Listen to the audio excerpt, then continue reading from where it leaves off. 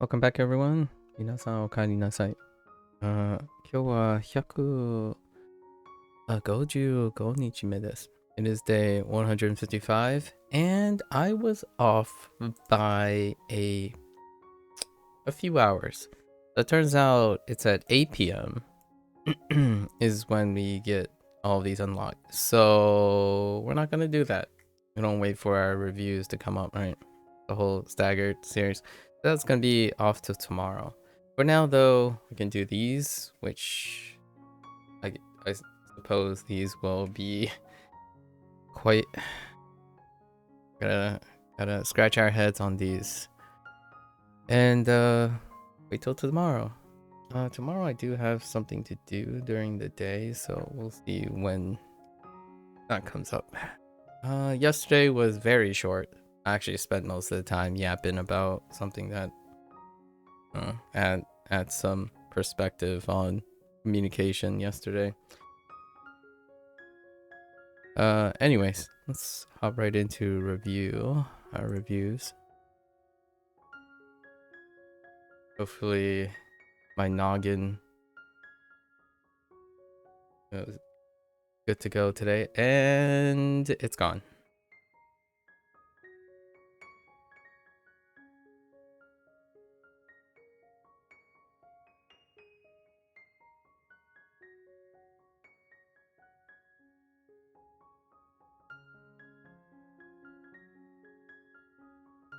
Matsuri.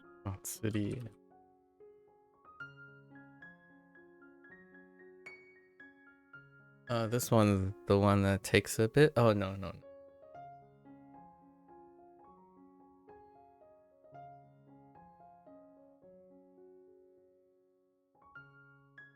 Toshi. Okay.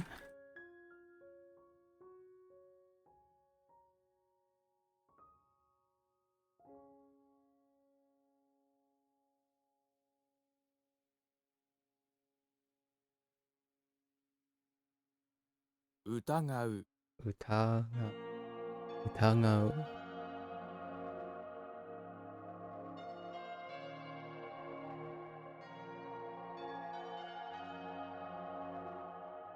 Yurai. Yurai.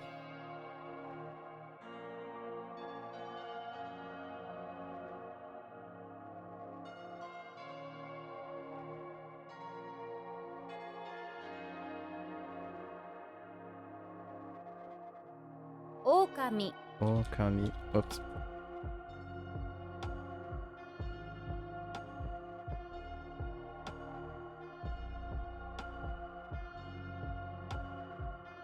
Hirei. Hirei.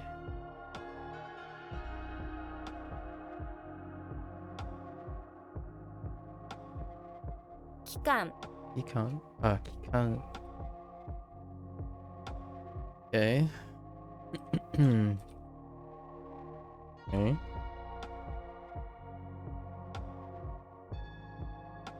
Kaihei. Kaihei.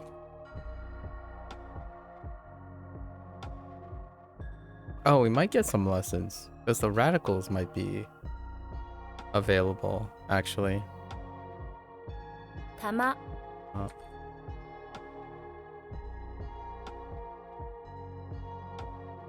Niwa. Niwa.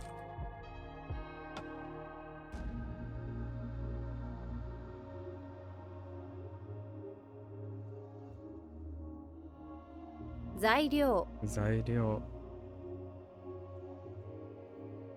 Oh, just kidding.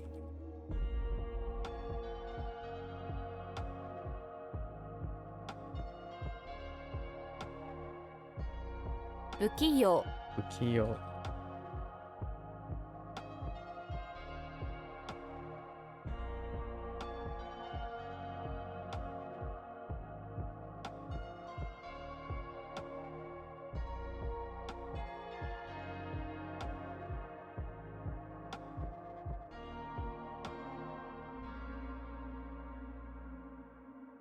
Shui.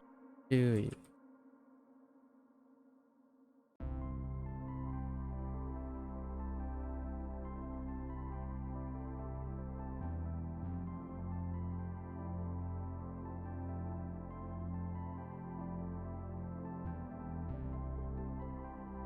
Huh.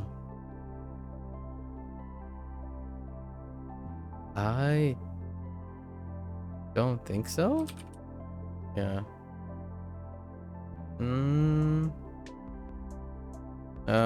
Let's move it to the end. Gotta be pretty liberal on that.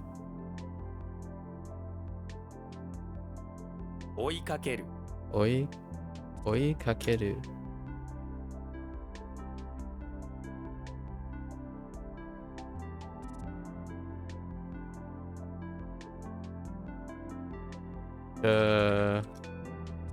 Fine.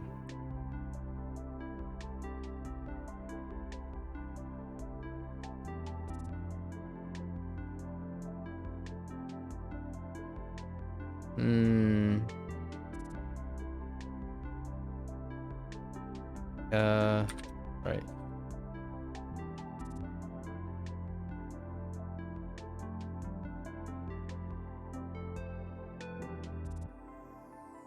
Oh. 音 Although that was a problem before. Oops. I typed that backwards.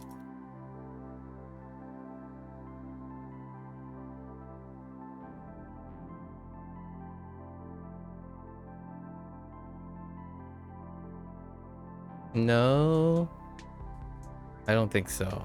Right?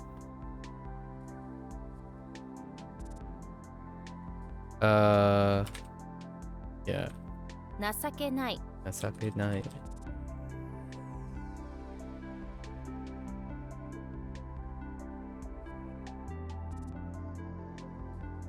Oops.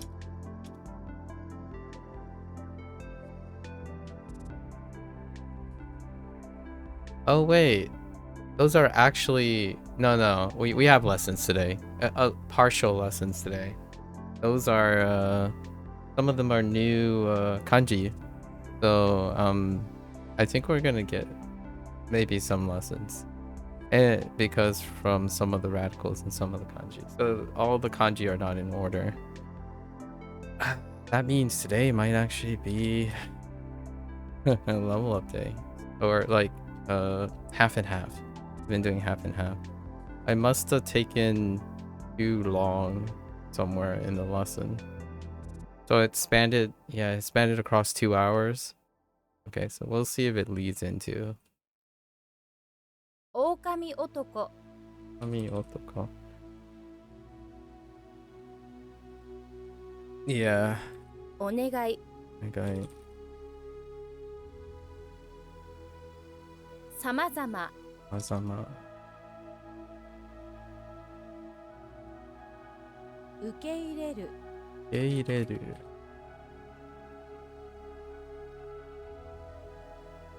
第2章 第2章.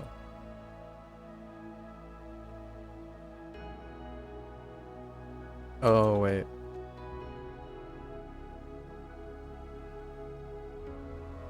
初耳 Hatsumini.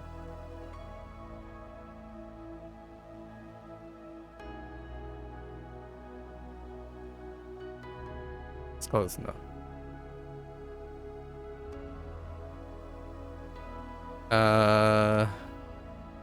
Did I get this?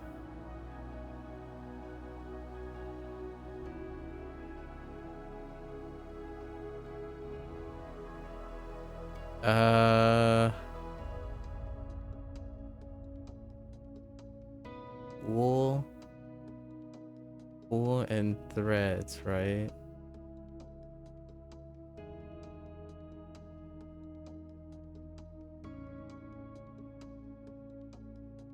And I already tried. Yes. So,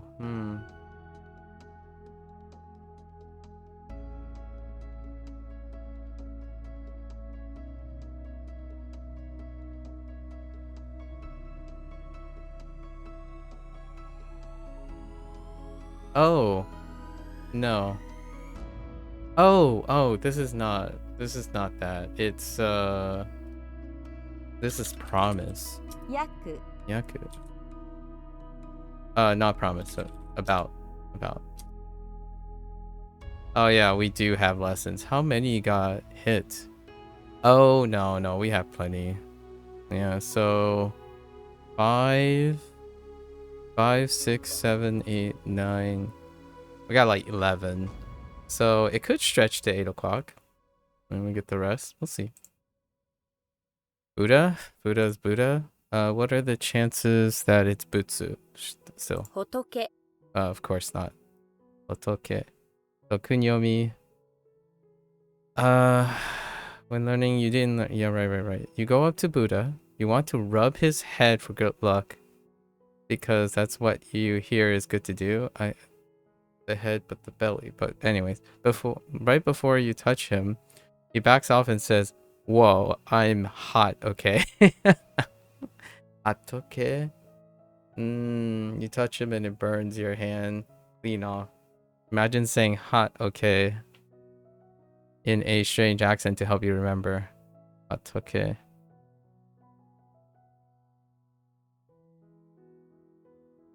I guess.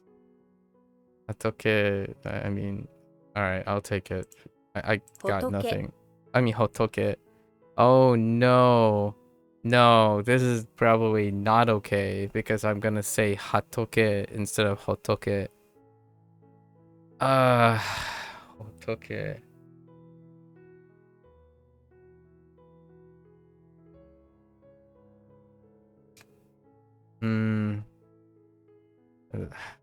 Standalone kunyomi, like standalone characters that have kunyomi reads are so tough to do it this way. 仏 仏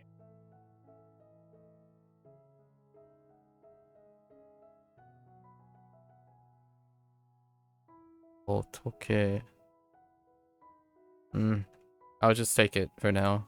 I can't think of anything off the top of my head. Not that kind of guy. Let's see. Butsu. Butsuko? Butsukyo. Yeah, Butsukyo. 仏教 Bukyo. Oh yeah, that's right. I should have considered shortening the tsu. 仏教 仏教 Bukyo works. Bukyo. Makes sense. Buddhism. Giant Buddha statue. Giant Buddha. Makes sense. So it's gonna be a 50-50, whether it's Tai or Dai. Let's say Taibutsu. 大仏 Daibutsu, of 大 course. 仏 大仏 It's a 50-50. Shinjiru. 信じる Shinjiru. Oh, it goes down. Okay. 信じ信じる Shinjiru. That's fine. Confidence. Believe in self. Yeah.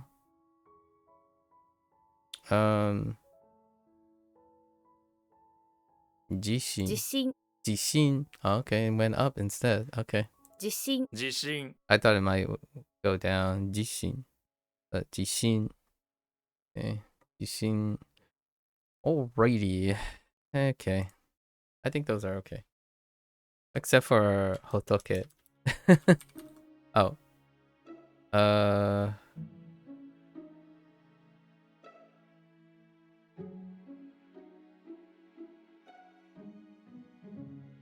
仏教 Bukyo. Hotoke. 仏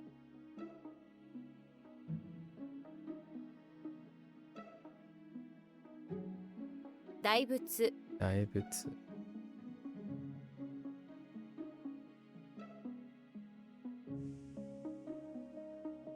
Oops. That is... Wait.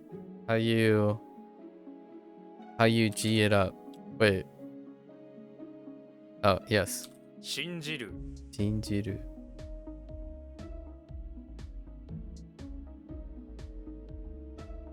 Jishin. Jishin.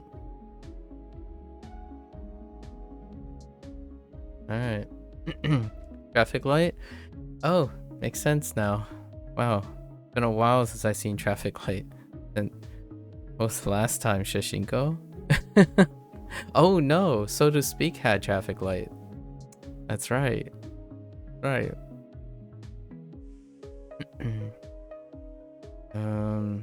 Shingo. 信号 信号 Alright. Makes sense. Or it actually doesn't make sense, so we have to remember Shingo. What did you guys? If you believe in the numbers, there will be no traffic because the traffic light will be functioning properly. Traffic lights are based off of... okay. I like that. There's a little bit of a tidbit there. You just have to believe that it all works out in terms of these traffic lights. Okay. Alright. 信号 Shingo. Of course, fate. Shinjin. Shinjin. Oh, right. Unexpectedly rendaku.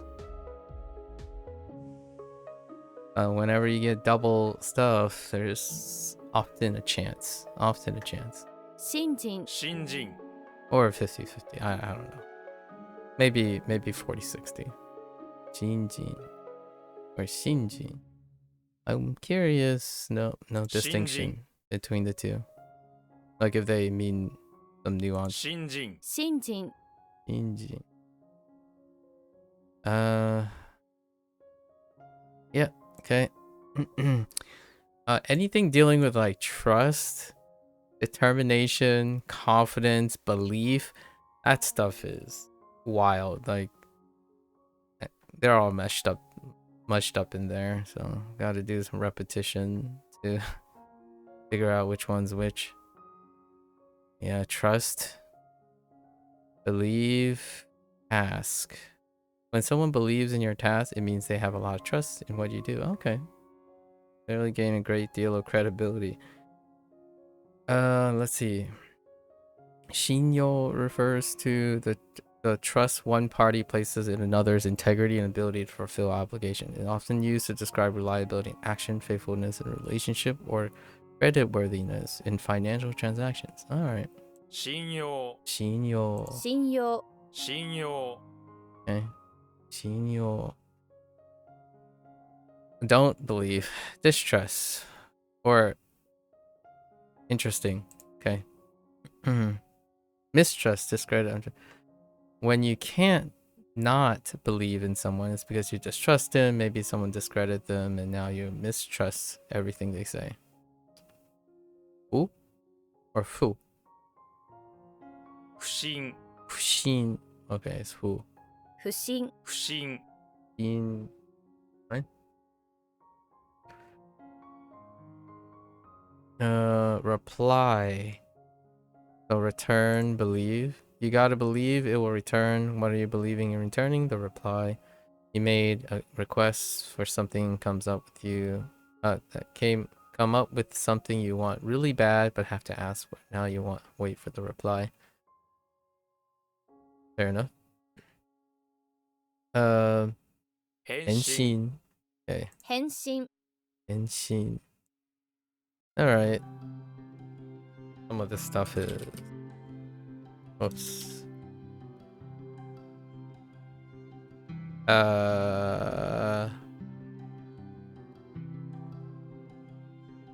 Some of this stuff is gonna be a problem. 信用 Inyo. 新人 Injin. Oops, I typed the wrong thing. Ah! I can't type faith. 信号 Jingle. Glad you can catch up. Stream again. Oh, I'm doing pretty well. Yeah. Nothing really has changed too dramatically. Welcome back. How was your vacation? Yes. Yeah.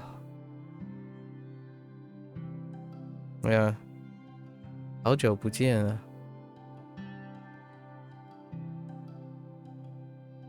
Sorry, when I read that, that's all I read. 好久不见,好久不见.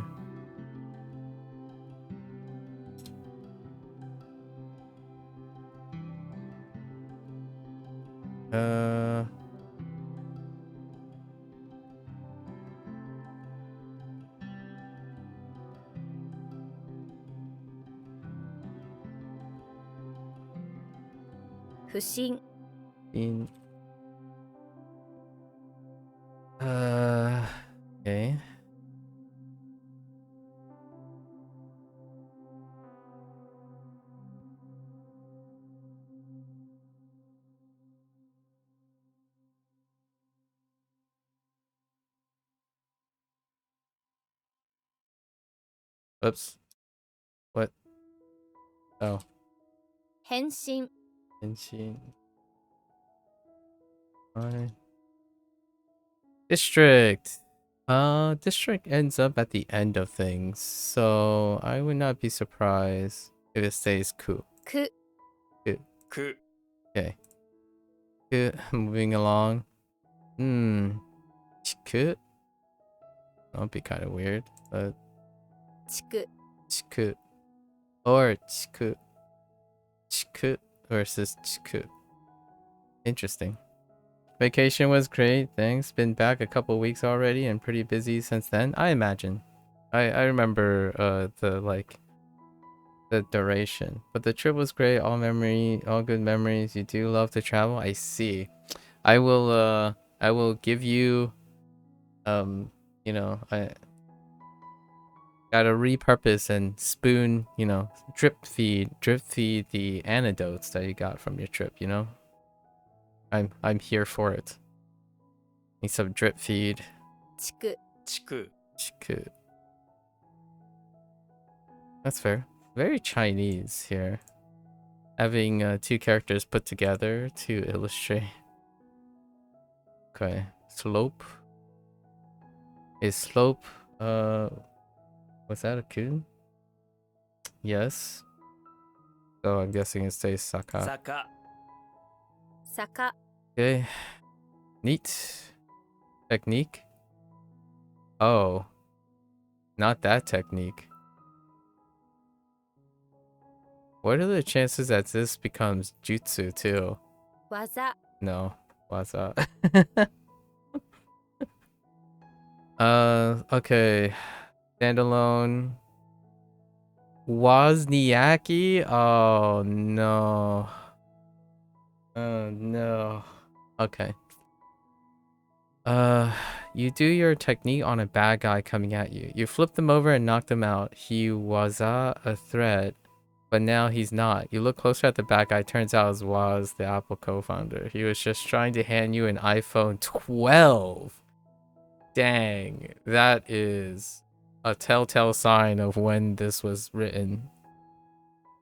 I don't have iPhones, so I have no idea. Is it iPhone 16? iPhone 17 comes out this year, right? So 5 years ago when this was written. or maybe they chose the retroact. I imagine they chose the relevant number when this was written.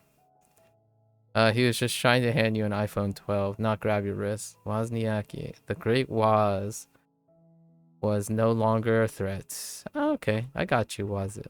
技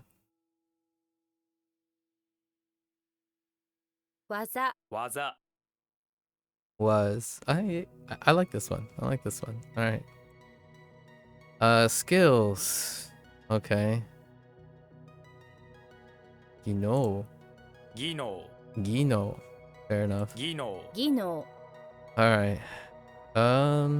Skills and ability put together. Skills. Checks out. Yep. 技能.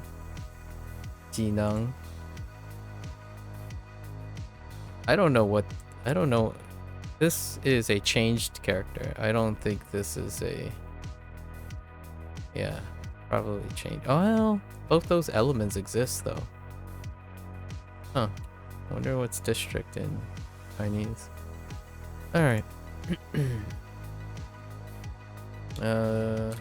地区 Chiku. Random anecdote. You can understand some written Portuguese, but oh boy, is it tough to understand when spoken. Neither my French nor your Spanish can help you. Oh, I can imagine that. Where'd you encounter the Portuguese? I have heard Portuguese, and there's no amount of Spanish that will help me with that one. But reading it is, or guessing at reads is pretty interesting, though. Boy, howdy. Yeah, I don't know what they're saying all the time. No amount of French and Spanish. Funny you say that. Gecko, but wait. I know this is going to sound like an obvious question, but I like to validate my generalization. Portuguese is a Romance language, right? Because I bumped into someone who vehemently suggested that if you learn French, you can have aptitude in the ease of other Romance languages, including English, which, like, English is not a Romance language, but it includes English. And I often like to think that when things are similar, it doesn't automatically make them easier, right? So that was my experience with sometimes actually people are more apt at picking up differences than similarities. And when I think about like the classical like the classical generic stereotype of mindsets, when learning capacity happens, the internet tends to focus on differences.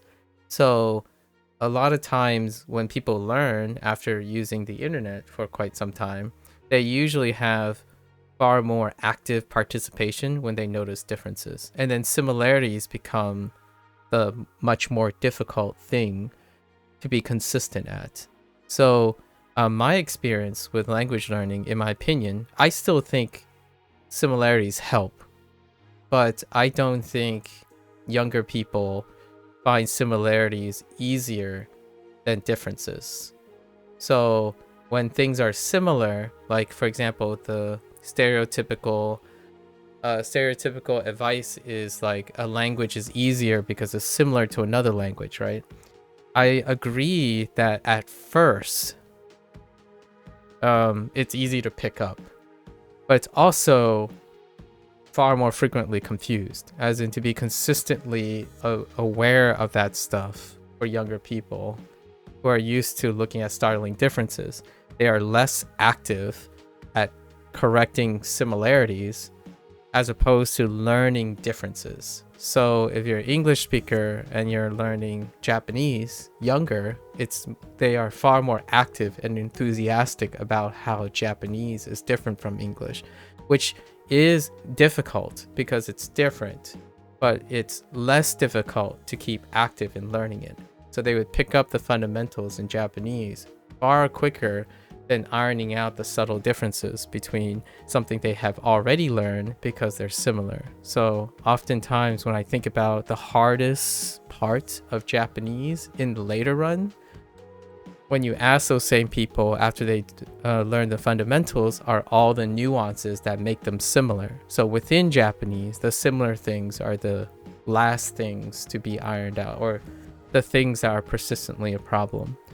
And in my opinion, I like nuances between different things. While they are the reason why being consistent and confusion occurs, they're actually my strength. So I run towards similarities like Chinese and Japanese, not try to be complacent with them. So that's kind of like my running theory about this. When someone use like the United States measure, like system measure for American English speaking people, I think that's not part of the metric. I don't actually know how they measure FSI and whatnot, but my thought was, if you follow that rule of thumb, are you likely to be actively learning it? Because initial learning curves does not pave way for consistent learning. So it does show you the difficulty based on their similarities and differences, but I'm more concerned with the idea of, if you're looking at this as a decision to know if you're going to acquire a language or you're going to participate in learning a language, looking at FSI might not measure your ability to be consistent in the language. In fact, I do find that if I keep looking for things that are similar, you are less and less likely to be compelled to learn the nuances, like distinguishing English from French. And it's funny because in that same discussion with this person, they literally mention how they always mistaken French for English because they look like each other, but that mistake creates consistent inconsistencies between French and English. So if you already think you know English because you learned French, then you are more likely, or in my opinion, more consistently going to mix them up than thinking they were different things, at least in my opinion. This person is relatively young, so just thought I'd throw that out there. It was an interesting discussion, and I totally agree that French looks like English, and English looks like French. But learning English, learning French, thinking that it will translate to English, is a way of looking at it. But I don't like go to Chinese thinking that, oh yeah, I see it as a aid to find the subtle differences, not to say I learned Japanese so Chinese is easier. I can use Japanese to learn how it's different from Chinese. That's different mindset. It was interesting. Your itinerary, you spent a day in Azores. I have no idea where that is. And 2 days in Lisbon. So encounter some Portuguese. I see. Sounds more like Russian to you. Yeah, that's an interesting thought. Oh, by the way, that person was Russian. That person was definitely that person was Russian. They were studying English, and then I guess they were interested in French as well. So we had a different mindset. So it was interesting to hear from this person, and then like try to present different cases. Thinking of French, learning French so that you can tackle the Romance languages from someone who's learning English is an interesting thought. I haven't considered that French would make you proficient in English. I actually think because of French's nuances, the English end up being a lot more of a tread in place. If you're thinking of English, like my counter argument here is that, as far as I'm aware, lots of the fundamentals of English, like the stuff that you use as building blocks, are Germanic in nature. So if we had to pick a macro language, German is also something that would create a foundation for English. But this person said they exclude because they're Russian. They said like, no, Germanic languages and Slavic languages don't have that relationship with each other like Romance languages. And I'm like, I don't think Romance languages do either. Like, I know enough Spanish, and I've heard enough Spanish that even in the beginning when they're just saying yes and no and stuff, like other Romance languages, it actually creates even more confusion than it does due to their similarities, not because they're different. So when this person was talking about ease, I was more making a commentary that the overall ease can be interpreted from different types of measure. And this person was specifically using FSI, which is what most people keep referring to. But I don't know how that metric works, but I don't think they consider the success or longitudinal success of acquiring a language as a metric for the ease and difficulty. Like English, they statistically followed people on their odds of acquisition as one of the metrics. Maybe it would be interesting. I should look into it. Actually, I should look into it. Yes, Portuguese is a Romansh. I would agree on easiness thanks to French, but only in written form. Exactly. And I was assuming it was in written form. So one of my presumptions was that they gave me examples in written form. Like, imagine looks like, like this word looks like this word, but the use of that word will be easily inconsistently used between Romance languages. In fact, that's what's kind of why they're family of language as opposed to something translatable. You think Spanish is definitely closer to Portuguese than French? If you know both, you can probably recognize 80% of it, so you can kind of understand most written text for everyday vocabulary. Yeah, for written. Exactly. Sometimes similarities are fascinating when you identify too, but differences too. As I expose yourself to more language, I find it's fun to draw more connections, sometimes real, sometimes coincidental. Yet indeed. Indeed. And that's the fascination with linguistics, right? So my answer to that person is that it's both. When a language is distinctively different and similar, the whole idea is active participation. So you stated the condition that is required for a language to be easy, which is being interested in identifying differences and similarities. But this person suggested it a different way. They suggest that thing is similar so you don't have to pay attention to it anymore. That's not quite the same, in my opinion.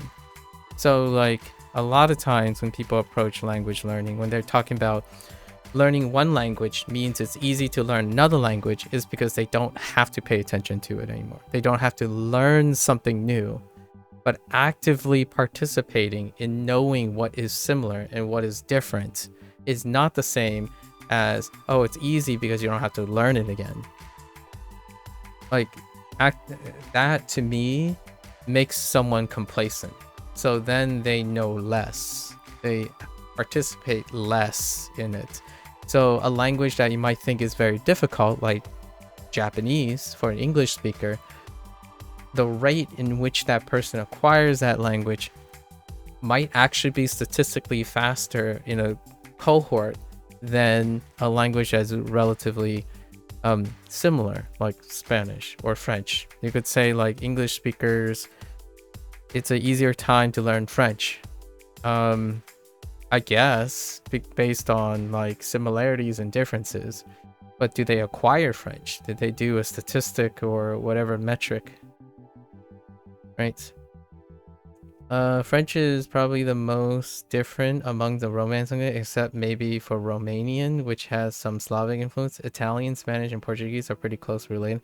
Well, this person said if you really want to understand all the Romance languages, you can do French or Italian to learn all the things. And my first thought, for English too, and my first thought was, I mean, I only know Spanish, and as far as I know, Spanish is another language, so why French and Italian?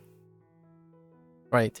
And my process was they probably learned French. You know, selection bias. You saw that you exposed yourself to learn French, but how did you like it? It's fine. I listen to French a lot. It was fine. The game and the language the game and the language exposition. I mean, it's French that I've heard quite a lot. I don't think they went out of the box. And then all the like technical words, right? All the technical words, they were French words. Like they're English and French words. As in, if you say Lumina, Lumina is still Lumina because it's a word in their universe. So most of it was I made a comment in near the end of the game, near the end of the French and then end of the English dub. I played in English too, so I played both stories in both languages. The performances were right on top of each other. Most of the time, outside of a few case situations, I feel that whatever I felt or understand from just listening to French is on top of the performance of English. So they're relatively quite distinctively similar. And it was nice being able to, the journals in Clair Obscur was wonderful because you could read along sort of to the expressiveness of French. But I think the cast were coached in a way or directed in a way that they were very much on top of each other. My reference would be the English cast, of course. Did you manage to catch some things thanks to your Spanish? Well, no. I wasn't thinking in Spanish. I was thinking in English. Ironically, after saying all of that, most of the time I was thinking in English. I catch most of the stuff in English. Not sure if I caught any distinct Spanish things. I'm trying to think of something that jumps out. Not really. Not particularly. I wasn't reading in Spanish. Although I could play probably Clair Obscur in Spanish. And what I mean is have the text in Spanish and then see if it lines up, like how it lines up with French. Let me see. I'm kind of curious. Yeah, it's in Spanish as well. The subtitles and whatnot. So they support English, French, Italian, German, Spanish, Japanese, Korean, and then Polish, Brazilian Portuguese, Russian, and simplified and traditional Chinese. So technically, I could line those up. I would probably read the journals. The journals are nice because the whole text is lined up, like it's available completely. Probably not. I don't know if that was convincing enough for me to foray into French, though. Not quite enough. Although, in retrospect, when I think of gaming, French is more common than Spanish for me. So, don't be surprised that I play other French games. I do consume quite a lot of French content already. These are not quite unique situations. Not quite unique situations. But the game was amazing. It was fantastic. You should play the game. You should play the game, Gecko, in French. Like you could totally French it. You imagine you managed to catch up with you on Duolingo since you came back from holiday. Still way behind on WaniKani though. I'm trying to catch up. It's more fun to progress at the same pace. Spanish, you can probably tell that Spanish has been like on and off because of so much of the other stuff, and it's gonna be even Spanish pace is gonna be slowed down for juggling purposes. I think the days have become much too long. So yeah, it is fun to be at the same pace. Maybe I'll slowly wiggle my way up your current position.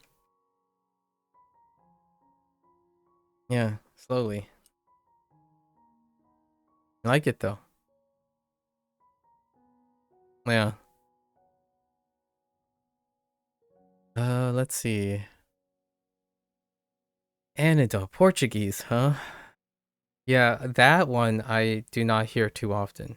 I see it really often. I see Portuguese pretty often because Brazil is a hotspot for Japanese, so you often encounter Japanese and Brazilian or Portuguese, Brazilian Portuguese in the same place quite often. What kind of content do I typically consume in French? Cinema. Yeah, it's usually cinema and drama. Cinema and drama. I haven't seen a French sci-fi before though.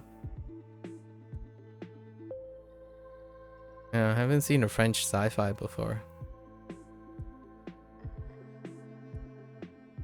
You might play the game while on holiday. You saw all the awesome reviews it got, so it definitely piqued your interest. Is peaked French? Hold up. Of course it is. I'm like, peaked. I really like that word. It's quite fancy, and I'm like, that's probably French.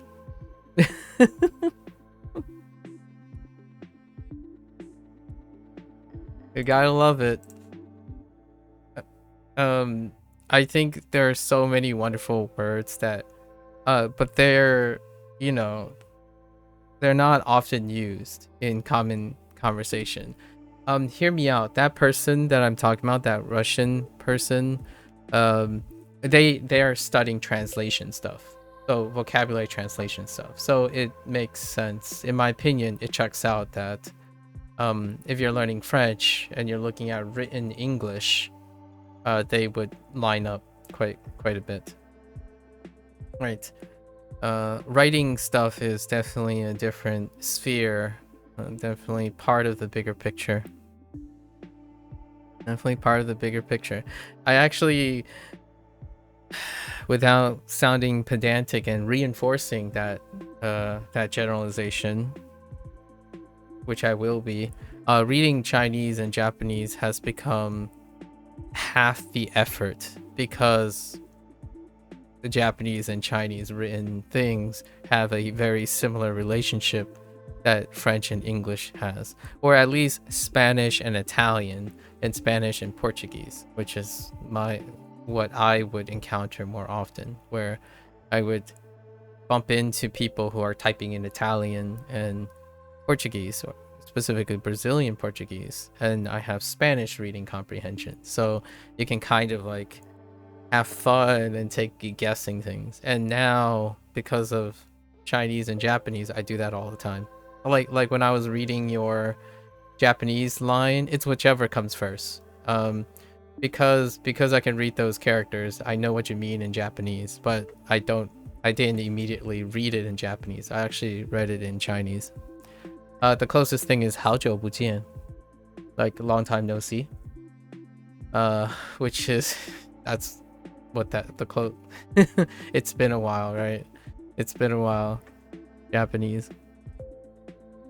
Interesting. Fun stuff. Now, is it a crutch? I don't see languages as separate things, in my opinion. So you yourself don't watch French movies? The exception would probably be older comedy classics. Oh, which, by the way, I'm slowly making my way. I watched 3 episodes of the Taskmasters. I think the first one still is a knockout hit, though. It's pretty funny. It's a funny show. Which, by the way, I think the new season of Clarkson Farms is being aired right now, too. And I haven't started watching season 4 of Clarkson Farms. Something that was related to something you mentioned before you went off on your vacation. く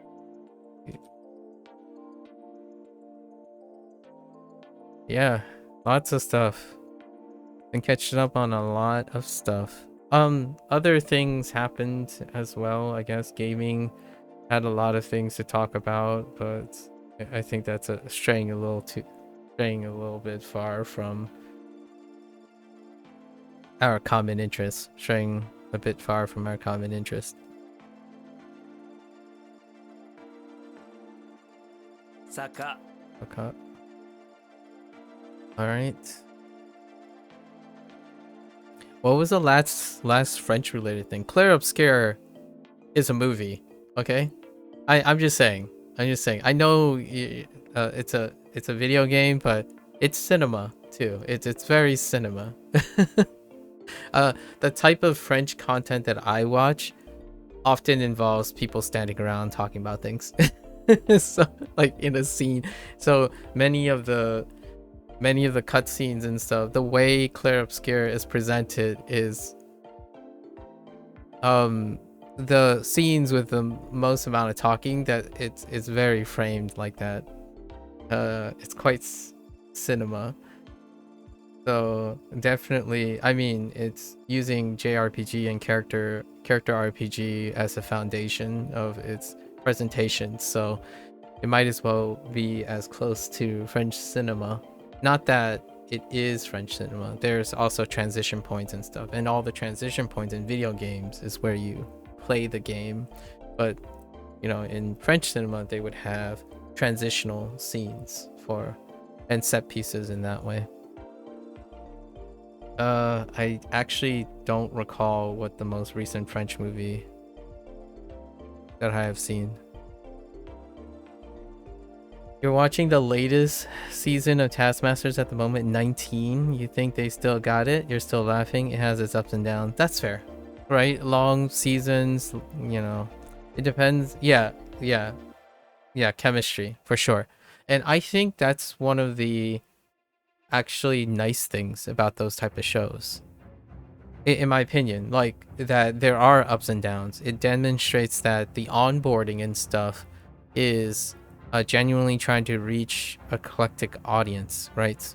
If everything hit and chemistry always exists, I find that a little questionable. Like the way to achieve that would be to selectively not take risks with your contestants. You know, the idea is to explore like, oh, are they gonna hit it off? This is my hot take. I like when people take risks and have explore different types of guests, because understanding why there isn't chemistry or seeing how people don't gel together immediately is kind of interesting too in those type of shows. Like, oh, this guest I see that doesn't really work together, like the way their personalities and whatnot. I mean, I'm all for a show that constantly onboards their contestants to the point where there's always chemistry. I suppose, but oftentimes very strict onboarding can make the show a bit stale. Like those type of shows a bit stale. It can end up being like, oh, we only want to do certain trends. We only want to do certain personalities because they would ensure that the show has a consistent feel. But I think having rotating contestants and stuff, that's kind of what makes the host very impressive to me.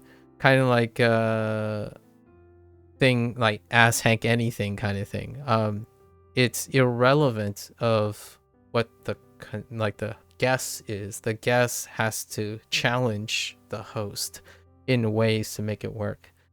Like I watched the Ask Hank Anything when he was with Luwick, right? I think that's his name, Luwick. And personally, not my cup of tea in terms of guests. And you can see that the nature of that episode dramatically shifted from the nature of Hank hanging out with one of the most upcoming talented musicians and composers, music producers. Like the dynamics are really different, so it can be like a bit off-putting and not off-putting. So I quite like these types of formats where you kind of see the extent of the host that you care about, or like you've invested, and then the rotating contestants to expose yourself to things that might work or might not work. At least that's why I like these shows quite a bit. And like shows with contestants, you know, I watch a lot some British competition shows, and that's kind of what makes competition shows interesting. There are people I don't resonate with, and then there are people you resonate with. People meant for the show and people not meant for the show. A lot depends on chemistry, and the first few seasons are a bit more experimental, and then they kind of found their formula. Oh, okay. I might be a little less interested later on if they found their formula and continue to stick to the formula. So I might be a little bit of a edge. I might be a little bit of a hipster in this case, but when a show hits their stride, I like to think that they continue to a little bit, you know, throw in an experimental here and there. Clarkson Farms is definitely still on your watch list. Don't really watch much on vacation except for The Last of Us Season 2. Oh, I haven't even watched any of The Last of Us yet. So that's a good reminder. I should really watch that. And you might be thinking, well, haven't I played the games? I haven't played the games, but I have seen people play through both games. I have my plans to watch and play The Last of Us games. Knowing, experiencing things like that, they're different dimensions of experiences. Oh, they're pro call. Gecko's back pro call from finding time in his busy schedule. And we're just talking right now about exchanging some, catching up on some stuff. Literally catching up on some stuff. Hope all is well with him. He's saving the world. It's fine. Did I tell you he's a secret agent? I'm kidding. I'm kidding. Yes. That's why he's interested in all the languages. Secretly, he didn't go on a transatlantic cruise for vacation. He was carrying out some secret clandestine. I'm starting to make a joke about the generic Lucy personality on Duolingo. Vacaciones. It's probably a sorry excuse for a clandestine meeting in the middle of the Atlantic Ocean between a self-proclaimed Belgian and, some random people. I'm kidding. Too wild. How are you doing, Proko? How are you doing? Have you seen Last of Us, Proko? Come on, I'll have to silence you now because I liked you. I didn't want to do that secret. I've French stuff. Espionage. Espionage is a French word, isn't it? Alright. It's gotta be a French word, right? It's French. Espionage. Like spy stuff. Spy thrillers, French. There are quite a lot of like spy thriller things that are in French, and if not, a lot of American or like English spy thrillers would feature like French in it and whatnot.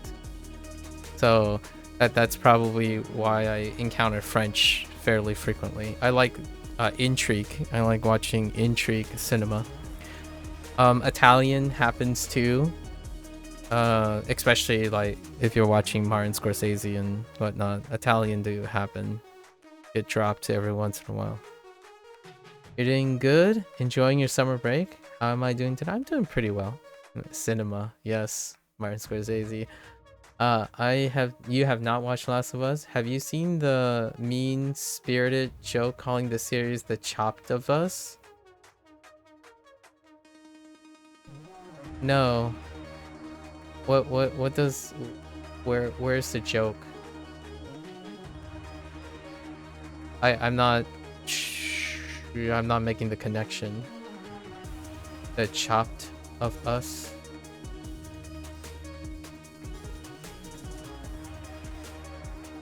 You're gonna have to help me with that mean-spirited joke. I'm not sure. Chop means ugly, and they say because the actors that plays Ellie. Oh, okay. Chop means ugly? Is that a British thing? I'll explain to you what I thought chopped means in a bit, but it's a context specific thing. So okay. No, it's an internet thing. Oh, okay. Okay. Chopped, huh? You didn't play the Last of Us games, but I watched playthroughs and really enjoyed it. I like watching playthroughs of like cinema games. And yes, I did, after playing Clear Obscure, watch like 4 people play Clear Obscure. In fact, low-key, I did watch some people play Clear Obscure while I was playing Clear Obscure. In your opinion, the TV show is not nearly as good, but the production is through the roof. You feel the budget, I see. It came from a phrase, chopped cheese, but why that meant ugly, I have no clue. I know what chopped cheese is, but I still have not come to the connection. But interesting. So it's an internet slang. I got an internet slang that I got introduced to by one of the boomers of gaming, courtesy of actually personally for me, courtesy of Carnage, because I was watching him play as well, like Clear Obscure and other things. He introduced the word cooked to me, and I feel that I resonate with the word cooked. Like, you know why you always think this? You're cooked. That's what the kids say these days. You know why you think WaniKani is exactly like Anki? You're cooked. Too much. I I really enjoy that word. Why did Carnage use that phrase? Someone he was playing an anime, a visual novel game, or a visual novel adjacent, an anime mystery game, right? Mystery game, one of those with like lots of branching paths and whatnot. And the kids, one of the people, a common phrase now that they say is, "Man, this looks like AI art. Why does this game look like 100% AI art?" And Code Carnage, really politely and edgily said, like, here's what I had to say. It's what it's what the kids called cooked. Like, you're cooked because where do you think the AI art comes from?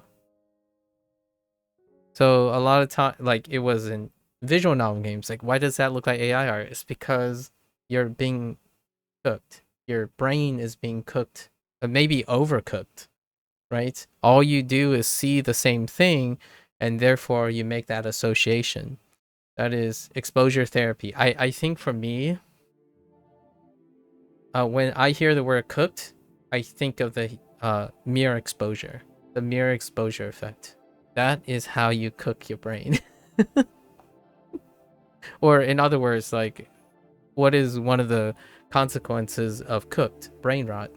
Brain rot is one of the consequences of cooking your brain. Letting it simmer on the same content over and over again, and then you start thinking everything's the same. You start thinking that French is just like English. I'm sorry. That's what started my conversation.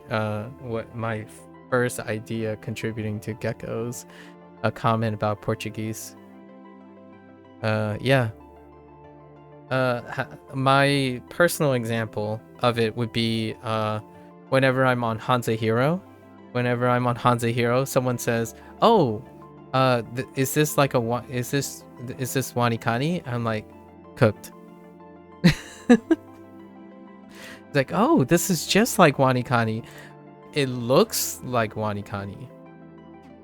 It looks like WaniKani, but the rest, like the 90% of whatever's in it, is not WaniKani." Unless you're suggesting that Chinese is exactly like Japanese, then that's perfectly fine too. Your cousin said you were cooked about 30 minutes ago in an Overwatch match where I was in a 1v5. Oh yeah, you're cooked. In that way too. I like that. What? I'm gonna slap that on. Slap that sentiment on with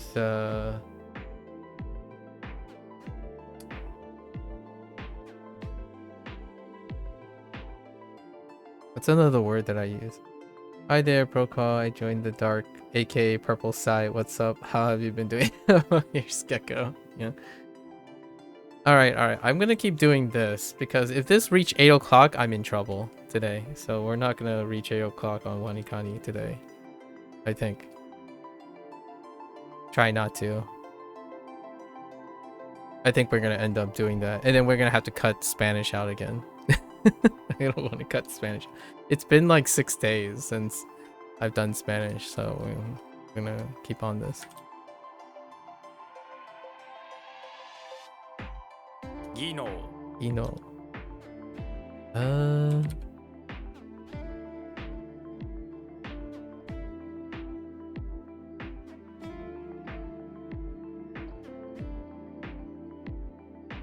It's gone.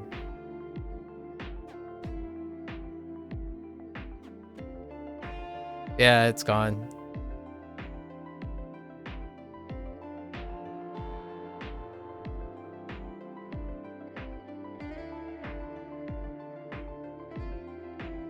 Yeah, it's gone. Unless I can pull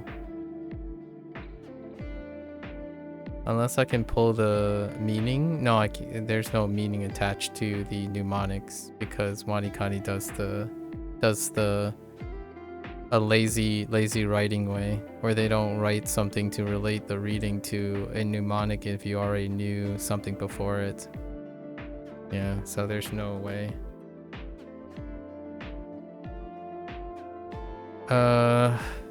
Right. Wozniak. Yeah, one thing I don't like about WaniKani.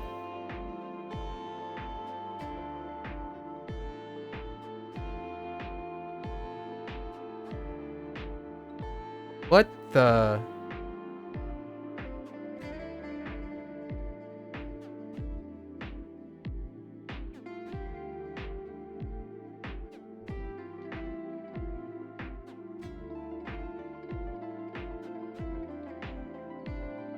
Well, we didn't talk about that.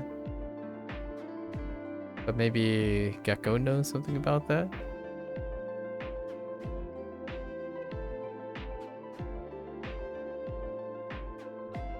I don't know what Dux is.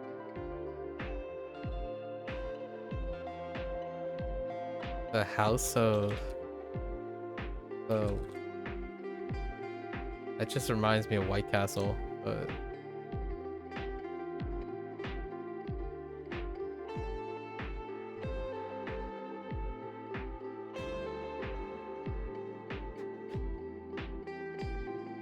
To give us a Spanish yeah, I don't know. Is that are you trying to say Doge?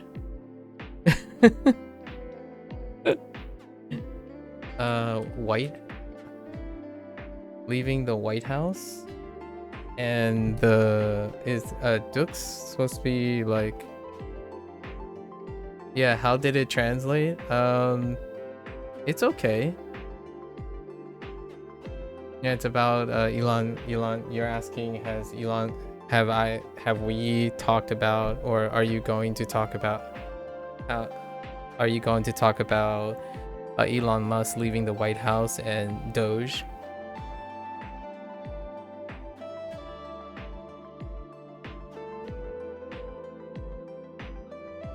It's close enough. That's what I assumed. I actually assumed that's what that said.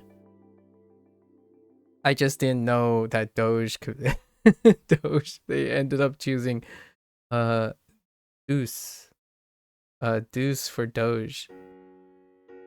You put in did you hear about? Oh, did you hear about? Oh, okay. That's how you say oh. But not surprised Google change. Well, I don't actually know. I don't know about that. I don't know about that here, actually. Oh, I gotta cut Spanish. Oh yeah, that's true. Well, not yet, Unless this goes on for another 51 minutes, then we're out of luck.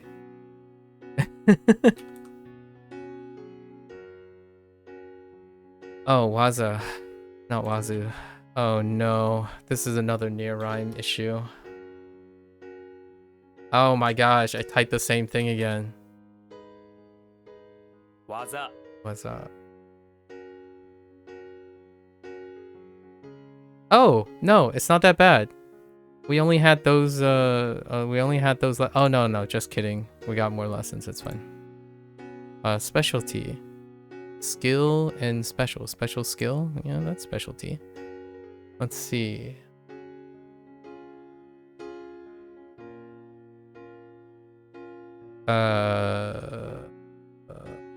Special. How do we do special? Oh, Tokugi. Oh yeah. Tokugi.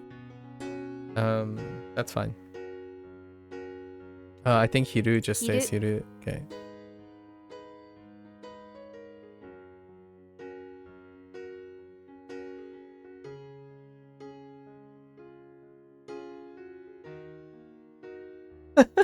Nothing to do.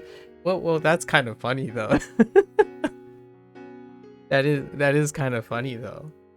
That there is a word that translates to a word that is literally Doge.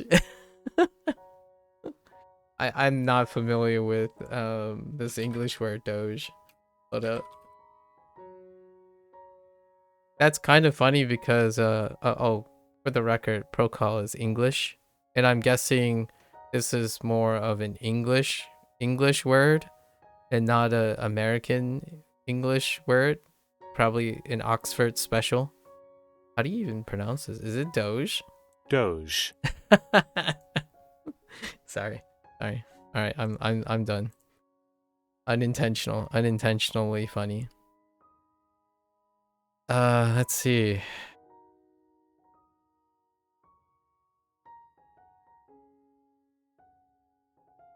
That's pretty funny. Let's see. What do we have here? Wait. Yes, feelings, right? No, clearing up. Oh yeah. Clearing up. Oh, this stays the same. Hareru. 晴れる Okay, hareru is 晴れ fine. る Alright, we're good. Poison. Oh, poison was what? Doku? Stay doku. 毒 Doku. Doku. Alright, we're fine. Wait, was that isn't that onyomi? It is. It's the only read. Okay.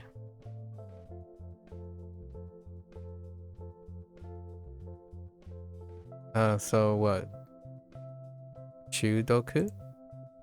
中毒 Chudoku. Alright. Not too bad. 晴れる Edu.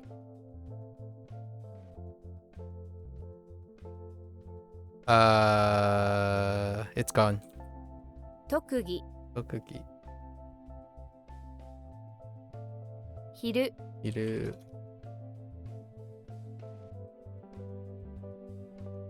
中毒 Chudoku. Are you familiar with the term cooked?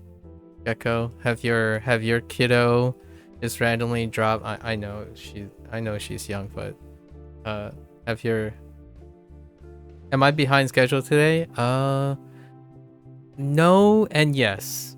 Yes, because tomorrow I actually have to do something like an errand with my parents. My father is going to visit a dermatologist about something. But no, because it wasn't part of my schedule originally. So I am behind schedule, but not because my schedule has changed, but because I have an unscheduled thing. In French, we say doge too for the title, just a little different pronunciation. Not that it's a very common word in any language, to be fair. Doge? I wonder how French people say doge. French. Give me a French pronunciation of doge, please.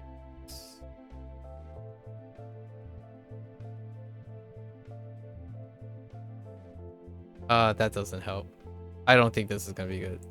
Doge. Doge? It's okay. Dermatologist.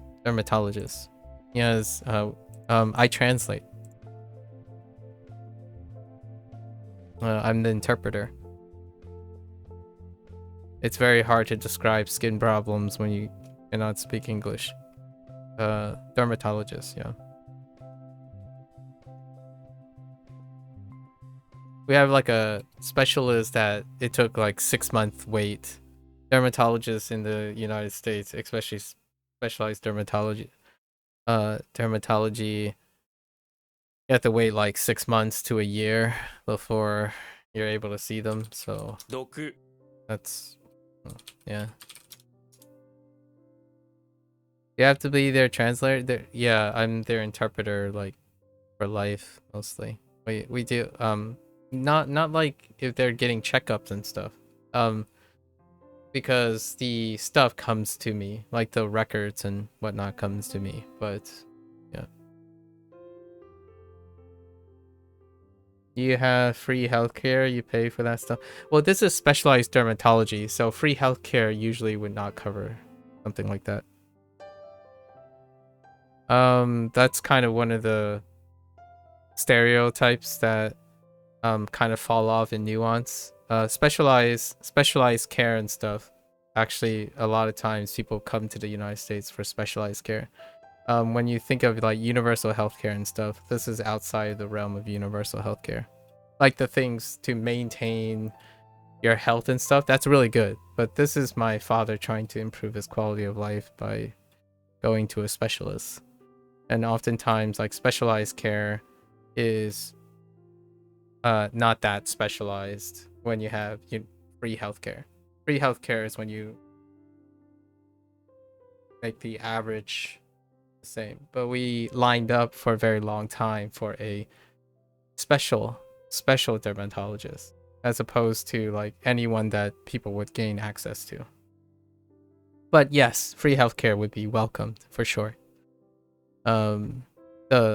Because everything else still requires maintenance. I don't go to translate for those though. So you that is a good example. Like if he's going for like a checkup, like a regular checkup with his cardiac. You always thought dermatologists deal with stuff that people are self-conscious about rather than serious medical issues. Yes, kind of. Quality of life differences. I think when you think of serious medical issues, you're thinking about universal healthcare stuff. So like the necessities. But those serious medical issues are different from quality of life things. Like having an excellent doctor to give you preventive care for something in the future that isn't a need. So I often try to contrast that with the idea of universal healthcare. Universal healthcare people, the people who want necessities, are focused on need to be addressed medical issues. But when you need specialized stuff, that's when you line up, because people are trying to improve their quality of life as opposed to only doing the bare essentials. So this lineup was because my father has something that's being managed, over the counter and whatnot, but we kind of want to know what is causing it, what is triggering it. So we lined up for a dermatologist to investigate. Dermatologists deal with stuff that are self-conscious about. That is kind of a generalization, because a dermatologist deals with skin cancer, and skin cancer is easily one of the most common forms of cancer. So when you think you have concerns with like maybe a recurring atopic dermatitis and whatnot, like something breakout, you may require a specialist, a dermatologist. And I think the whole insecurity and self-conscious thing kind of laps in with like plastic surgery and whatnot. That is also offered, and that's why you pay for those things. But when you say that's a long wait because of free healthcare usually even then don't necessarily cover those type of expenses. It's one of the things that the current US system supports, specialty health, because there's money in it, right? Not to say it's bad or good. It's one of the trade-offs in having these things. Yeah, the French pronunciation was alright, and no mention of cooked from Yukito so far. We've been mostly spared from the English slang for now, although she does watch some YouTube in English, for example. Oh, interesting. It's still funny because you speak French at home with her. Then out of the blue, she'll say something she likes, like she's like, oh my god, that's so cute.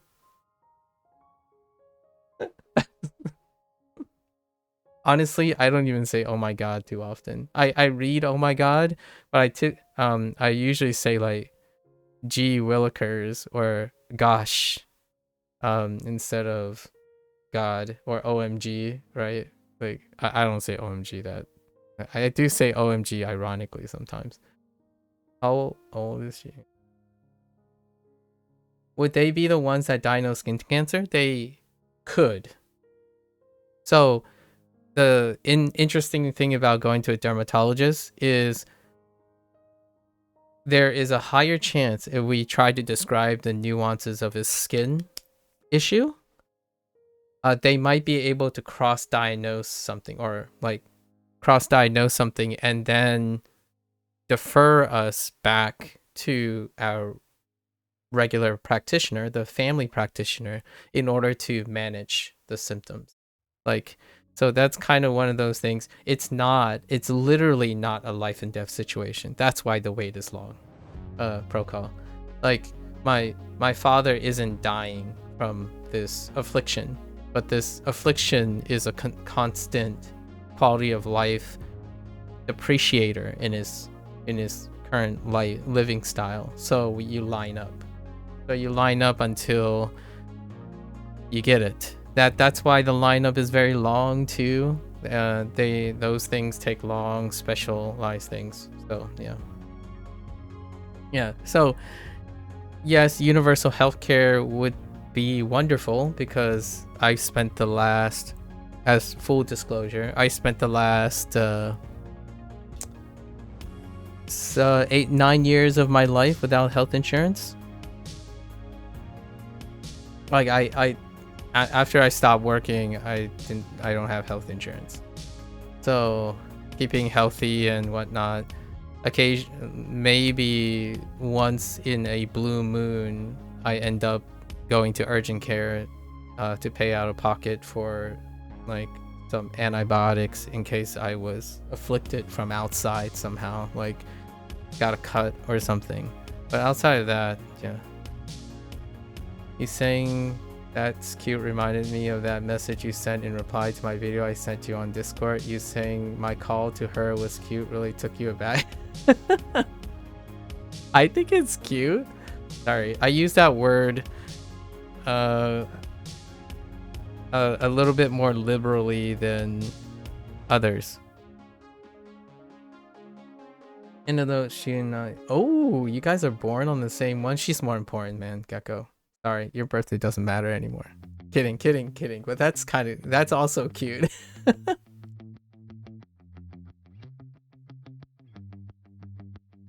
Did you plan that? I'm kidding. You should ask your wife, Gecko, if she planned that. It's like, you know what? What would really help me remember my daughter's birthday? Oh yeah, that's right. Hold out until giving birth to your daughter on the same day your husband is born. And it was just like, there we go. A lifetime of coincidences once every year. I'm kidding, of course, but that's funny. Have poison. What a coincidence. The only anecdotal story that I have, I know you told me before. Gecko? Or me? Spring. March 4th, if you're asking me. March 4th. Yep. Spring baby with allergies. Amazing, yeah? Spring baby and the only family member to have seasonal allergies. Yeah, it wasn't planned, and you guess it's one chance in 365. Yeah, for now, she does indeed get most of the attention, to be fair, which is fine.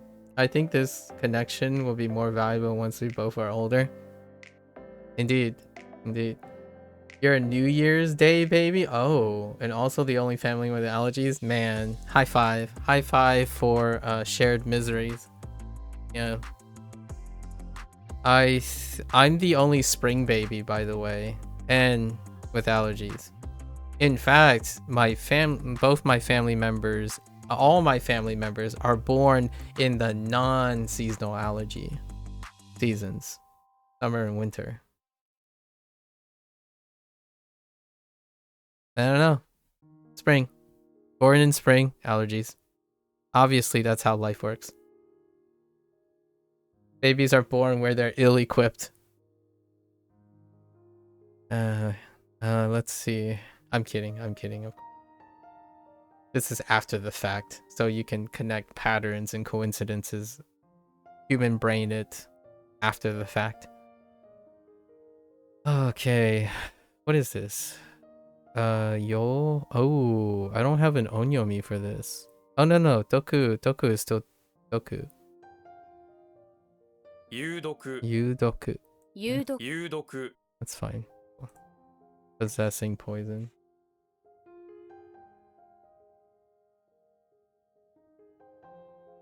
The second most important event. Yeah, that's, yeah, imagine. I think I've met someone who was born on Halloween in my life. I've met someone who's born on December. I mean, not December, Christmas. Met someone who has been born on Valentine's Day. Easter, or sort of, like every once in a while. And then my three best friends can line up possibly with Memorial Day, with the American Memorial Day, which their birthday was recent. And yeah, it's kind of fun. It's kind of like a Pokemon game. How many people will you meet over the course of your life in which you can find an example of which they line up with a predetermined national holiday? I know someone who's born on St. Patrick's Day. July 4th, American Independence Day. And I think that's it. Yeah. There is Labor Day, but Labor Day kind of moves. Thanksgiving, it also moves too. So occasionally, only occasionally.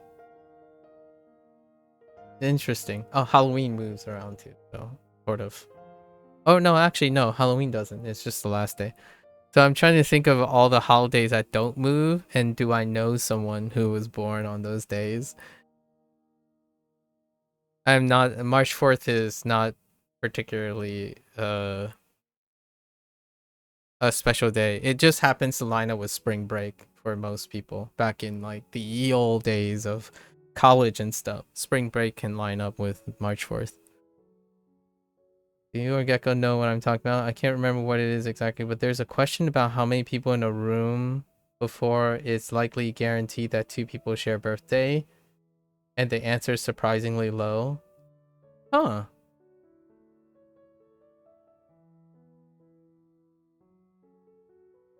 That's interesting. No, I don't. Does it have... Is surprisingly low, is it because it has something to do with the normal distribution? Or the human tendency curve, because behavior can pre-select for periods in which intimacy happens and or childbearing, and then the auspicious nature of like culture bias and whatnot can create a different, not necessarily normal distribution. So then when you take the actual distribution of birthdays, it actually isn't as likely or something. I don't remember. Oh wait, actually that argues against it. That would make it more likely. Maybe it's actually normal distribute. I don't know. That's interesting. Well, Happy New Year takes a whole different meaning then. Kind of like someone who, when like how someone with broken English would wish you a happy birthday. Oh, that's funny. 20 people give an above... Okay, 23 people give an above 50% chance that at least two of them share. Oh, yeah. Yeah. Then it flows with a non-normal distribution. It's funny because I just had this discussion a few days ago. I was talking about my daughter and I dual birthday, and you found the same stats. Yeah, 23 people give an above 50% chance that at least... Yeah. So that is exactly how I went about it. So it's not surprisingly low. It's actually surprisingly high, or at least in my opinion. Like 23 people give a above 50% chance that at least it's actually surprisingly high, and that's because their birthdays are not normal distributed due to other factors like human factors. That would be much higher in my opinion of chances. The chances are much higher than if you were thinking about it as random distribution. If there was a random distribution, you would go back to something that Gecko said. Like, it's much lower than 50% in 23 people, but it's actually surprisingly high because humans are weird and humans do things that you know, pushes back on normal distribution. Yeah, understandable. Because when I was describing cultural biases and behavioral biases, my thought was the only way this could be surprising to some people are probably because they thought it was rarer than it actually was. And most of human biases and behavior would cause a lack of a normal distribution. So it's not like 1 in 365. If you were assuming that everyone had birthdays, like they, you know, become intimate with each other and they don't plan their births and like plan when to have babies and stuff, then it would be 1 out of 365. So you would need at least more than 365 people in a room to get any, like 366, I guess, to find one pair having the same birthday. But in this case, it's much higher that people have similar birthdays because the distribution of birthdays across the calendar year is not normal. It's not a normal distribution. It's funny because if you assume an average class size of 23 students, that would mean more than 50% of the classes have students who share a birthday, which doesn't really match my empirical experience, but doesn't make that untrue. Yes, exactly. And also we're talking about probability. So you can still walk into a classroom of 23 students and not find any student share a birthday. Right? Because empirical experience, or like, because mathematical experience would suggest that your sample size is not big enough to observe the phenomenon. And especially when you start talking about like rare occurrences, you could have a sample size too small to observe the phenomenon in the first place. Yep. You gotta love statistics and then observation. Hello there, Bill. Welcome back, Bill. And also, by the way, there's a chance I'm going to cut Spanish today because we're going to end up doing the rest of the lessons. But I love this discussion, by the way. I really do enjoy this discussion. Oh, man. I'm going to observe my statistic. Hello there, son. Technically, you can walk into a class of 23 and they could all share the same birthday. Exactly. They can. Does Bill and Gecko join stream for my Spanish learning? No. No, Gecko actually is learning Japanese. Gecko is just pretending like he likes French and Spanish because his heart belongs to Japanese anyway. I'm just saying. No, I'm kidding. I'm totally calling him out though. I think his priority is Japanese. Right, Gecko? Are you tearing this? Due to schedule introduction, obviously Spanish is like the last thing. Maybe I can switch it around every once in a while, but... And then I'm not sure about Bill. Wait, Bill, are you language learning right now? Like, have we already gone over this discussion? Like, what were your priorities when it comes to language learning, Bill? I know we talked more about video games and language learning, actually. Because we talked about the whole like a dragon thing.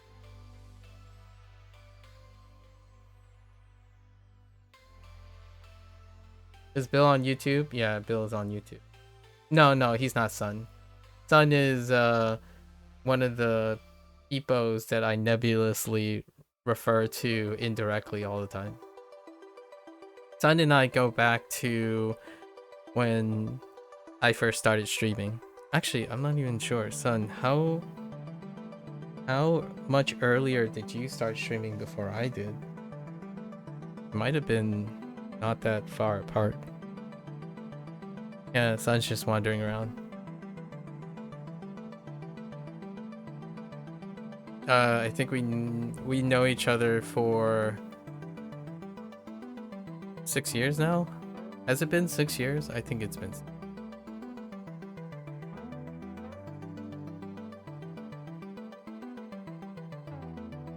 You started in 2018 and you met me later that year. Yeah. So I think we coincidentally might have been quite close, if not nearly on top of each other. It's hard to find. Oh wait, actually, when did you start in 2018? We could know. I think mine was May. Okay, we are 2 months off. I started in May of 2018 ish. So yeah, same year, within the months. You used to be into learning German and French, but you kind of stopped for some reason. You recently decided to pick French back up, so that's something you guess. Okay, there you go, Gecko. On the YouTube side of things, Bill has picked up French again, which, by the way, Bill, you might be able to see the rest, but we're talking about the same Gecko too. He just happens to be looking at being in two different places. Gecko knows French. We were just talking about French recently. I don't know any French, unfortunately. Oh, it was probably because maybe Clear Obscure stuff. Not particularly. You join stream when you can, and you watch MAKU doing whatever he's doing at the time. Yeah. Oh yeah, and then we're syncing up Spanish, trying to become Spanish bros. Yeah, and I'm still reviewing as well from 10 years ago. Still reviewing from over 10 years ago. How long has it been? 15 years?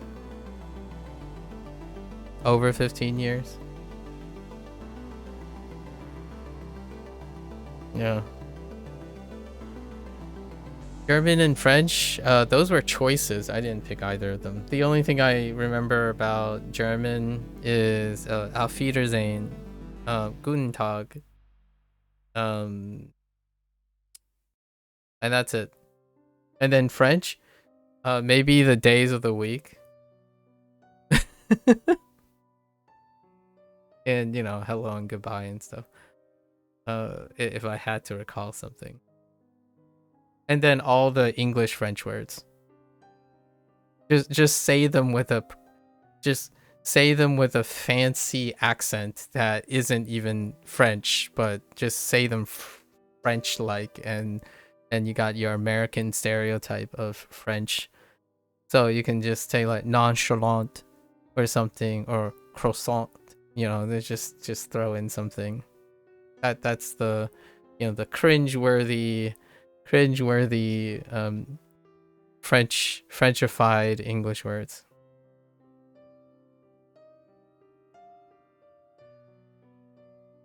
Oh, I know I know that though. You forgot most of your French. Oh no.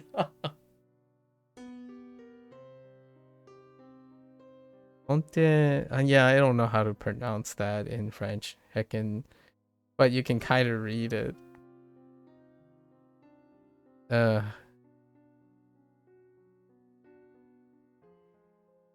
Oh, and yeah, he's catching up with Duolingo's Duolingo thing, which that's cool because that brings us together. Gecko is still way past me in Japanese, I feel. And we kind of chat about that protocol, like for Japanese side of things. You can practice French whenever you coincidentally bump into Gecko. Gecko is I feel, I'm gonna speak for Gecko here a little bit, but I think he genuinely likes engaging in language learning in which it's not focused on competence. Like, what I mean by that is I don't often bump into people who feel like they enjoy talking to people of different language competence. Generally, they like to be competent in a language and interact with other people who have similar competence in language. Not that it's a bad or a good thing. The more so that they feel more comfortable in that way. So for me, if say I met someone recently, Min, Min, I think that person is Vietnamese, and they were trying to listen along to English while doing other things. And if they wanted me to slow down or talk in very specific levels, I totally would do that as practice of English. So I feel Gecko and I share that type of enthusiasm, where others may find it very uncomfortable. They might find it like, nah, like, that's okay. I'm focused on trying to get, like, mastering Japanese, so I want to only talk to people of my level. And that often happens. As I started WaniKani, you've been mirroring my progress on... Oh yeah, that's right, on Kaniwani. That's true. But since your vacation, you're behind. You need to catch up. Your Kaniwani is paused at level 30. Oh, 8 at the moment. Oh, your WaniKani or your Kaniwani? And you're also dual Japanese, which you haven't done before. Oh, okay. We're about to start dual Japanese. Not today. Yet. Or like restart it. Or like pick up where we left off. And I think where I am on WaniKani is going to speed up the Duolingo Japanese part. It's already exceeded way past the... I think where I left off in Duolingo Japanese was 200 characters-ish. That was split between N5 and N4. So I think most of WaniKani has covered almost all of it. So now I just get to practice. So Duolingo Japanese is now just an extra way to mess around and interact with Japanese. I think I still have halfway. I'm on section 3, unit 42 or something of 58, something like that. And once we complete that, then the largest section is section 4. It'll be interesting. I can't wait, actually. Then I can pick up like, oh, this sounds a little weird. Oh, that sounds a little weird. It's like, oh, that sounds just right. Your WaniKani is paused at 38. On Kaniwani, you're up to level 13. Yeah. You're trying to mirror your WaniKani progress, but you're a couple weeks behind at the moment. I see. I honestly, if I were going at it, if I was still going only at Japanese right now, I would totally replace Hanza Hero with Kaniwani. And then it would be like, if I was Japanese only, like just going for that, it would have looked like WaniKani, then Kaniwani, then Duolingo Japanese. And then I would phase in, then when Duolingo Japanese gives way, then it would move into LLMs. LLMs then would move into possibly YouTube content in a different way, or writing composition. Like writing a review in Japanese is probably the first thing I would do. So when I'm evaluating games, a lot of the games are not Japanese published games or developed games. So I would love to like find a Japanese audience in the sense that it integrates being useful for like an indie developer or someone who is trying to cater, like increase their audience, having someone who might also write reviews in a different language, but from the perspective of an English speaker, that can be interesting and can have opportunities. So that would have been the thing. But now we are much, much slower. So now we're thinking about, instead of doing that in 1 or 2 years, we're doing that more in 5 years or something. And then in 5 years' time, I would write things in both Chinese, Japanese, and Spanish. It'll be interesting. I look forward to it. Like, hey, we might as well, I know how to write in English, I might as well write the article in Spanish, Japanese, and Chinese. And we're not talking about translating it. We're talking about just writing it. So I'm not gonna like say write a review in English and then use that to translate that into Chinese, Japanese. I just want to like do what I can in Chinese and Japanese and see if the overall feel is different.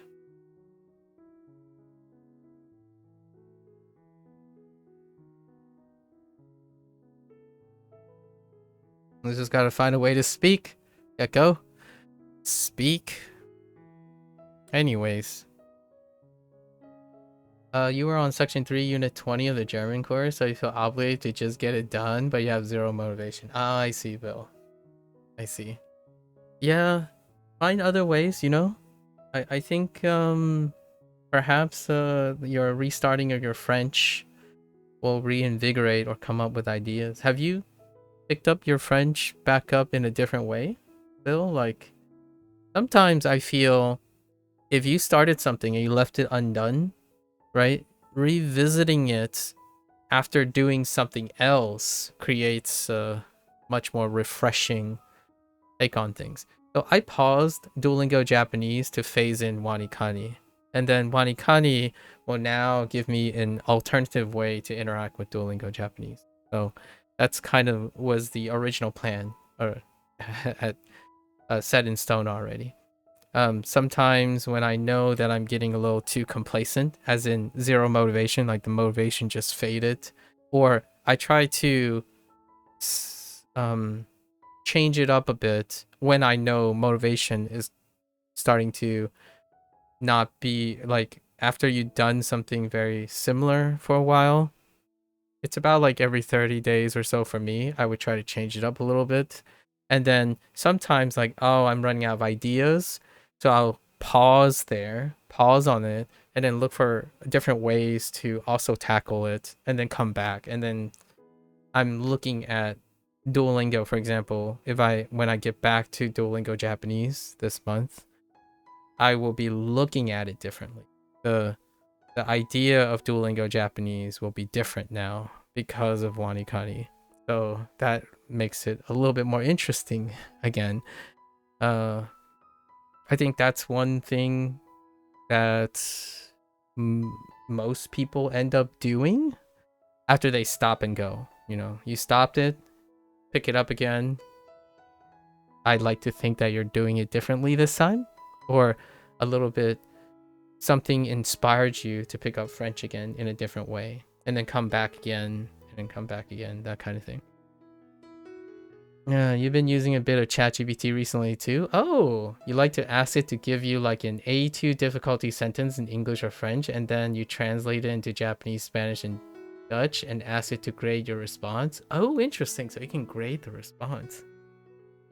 Or you ask it to give you an N1 to N3 level kanjis and try to provide the meaning and ask many readings as you can remember. Oh, intriguing.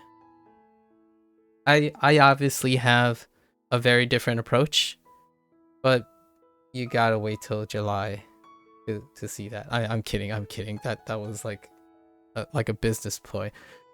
Someone else, SD has been using LLMs to sentence farm and whatnot. So he's like, I think the person is combining the two. The other person who's learning French, SD, that you met briefly as well. For me, the example I would give is I would use something that I'm currently working on, and then I would interface it with another database. So Chinese is the furthest along for the repetition. So in July, when I'm doing LLMs, I will be asking them to combine what you're doing of the difficulty levels, right? So HSK levels. And I would ask them, I need to write, like right now, I want to write a review of Clair Obscur. I can't speak it really well, but I could read and write it. So the idea is, what is an example of a Clair Obscur review in Chinese? So I would give them like, write a Clair Obscur review in Chinese using HSK 1 through 3. And then I would use that sentence. I would read that sentence.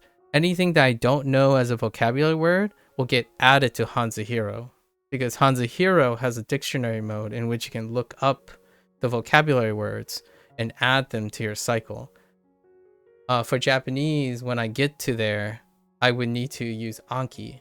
So eventually Anki will come into the picture. But what happens then is I'm doing things and writing things that I already have to do or want to do with my other stuff while I'm learning the languages and learning to read the languages. So then I record that, and people will see me writing and reading things that I would do normally, not what other people think I should do normally. So like speaking to a native speaker, I'm not doing that. Like, I don't do that normally. I don't live in Japan. I'm not going to go out of my way to break most of my workflow and cycle to fit a lifestyle that I'm not going to be participating in. So in order to demonstrate what I normally do, I can at least do that. So yeah, I know you got something up your sleeve. I'm pretty impressed by the AI's ability to evaluate responses and provide relevant feedback. Interesting. I'm glad that's the case. You tested it some in French to English and then English to French, 2 languages you know very well, and found little to complain about. That's what I think too. I think this, and I wanted to illustrate how AI, like in my opinion, because there's a lot of AI doubts and then, you know, like abuse and ethical concerns and whatnot, but there are many wonderful ways AI can be used as a tool to also elevate human abilities, not to replace human abilities. Like recently, I saw on Computex recently happened, and from the outflow of Computex, there were glasses that are really good at auto translating now, like translating in real time using a glass interface. So I could be wearing those glasses right now, and all I have to do is be looking at your screen and it's translating augmentedly, right? So you might not even know the difference between me being able to read what you're writing or actually understanding what you're writing. So for me, I think it's both. Like when I see those glasses, I don't even see a convenience to remove or supplant translation.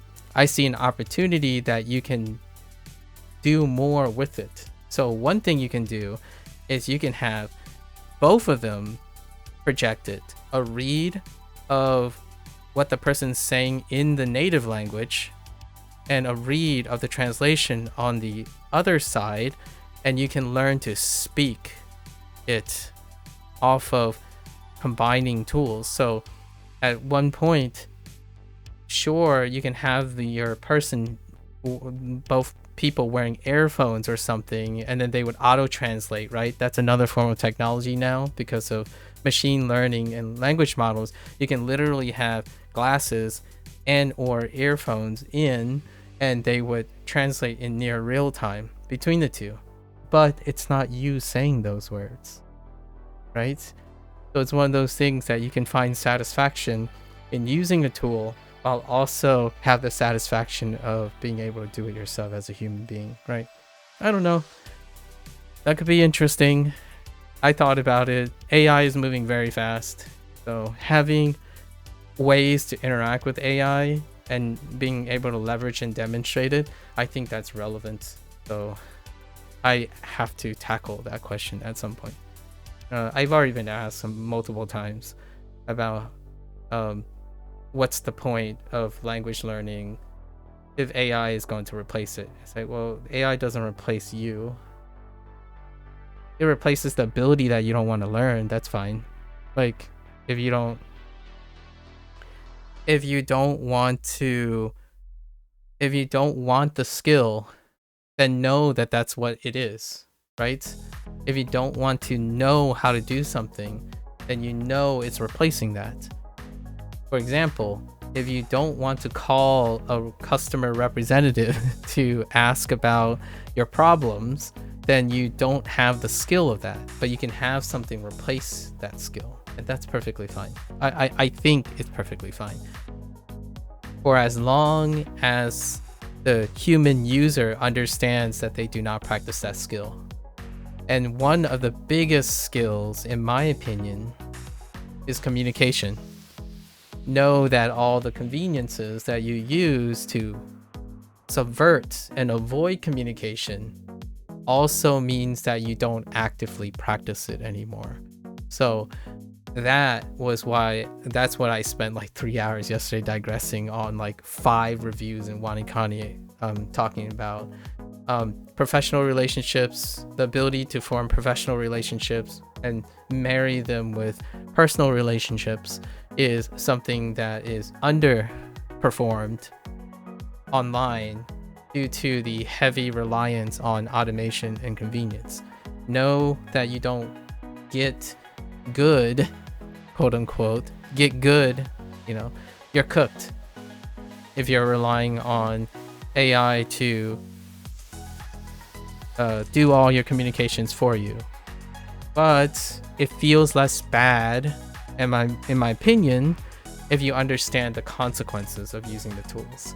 So there's using tools to learn a skill that the tool is already doing or understanding how the tool works versus using the tool because you don't want to learn. That's your prerogative, right? You like to use Duolingo to get your feet wet, or if you're just bored? That's awesome that Duolingo is able to, if you're bored and Duolingo is like, just get your feet wet, I think that's a win, because if you're bored, then you're at least bored or less bored possibly by learning something, right? But if you're in a more serious mood, you like to read books about grammar and stuff like that, that sounds amazing. And you used to write notes too. Okay. I keep myself accountable by recording myself. So therefore, everything I do here is up for scrutiny, and that's good. ChatGPT, you like to use it to give you Anki vocabulary cards? There you go.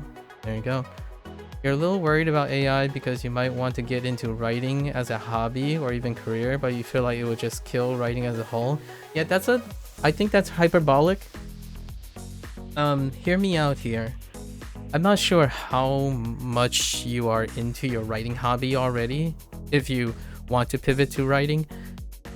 To me, it's a big inconvenience, right? It's a big inconvenience, like, when you think about it. However, oftentimes when someone is very skilled in something, like a human, right? If you have participated in writing, I don't know, I can guarantee that this is how you will feel, Bill.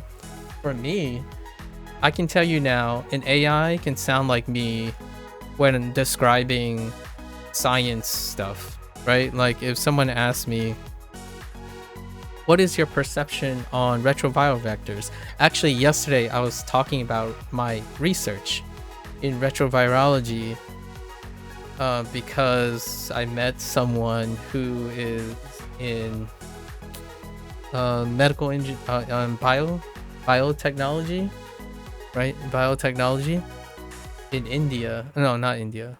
Somewhere else. But they had a biotechnology degree. Oh, maybe it's that same person actually.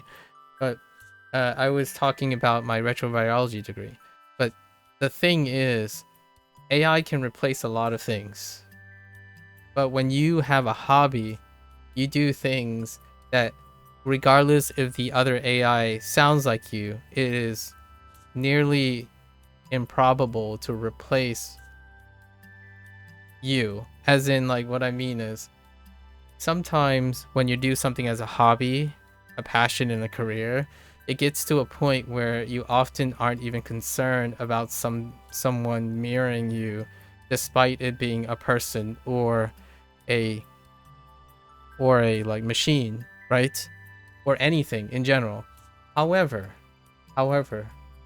it is an inconvenience when that entity is taking your livelihood away. So I think a lot of times that killing thing is about supplanting a source of revenue or like some sort of tangible thing, right?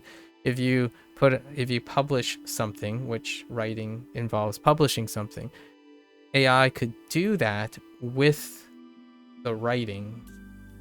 Now, that also means the future would have to adapt accreditation to where the AI has replicated it. But if you think about the problem that AI has introduced is likely due to efficiency.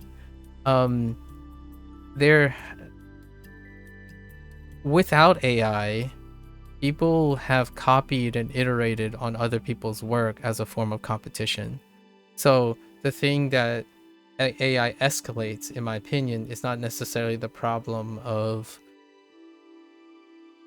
creation, but more so the problem of iteration. And I totally understand if it can kill someone's joy knowing that something else may be able to write what you write. But from my perspective, that sounds like a fun challenge. I understand if you are thinking about it as a career where your career is dependent on sustainability. As from a hobby standpoint, my only thought is that would be interesting if there's an AI trained on me to sound like me. I'm kind of curious how long they would rant. Would they be even more efficient? If you know what I mean, like would they pump out like 24/7 digressions talking to Procall and Gecko and you, Bill, in the same manner that I would be talking every single day? I'm not sure. Yes, no. If someone out there tells me that their machine language learning model has this idiosyncrasy that is me right now talking to you guys, then I would say, please demonstrate that.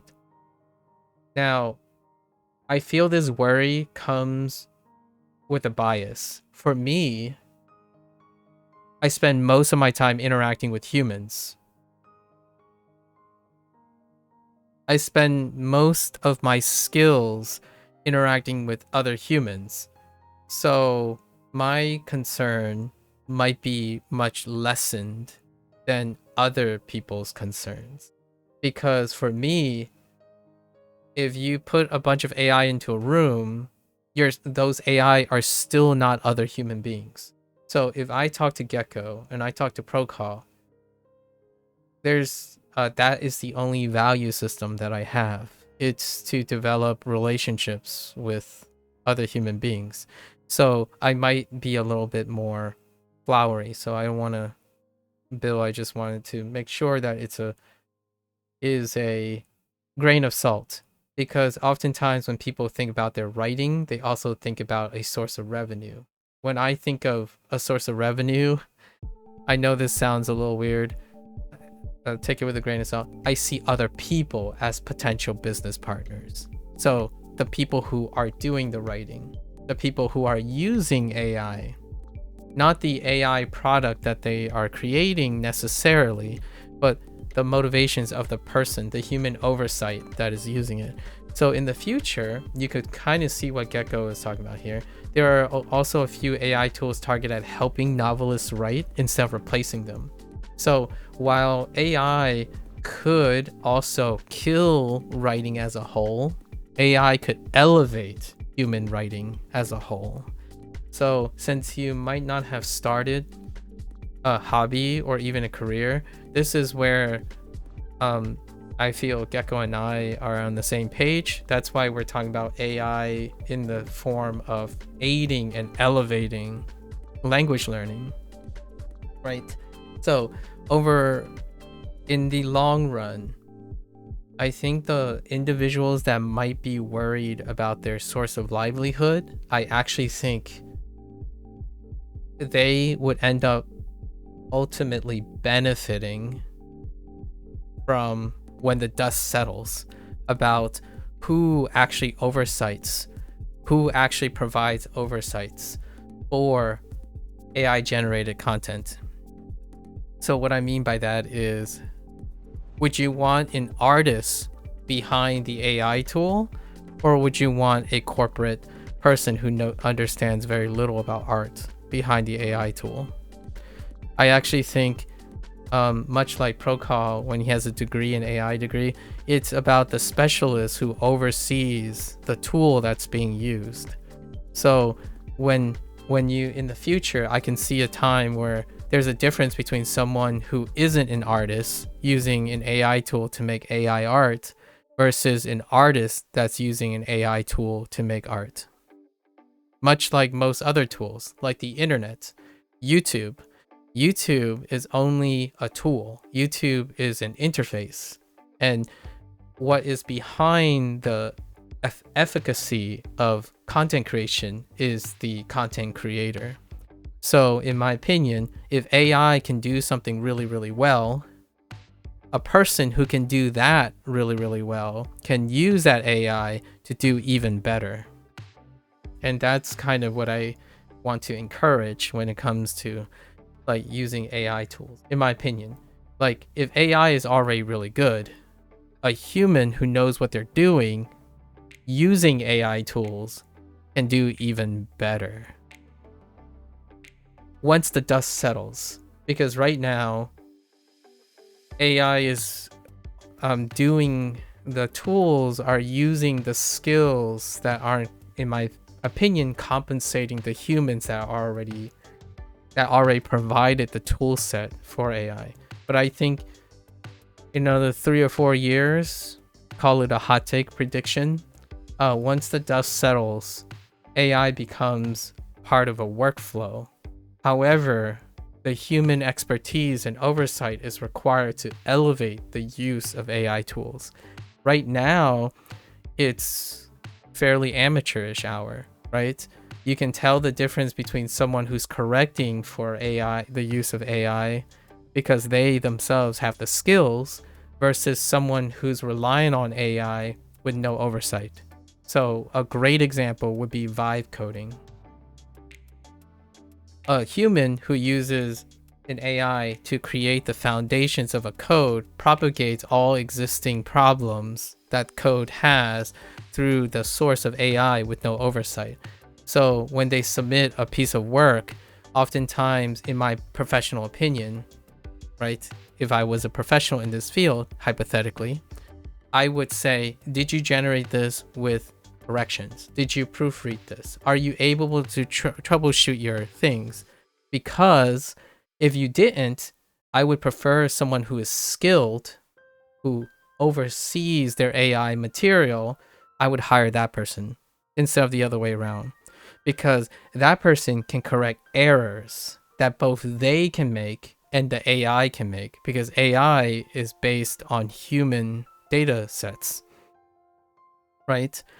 So I prefer to hire someone who's able to check and balance both the product and themselves. So if you're excellent at writing, it doesn't kill your skills. Your skill is most likely going to be hired as oversight for future AI products or products of AI tool generation. So like, for example, if AI decided to accidentally draw 6 fingers, a human would see that humans have 5 fingers. So the difference between amateur using an AI tool that commonly aren't aware of the normal problems would submit this work. And a person who is skilled can use AI to be quicker and then fix the stuff. Now, there is a question of, does this take longer or shorter amount of time to have a human overlook things or have the human do the thing in the first place? That is a question that people have been asking right now. As a side note, a few days ago, you asked ChatGPT to generate a set of 10 haikus that told an overall cohesive story on a particular theme and in the typical poetic style of haikus. I'm no poet expert, but the result looked pretty good to you. Now I just need to do that 50 times, copy paste the collection into a PDF, upload a Kindle, and let the money rain. I'm joking, by the way. I mean, it's possible, and then you get like downvoted by 8 billion times by every haiku expert or something, right? Because you're not a haiku expert. Like that's what I mean, right? So and then you would destroy your own integrity and your reputation. Joking again, but that is a possibility. Well, you have to go to sleep, but it was really great catching up. Yeah, I can't wait. Drip feed me more anecdotes, Gecko. Drip feed me more anecdotes. Definitely try to join back more often. Now you're back. Have a good one. Yeah, じゃあね。またね, Gecko. おやすみなさい. Hasta luego. Right? 再见. 再见. Yeah, so I think that's a counter argument. Bill, I think one of the nice things, AI is here to stay, but it's not here to replace. I feel it's here to stay, but also here to be manipulated. Gecko's in Belgium. Or A+. A+ is a common informal written abbreviation of A+ in French, which means see you later. Oh, interesting. That was your free real life French lesson of the day. A+. Oh, okay. Yeah, so Bill, I don't think you should. I personally think that when you start to write, writing is an incredibly creative process.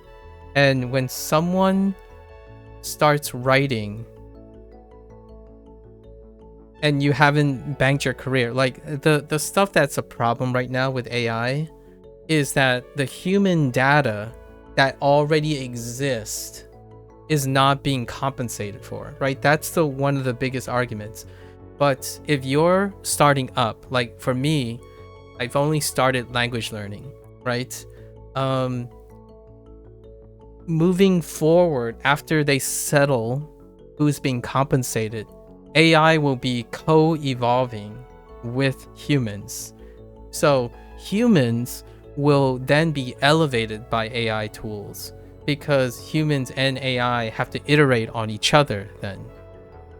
The very issue we have right now is AI, humans had millions of years of a head start to AI, and AI just took all that and synthesized it already, but without the necessity of accrediting or compensating for that.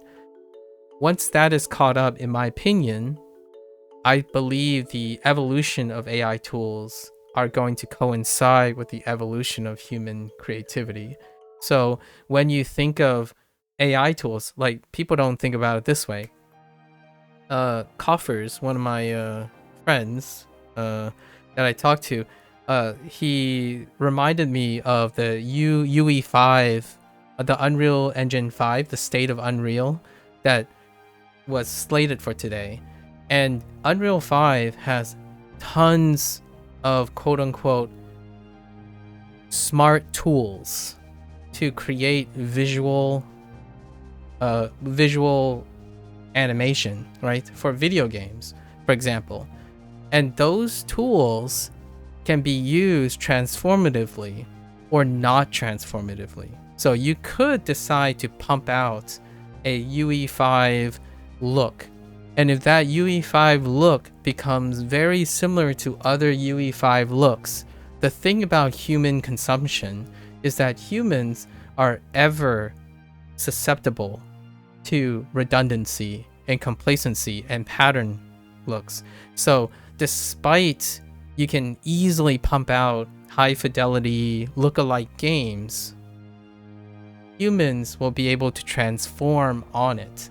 So I watched the Witcher 5 tech demo, and it looks very distinctively different from Clear Upscare's visuals, and they're using aided tools that are automated. Like, for example, there was a demonstration in Witcher 5 of using the meta-human, the human meta, I forgot what it's called, but meta-human thing to create alternative NPCs on the outside in order to increase that workflow. But it's the environment and the context and the writing that makes it transformative beyond the tools it has. So when you're writing, if you're a writer, like an artist and whatnot, despite having the same tools, as in, hey, this tool, all these characters look the same, what do those characters do? It becomes transformative or emergent. So humans, once they are settled in the idea of AI being part of the workflow, I think ultimately, if you're really into the creative arts, humans innovate on creative arts. So like sometimes you're going to ask, no one asks you to not use AI. In fact, I would even argue there's going to be a time soon that human creativity will push back and use not using AI as a selling point. Like, for example, someone would say, oh, I could do that with a paintbrush. And then humans would be like, okay, well, lots of people do it with a paintbrush. Oh, this guy did it with fire. They look the same, but this guy did it with fire. That's awesome. So humans can do things dependent on the tool. It's the process of doing it, right? And I think right now, because of how the internet values the end product, that's a normalization, in my opinion, normalization behavior. But for me, for example, if I told someone that I learned the vast majority of my stuff, like my N5, all of my N5 in Japanese through Duolingo Japanese, right? Someone's going to say like, well, that's crap. Why did you spend so much time using Duolingo Japanese? You could have used this textbook and learned it in half the time. Yeah, but you didn't learn it through Duolingo Japanese, did you? So humans still have the capacity of legacy, and whether it's good or not, it creates uniqueness. And oftentimes, in my opinion, hobbies and pursuit of passion are about the process. It eventually ends up becoming about the process. So when someone says, I can pump out all this thing via AI, it can end up being soulless, versus someone who tells you, I painstakingly did this by hand. So it still exists. So those things continue to exist regardless of hyper optimization. At least that's my counter argument for things. Like, there are still people out there manufacturing things as craftsmen versus the automation of robotics, right? The difference between a vintage item or an artisan product and a machined product. I think in this way, AI also has that same bearing. So in the future, you might have someone who says, hey, watch me do this cool thing, and it has no AI assistance. And it could end up being a creative selling point. My take on this is, I try not to be perfect. That's it. But I'm a romantic person, so I believe in human idiosyncrasies. I spend most of my time looking at humans. So when an AI blurts out something incredibly consistent, that's not a human thing. It's soulless. Like, what I mean is, they're really consistent at mirroring specific human patterns, but human patterns are typically not very consistent. So like, for example, someone has given me like, oh, check out my review, and when I was reading it, I'm like, wow, that's very periodicity is very convenient. Like there's a transitional phrase in front of every paragraph. The length of the paragraphs are about the same. Like, why is this so consistent? And all these context and diction is really consistent. And like, and I'm talking to this human being, right? I'm talking to this human being, and they're speaking in a specific way and they're typing in a specific way. It's like, you didn't write this. Can you write something for me? Because I prefer hearing from your own voice. Now, this person could use the AI thing as a starting place, and then they inject their words and their personality into the piece. Then it would be pretty obvious to me what parts are going to be AI, what parts are them. And to me, that is the combination of using a tool and using an infusion of your soul, the part that makes humans humans. So when I write a statement, like if I write a review, I'm going to use AI to help me learn how to write. But in the end of the day, I will read that and I'll add things to it because I want myself to be expressed in it. So the question is, are you worried about the business of AI, as in someone replacing you because you believe that your soul can be completely replicated by someone hitting a button and saying, go? That AI literally did a better job than me in expressing my own feelings. I would say the answer is no for most creators. However, those creators, in my opinion, are angry that they should be compensated if the AI is trying to take their work and profit off of it. So that's a ongoing thing. But I don't think any form of tool or outside would take the soul from a person's passion, unless you believe that you are consistent enough or something enough to be mirrored by something that is incapable of understanding your behavior, right? It's kind of like saying you're doing a job and you don't like the job and you only want to get it done as fast as possible. That is probably what I'm referring to by those who might be worried that their job is being replaced. Because I honestly and earnestly believe when the internet pushes back on hyper-optimization, eventually, in my opinion, the passion of people will supersede soulless iteration.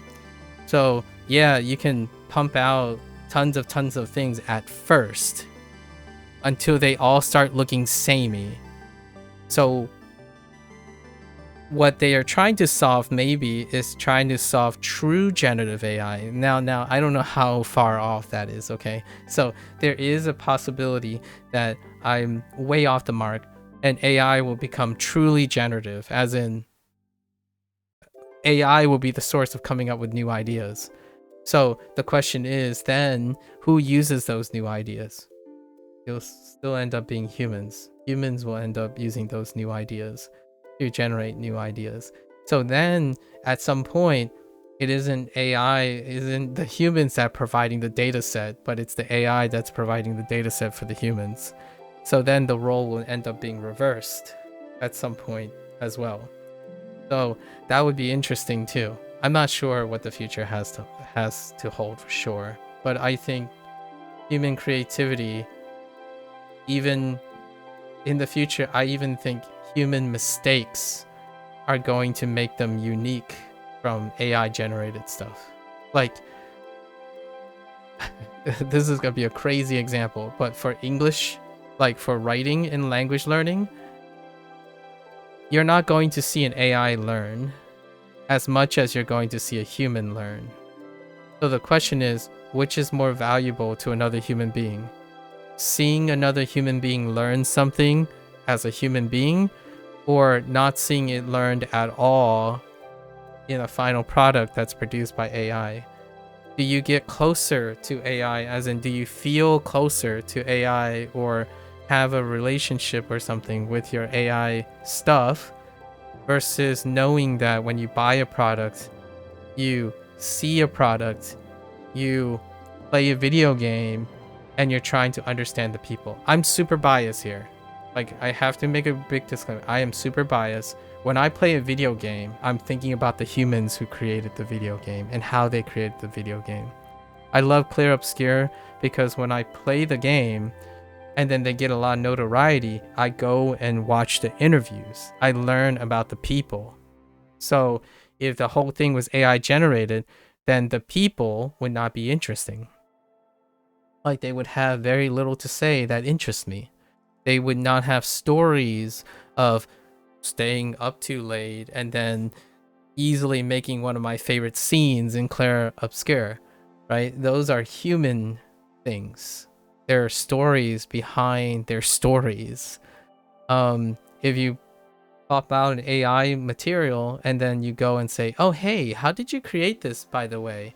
And they're like, oh, I just chuck it into ChatGPT and pumped it out. Like, okay, that is very uninteresting. And that sounds like many other people who do the same thing. I'm sorry, but I'm not invested in trying to buy something that you didn't work on. Right? And that's very different from someone constantly tweaking AI to make it do something different. That person will explain to me. So like, if a person says, oh, I plugged it into AI, but what happened was I also tweaked all these other things so that it can produce a product that I want. That is very different. That person used AI as a tool to tweak and express what that person wants, right? So that's what that's what developers are now like in video games. Because the UE5 engine automates a lot of things in order to ease the transition on how they are able to express and transform. So the time they save is also the time they can create and express more things with the tool. So it's very, for me, that's kind of like meeting someone recently who, I'll give you an example of pre-AI detachment. Someone who says, I had this discussion 2 days ago. Someone said, oh, there's no generic Indian culture. India is made of different cultures, over 276 different, in fact, and whatnot. That, to me, is closer to AI, using an AI tool without understanding and having personable connections with what you're saying. That is the difference of knowledge and wisdom. When someone said all of that, trying to correct me for saying Indian culture, I don't know I know very little about Indian culture. And I asked that person, can you explain to me what your connection is with the Indian culture? And the person go right out of the box and say, well, there's this and this and this. Is that you don't understand what you're saying.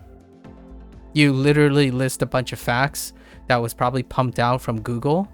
You have not experienced these 276 cultures. You yourself, and it turns out this person actually rejected their regional culture in India. So they're saying something that is not reflective of their experience.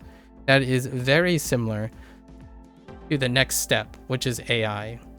Like right now, you're Googling something and you know a lot of things, but do you have an empathy with it? Do you have the human experience with it? I prefer to read a book that has a story behind it, as in a human story behind it. If the human decided to hit a magic button and write the book, and I love this thing, the first thing I want to do is go and talk to the human that made it. And if I sit down with that human and they say, I don't know, I just hit a button, that's all I did. It's like, goodbye, you're not interesting. At least to me. Like, I want to be really direct about that. When someone writes something, I'm buying a piece of them. At least I think. I want to understand that person. So that's kind of what I mean by I'm not that from a creative standpoint. I think there is an argument made for like mundane tasks that are soulless. Like for example, what's a great version of AI before it was AI? Grammar check, autocorrection, like typos. Like I lived before autocorrection was available, and I can't tell you how much more accurate, since I spend like 90% of my time reading people's texts and their messages, I can't tell you how much less spelling errors people have made over the years in my end. But I can guarantee you those people do not have the skills to be that consistent with expressing their language in written form. I show how often I type the wrong thing even though my head wants to type something. And these are only simple words, like simple phrases. Like I can't tell you how many times I typed ka when I meant ke in my head. So when you're thinking about an AI filter online, on Twitch, on Google, you're using an AI filter, a primitive AI filter every single day of your life. And one of them really shows. That's when I asked someone to write this right here. If I ask them to write this on a piece of paper, it's going to look nothing like that. And what I mean by that is it's going to be vaguely like this because it's aided. You don't spend all your time writing this anymore. And then if you remove autocorrect, if Twitch one day just say, yeah, you know what, we're anti-AI, we're anti-automation, let's just remove autocorrect. I can tell you now, oh boy, if grammar is not being autocorrected now, grammar is actually being autocorrected now. I don't know if you guys use that type of function, but a bunch of like tools nowadays would highlight like, oh, okay, this word doesn't agree with this word, and they would like highlight both, and then you can hit a really quick shortcut key to fix the grammar in it. So those tools are compensating for that stuff. So now you can express a lot of great ideas without confusing another person. Like, you know, less typos mean you can use that time to focus on expression, but it also means you don't know how to do those skills anymore, or you are under practice in those skills. Like I tried removing grammar correct on a word processor. My typos have gone, like, I've regressed in my consistency. I was far more consistent when I was a high school student in typing accuracy than I am now as an adult, because there are certain errors that I make that are so fast that I didn't even notice I make those errors anymore due to the convenience of automation. So is that a bad or a good thing? Well, in this case, it's not noticeable. It doesn't make me dysfunctional. So I can admit, I'm a poor typer. I tell people, like, people ask me, because I type in Discord a lot, they say like, oh, you type really, how fast do you type? Actually, Procall and I had this discussion, and my first comment is, I know what they do, and a lot of people talk about speed of typing. Like, what's my speed of typing? It's anywhere from 200 to 300 words per minute. Like, 300 being if I'm reading something and just typing it from reading, and then 200 is when I'm typing it from thought, right? But nowadays, people don't ask how accurate is your typing, because oftentimes when you're typing, you have no idea how inaccurate you are anymore because of automation. Now, if you remove that, do like a typing skill, and then you always wonder like, oh, okay, but what if you measure typing skill? You're focused on accuracy when you're doing that. So of course it's going to be lower than what you think. In my opinion, like, it is more likely going to be lower because you have to type the thing, and most of those typing measurements, they also measure accuracy.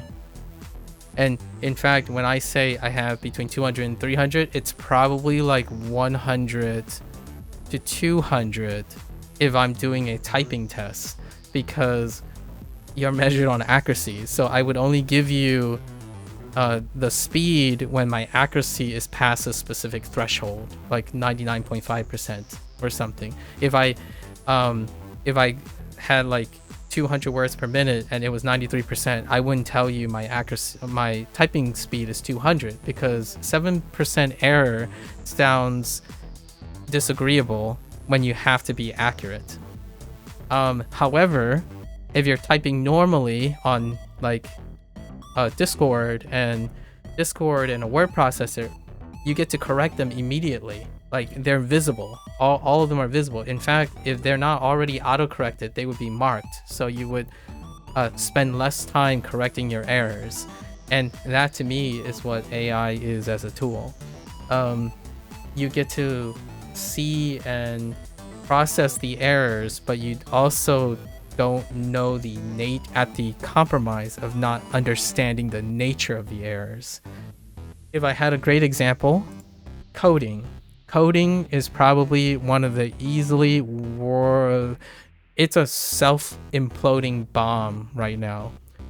AI is coded to be accurate and whatnot, but the people who are coding AI are using AI to code. What is that? That is a cycle of propagating the same errors. And then eventually, if people outside of this loop doesn't have that skill, eventually all the people will no longer be able to, there won't be people outside that loop to oversee it. And in my opinion, that's not going to happen with human oversight. I don't think humans are going to allow that to happen. Like, where you get to the point where you don't even know how a tool works anymore. Like, a better example instead of AI is smartphones, right? Smartphones. Are humans going to get to a point where you are so reliant on smartphones that you no longer could make smartphones without a smartphone? We don't know. But that sounds like some nightmarish dystopian nature that I feel humans will get challenged from time to time. Like, when will people not be able to write without using AI? I like to believe, for someone that is going to be used to writing and writing research, I like to believe that we don't get to that point where there isn't a human that isn't able to create if a tool malfunctions. Like, what if AI malfunctions? Who is to repair the AI? Is it going to get so bad that when the tool that required to fix the tool is the tool itself? I'm not sure, but that would be pretty cool to answer. I mean, like, or to see happen. I suppose it might sound nightmarish too. You have started writing as a hobby. It's a little embarrassing, but you like to write fan fiction? That sounds like a great place. I don't think... I'm sorry. I'm going to only speak for myself. I don't think that's embarrassing. I think that's incredibly endearing that you write fan fiction. Like, whatever fuels your hobby, right? I don't know how often you read books, Bill, where you get an opportunity to hear from the author. Because I would like to imagine there are quite a lot of writers or authors out there who wrote fan fiction before they published a major book. So I think that's a way to gather the nuance of what it's like to have a passion, right? I don't think AI will replace that, but you're gonna go into a major such as history or science, which it likely will. I don't think so, from my perspective. But we'll hear about it in the future. You feel like AI would outclass you every time when you have to write a paper or do research. Your point that AI relies on human data is a reassuring, though. I don't think an AI would outclass a human in understanding human things. So what I mean is, I don't think an AI would be more proficient at speaking biology to other biologists, the other human biologists. I think AI would be more efficient for sure in speaking a specific way that can generalize certain fundamentals. But for example, if you're thinking that there are enough people already that speaks a specific type of specialized language in order to communicate something else to people of the same nature, that would require the AI to have enough sample and data sets and or human oversight to distinguish that. Like, for example, I think maybe the whole scientific writing thing you're talking about is how science is already very consistent, as in it's less subjective, it's objective, right? A lot of objectivity is involved. So because of its objective nature and its consistency, it can be replaced by AI because AI is great at creating consistency. But the language that's being used to communicate things in the like science is determined by the humans. So if you're saying, oh, how does an AI write a biologist paper, like a paper in biology, being outclassed would insist that the AI knows how to mirror what a biologist is to a human being, right? Like it could. I'm not sure yet. Like, I haven't tried actually. Currently, like, ask someone describe the sun in biological terms. Like, describe the sun as though you are a biologist. I haven't tried those things. Maybe we'll try them in the future. Describe the sun from a chemist's perspective. Describe the sun from a physics perspective. Procon and I talked about physics, biology, and chemistry, so I'm just bringing back an old theme. So I'm not entirely sure if AI is going to outclass the human aspect of explaining things to other humans yet. And if you want my little nod on why I assume this to be true for now, is that the conversation I had with that kid yesterday when they talked about like India is filled with how India is filled with a lot of cultures. That to me is how AI explains things. A human can do that too if they rely on AI to explain things. Like, I asked the person what type of Indian culture that you experience, and that person stated something about India, not their experience with India. They explained the idea of Indian culture, not their experience of India. So when you're thinking about scientific writing, you're recording what you observed and how you interpret what you observed. An AI is telling you what is and what has been done. So it's different. Now, when you think of outclassed, oftentimes you might be thinking about empirical performance, right? Consistency and errors, like reduction of errors. That's perfectly fine. But overseeing what the AI is trying to say in the paper, when you're using AI to write the paper, right? Accenting the paper, it deals with what you observe, not what the AI observed.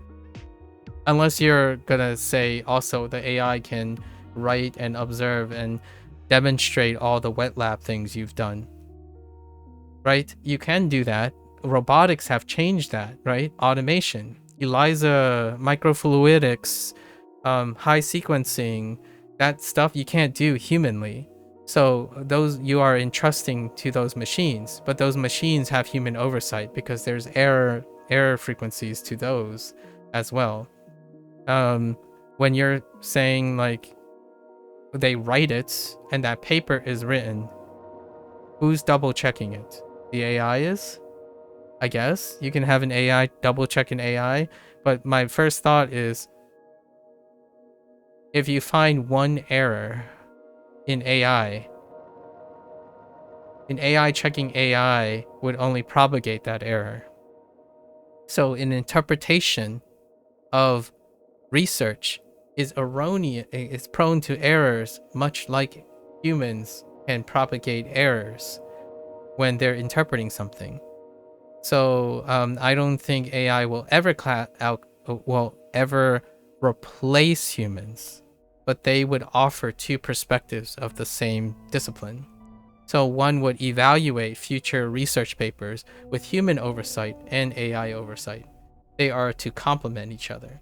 So outclassing would suggest that they are doing the exact same tasks that humans are. I don't think that's the case. That's the whole, in my opinion, that is the idea of human oversight. There's AI oversight and human oversight. There are two tools to making sure that the dissemination of information is accurate. So I don't think that would be the case even for, especially scientific writing. It would be very scary to think that I can trust, especially as a former scientist. It's very, I would be afraid to wholeheartedly trust a single source, which isn't the AI source, right? I think scientists are naturally very skeptical already to trust even a neighboring scientist on their word. So I hope that AI can improve that. But I think it would be very daunting to just go ham and trust anything that gets pumped out of an AI naturally in the scientific field. I suppose you're right. Unfortunately, you gotta go now. Thank you for your insight. Yeah, no worries, Bill. I love talking about this. Sorry what you said. No. I guess you just have an irrational fear. That's perfectly all right. I love that you are willing to share these things. Please feel free to push back. Actually, feel free to give me examples that challenge my notion, Bill. Like, I'm not saying I'm right. I'm saying this is one of my viewpoints. And if you push back and also have that irrational fear, right? Talking about it and being able to negotiate that type of thing often makes you understand it better, and then it will no longer be irrational. It's a rational fear then. But thank you for the opportunity, by the way, Bill. I definitely encourage you to also offer your own, strong take on these things. I think the other side, the irrational fear side, is a little bit overrepresented right now, so I tend to push back on overrepresentation to balance out stuff. But good, yeah, take care, Bill. Maybe a topic for another time. Okay, don't tell Bill, but as part of my degree, you're going to develop an AI model that will make it all possible writers redundant. Interesting. You're wrong. The actual problem with human consumption is a persistent cough and fever.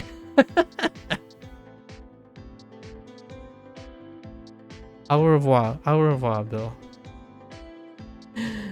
Your lecturer asked me not to use AI. wait. Your lecturer on AI asked you not to use AI? That's kind of funny. And yeah, poor typer. I would consider myself if you use a metric of accuracy protocol, I'm a poor typer.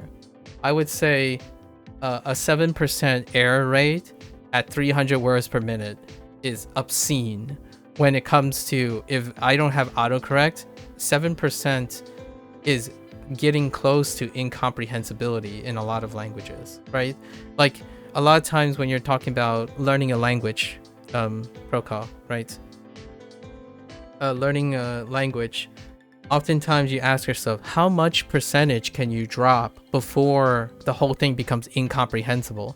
And for me, my comfort level is around 10% of it being incomprehensible. So when I'm like listening to a podcast in Japanese or something like that, if it's 10% right? If it's 10%, I'm like, I don't know. So the errors have different ways of propagating. In English, the nice thing about spelling errors is that they're not as condensed. So I would say you could drop it lower for English when it comes to typographical errors. But to me, 7% is gnarly.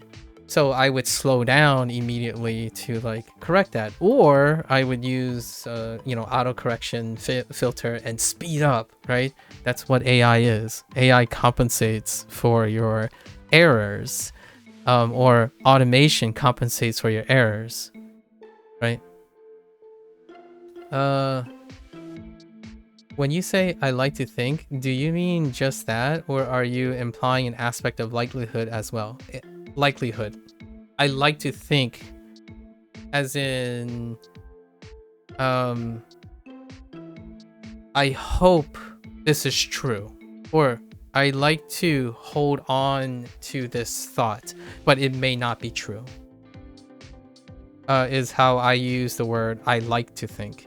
So because the thinking part, my ideas may change when someone else provides more evidence or suggests something else. Like if I say, I like to think Claire Obscure is going to win Game of the Year this year, right?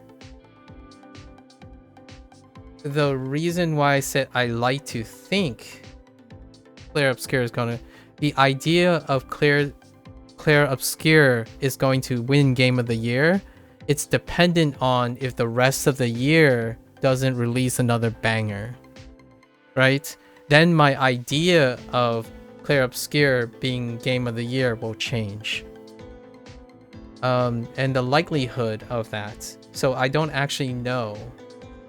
Instead of saying I think Claire Obscure is Game of the Year, that would mean the probability of Claire Obscure being Game of the Year, despite whatever is going.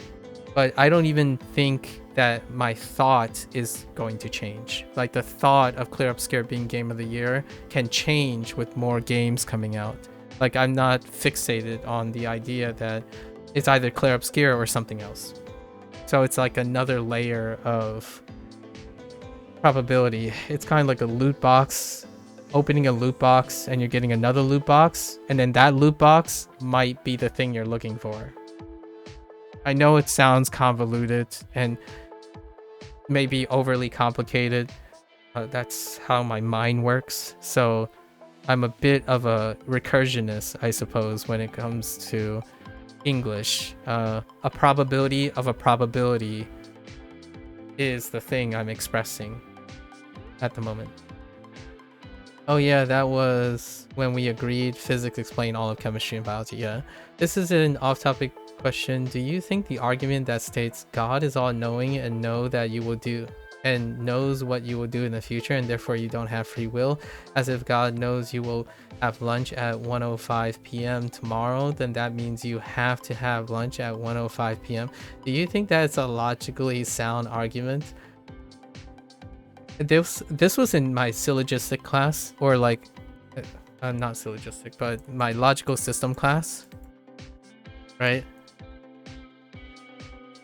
I took a class in college, and the logical system class dealt with syllogism, and oftentimes examples of syllogism to like pave logic is to use your classic things that you see, like if right, if A knows all of B, right, and therefore you don't have free will, that's fine, that's interpreting. And if that means that does B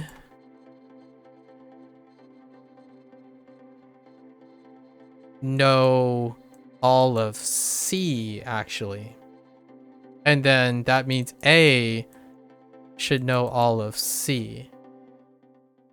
So the reason why I'm saying this is B is everything. So does that mean B also equal to all the things that are going to happen? Right? Because you're talking about future tense, right? So C is a subset of B. So then it would be sound. Assuming by the words you're saying is that within everything is everything that's going to happen. The things that are going to happen is within B, and B is equivalent to the knowledge of A. So if this A entity, which is the G word, right? If this A entity means everything, so if A is this, the knowledge of A, and then A knows all of B, and then C is a subset of B, then all of A is equivalent to C. And that would be true then. It's logically sound. Like, it's logically sound. That's what you can say. Like, in a logic way, it's objectively sound. All of C is in the knowledge of A. So that's kind of what does that mean like to a human being? I don't know. Like, how you use this knowledge is up to you, I suppose. 7% of words you type contain errors. Yes, like error in like spelling error or something. If I'm typing at 300 words per minute. So if I'm going as fast as possible. Oh no, not 7% of each individual word, but 7% across a prompt. So mean of 7%. So it would be like a composition, and there would be 7% error. It could be an entire word that I don't know, so that could be a lot of errors, or it could be spread out, but we're not talking about 7 evenly spread out, but it's like overall is 7%. So I think we're talking about distribution and or unit, right? We're not binning words or anything. So if I were to take a gamble, the 7% is contributed to vocabulary usage. So I might have a higher error rate on very specific typing patterns versus evenly, like an even potential. So it's not saying when I type something there's a 7% error rate all the time. It's distributed to whatever the prompt is. Sometimes they give me a different prompt and the error immediately goes down. So how you could test this is you give me the prompt, I do it once, and I get the same prompt. Does it go away immediately, right? Or is it hardwired, like, because it could contain a word that I'm just not used to typing, right?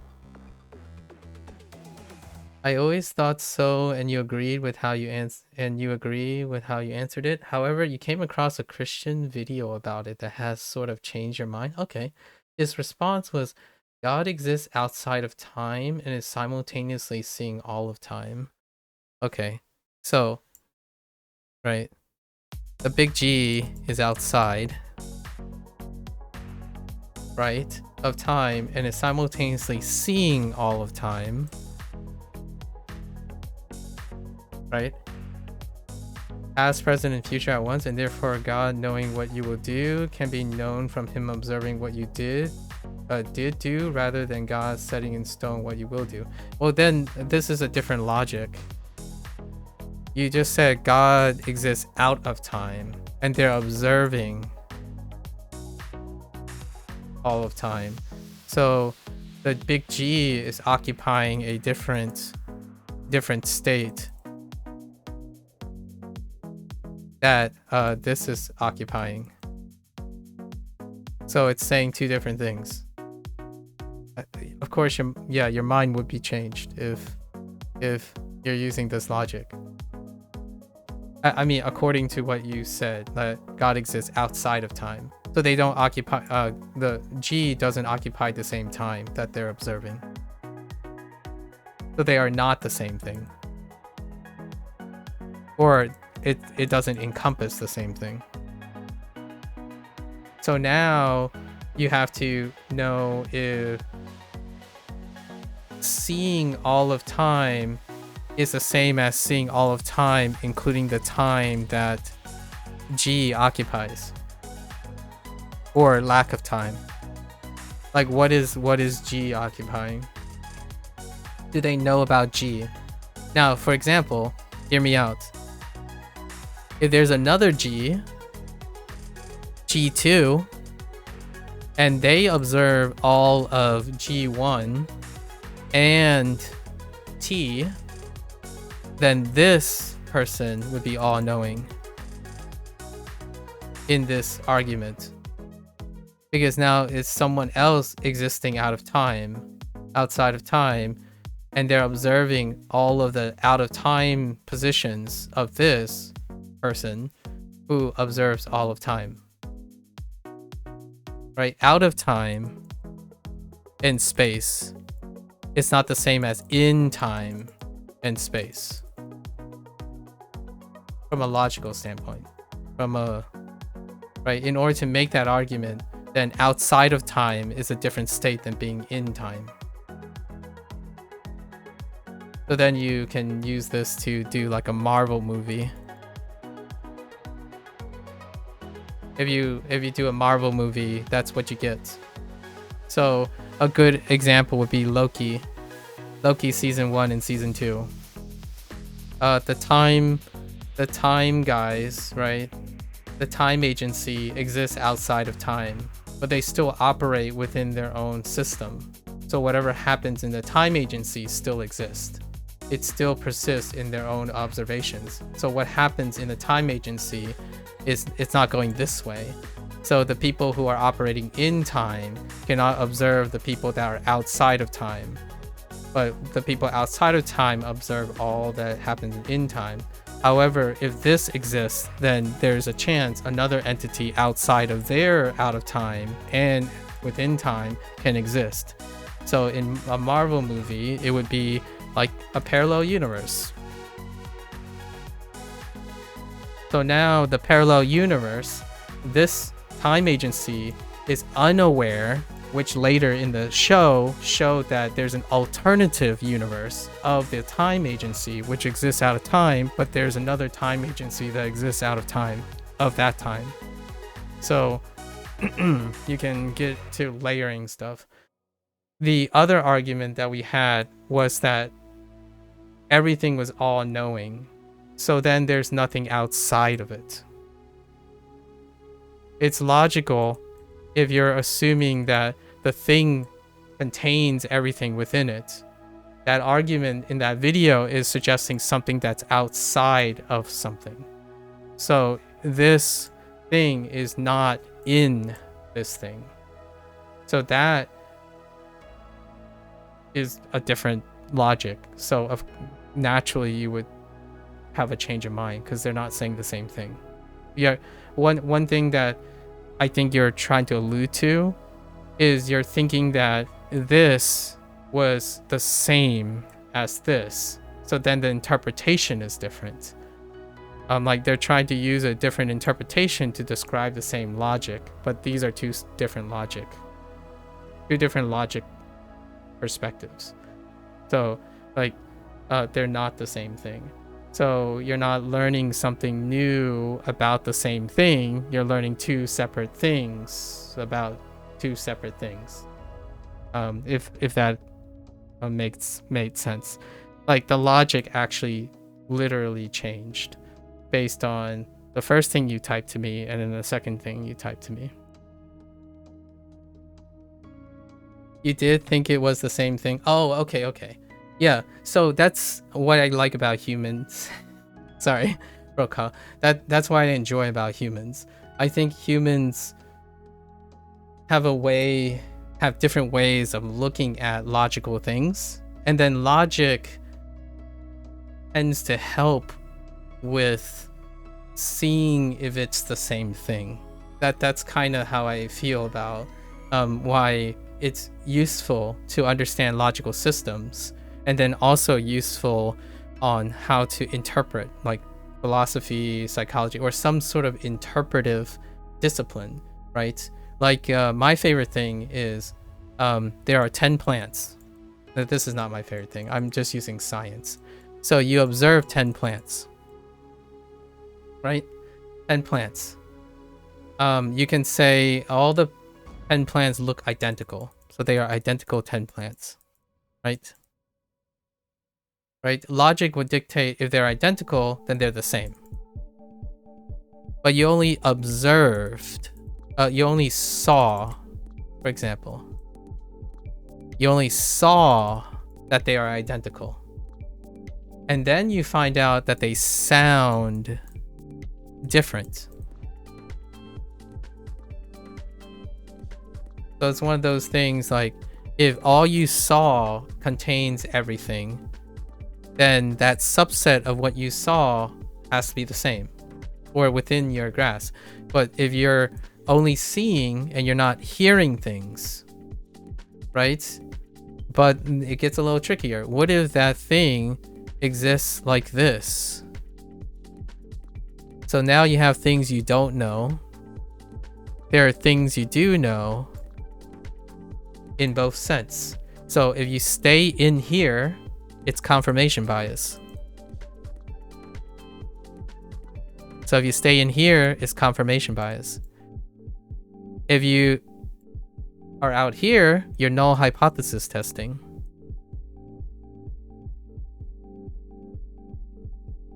And then if you know these two at the same time, then you're thinking about different perspectives.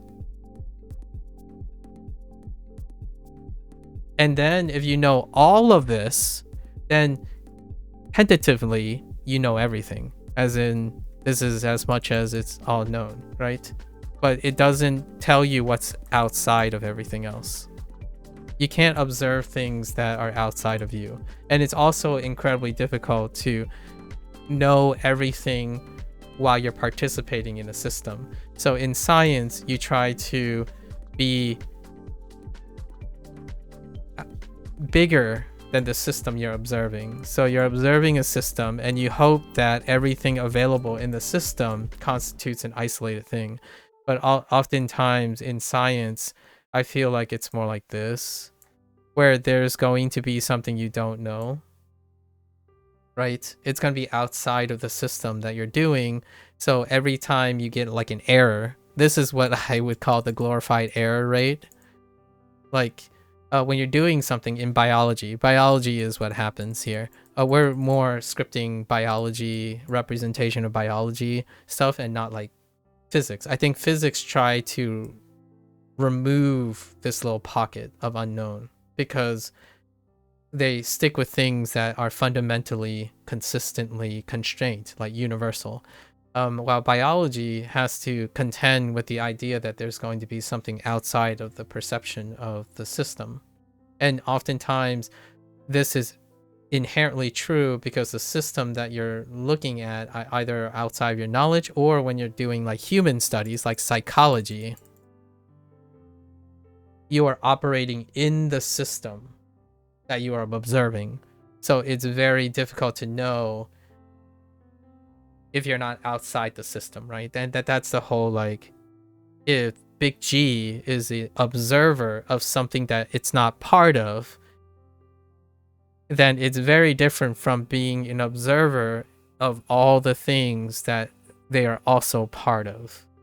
And that's kind of what I feel like when it comes to the G word, like serendip, like parallel. You can draw a parallel here. This system that you're trying to manipulate, right? This would be like an experiment. So you inherently are the observer as well of this.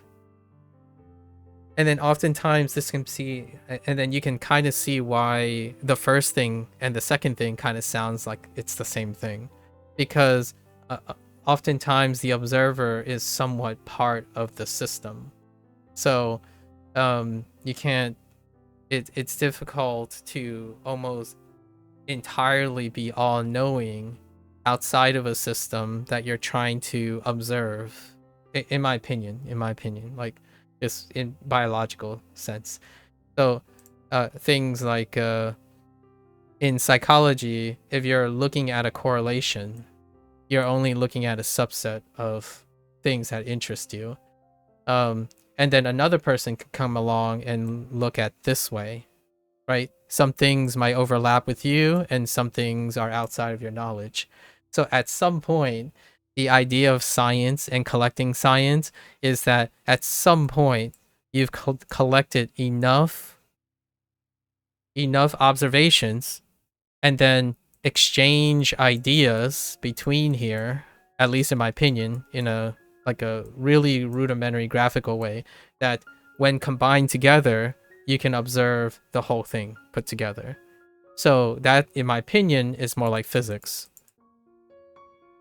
The goal of physics, anyways. And like what I mean is, that's where they start a lot of times. They start with the thing that they understand inside and out collaboratively by filling in as many holes as possible, and they stay within this hole. So now they believe that when they study something, it's pockets of their observable universe. So all their theories and stuff are often studied within their understanding as opposed to outside of their understanding. And when you get to chem, right? When you get to chem, the study is like often like this. You're studying pockets of the universe, but there are also things that are kind of inexplicable. And then when you get to bio, you know, it can get bigger. The spheres are bigger because the generalization is bigger, and then there's bigger things or a greater extent of unknown, right? I feel that's one of the ways to illustrate our mindset difference between, if you're a physics person, you are, in my opinion, take on the perception that you want to explain everything. And especially explain everything through the understanding of your existing knowledge. And in biology and chemistry, observers, right? Observers, and always operating, nearly always, in my opinion, operating on the idea that there's something we don't understand. Right? And that kind of produces that stereotypical contrast between someone who works in biology and someone who works in physics. And also, it kind of permeates the mentality and the behavior oftentimes. Like, I'm not saying everyone, but the tendency to, where a physicist will try to state that they can explain everything, and a biologist would naturally state there's probably something we don't know. And then that creates this really fun dichotomy when it comes to the behavior of the thing. And that, in my opinion, also is very evident in research papers. So it's one of those things, write a scientific paper and tell me who wrote this. Is it a biologist or is it a physicist who wrote this paper? And that leads back to the last statement that Bill was talking about how like AI would, are you worried about scientific papers and stuff? It's like, I think it's a different question. It's definitely a different question. I think there are particular fields maybe in science that would play nicer with this. Like physicists probably play nicer with AI than biologists and chemists. Because oftentimes the question is, what you don't know how important it is. So if AI doesn't know something, do they conceive of not knowing something? If you know what I mean. Like, does an AI know when it's wrong? We're working on that. I mean, that's kind of cool, you know, having AI oversee an AI. That's a thing. That's still a thing now, where like, oh, now we're gonna build AI to oversee AI, but does the two AI systems, so this is we're gonna use your G, say AI G and AI G prime, right? Is it better for AI G? Is it better for this system for oversight?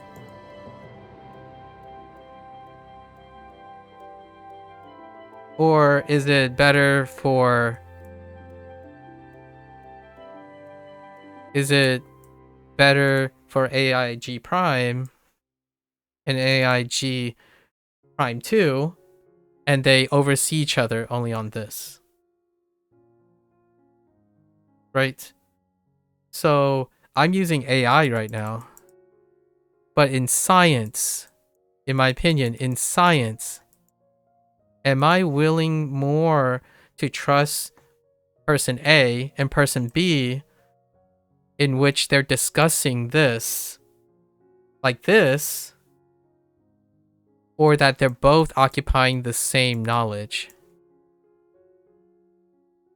I don't know. Like, the reason why is, what does this look like? It's an echo chamber.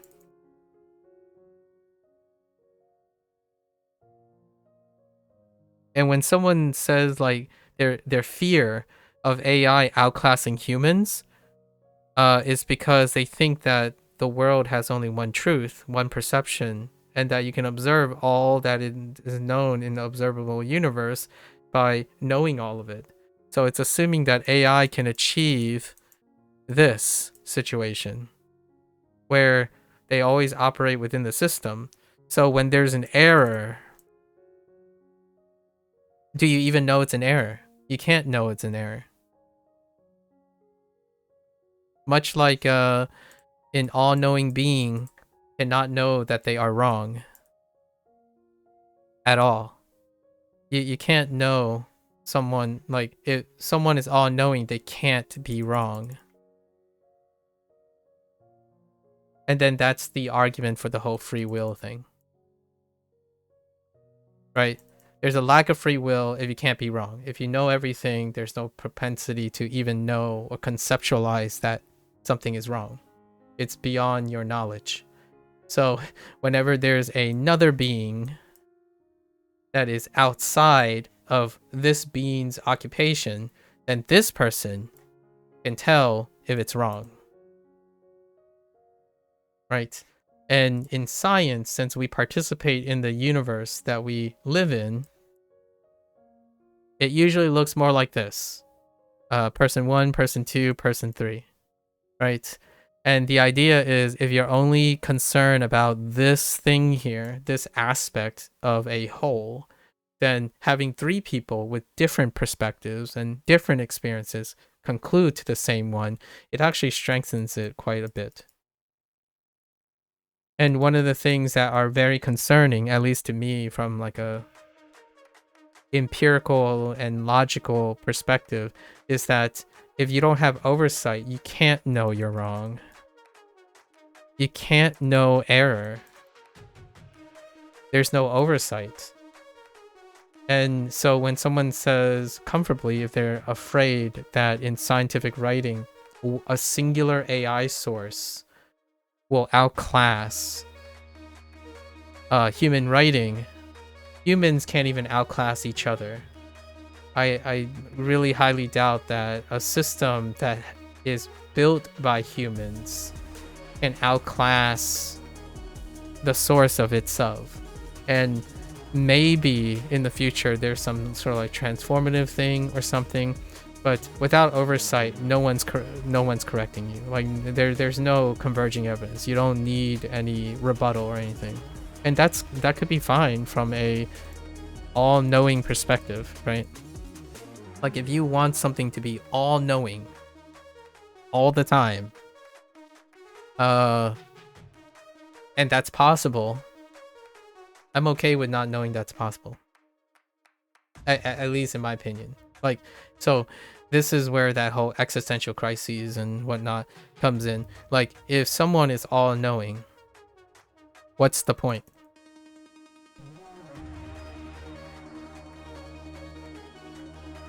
So for me, I can reconcile that, at least in my opinion.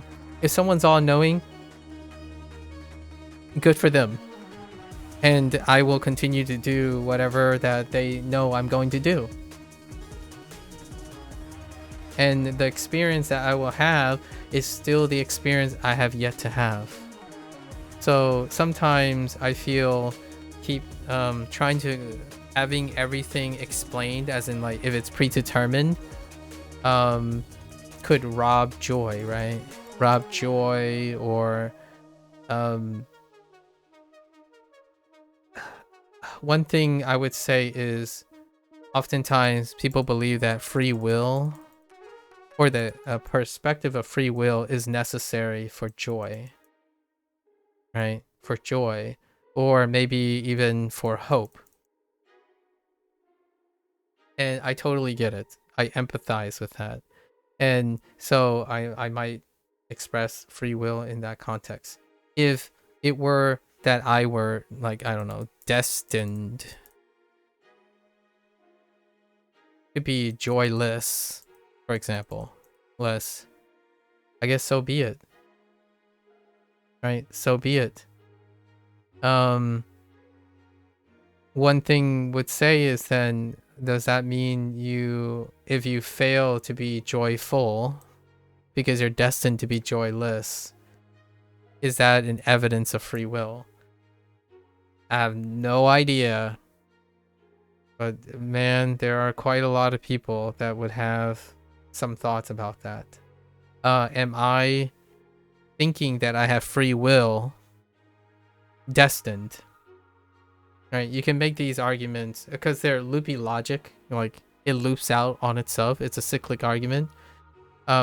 If I am destined to have free will, there's no counter argument to things not having free will, right? It's one of the wonderful cyclic arguments. If free will is designed, right?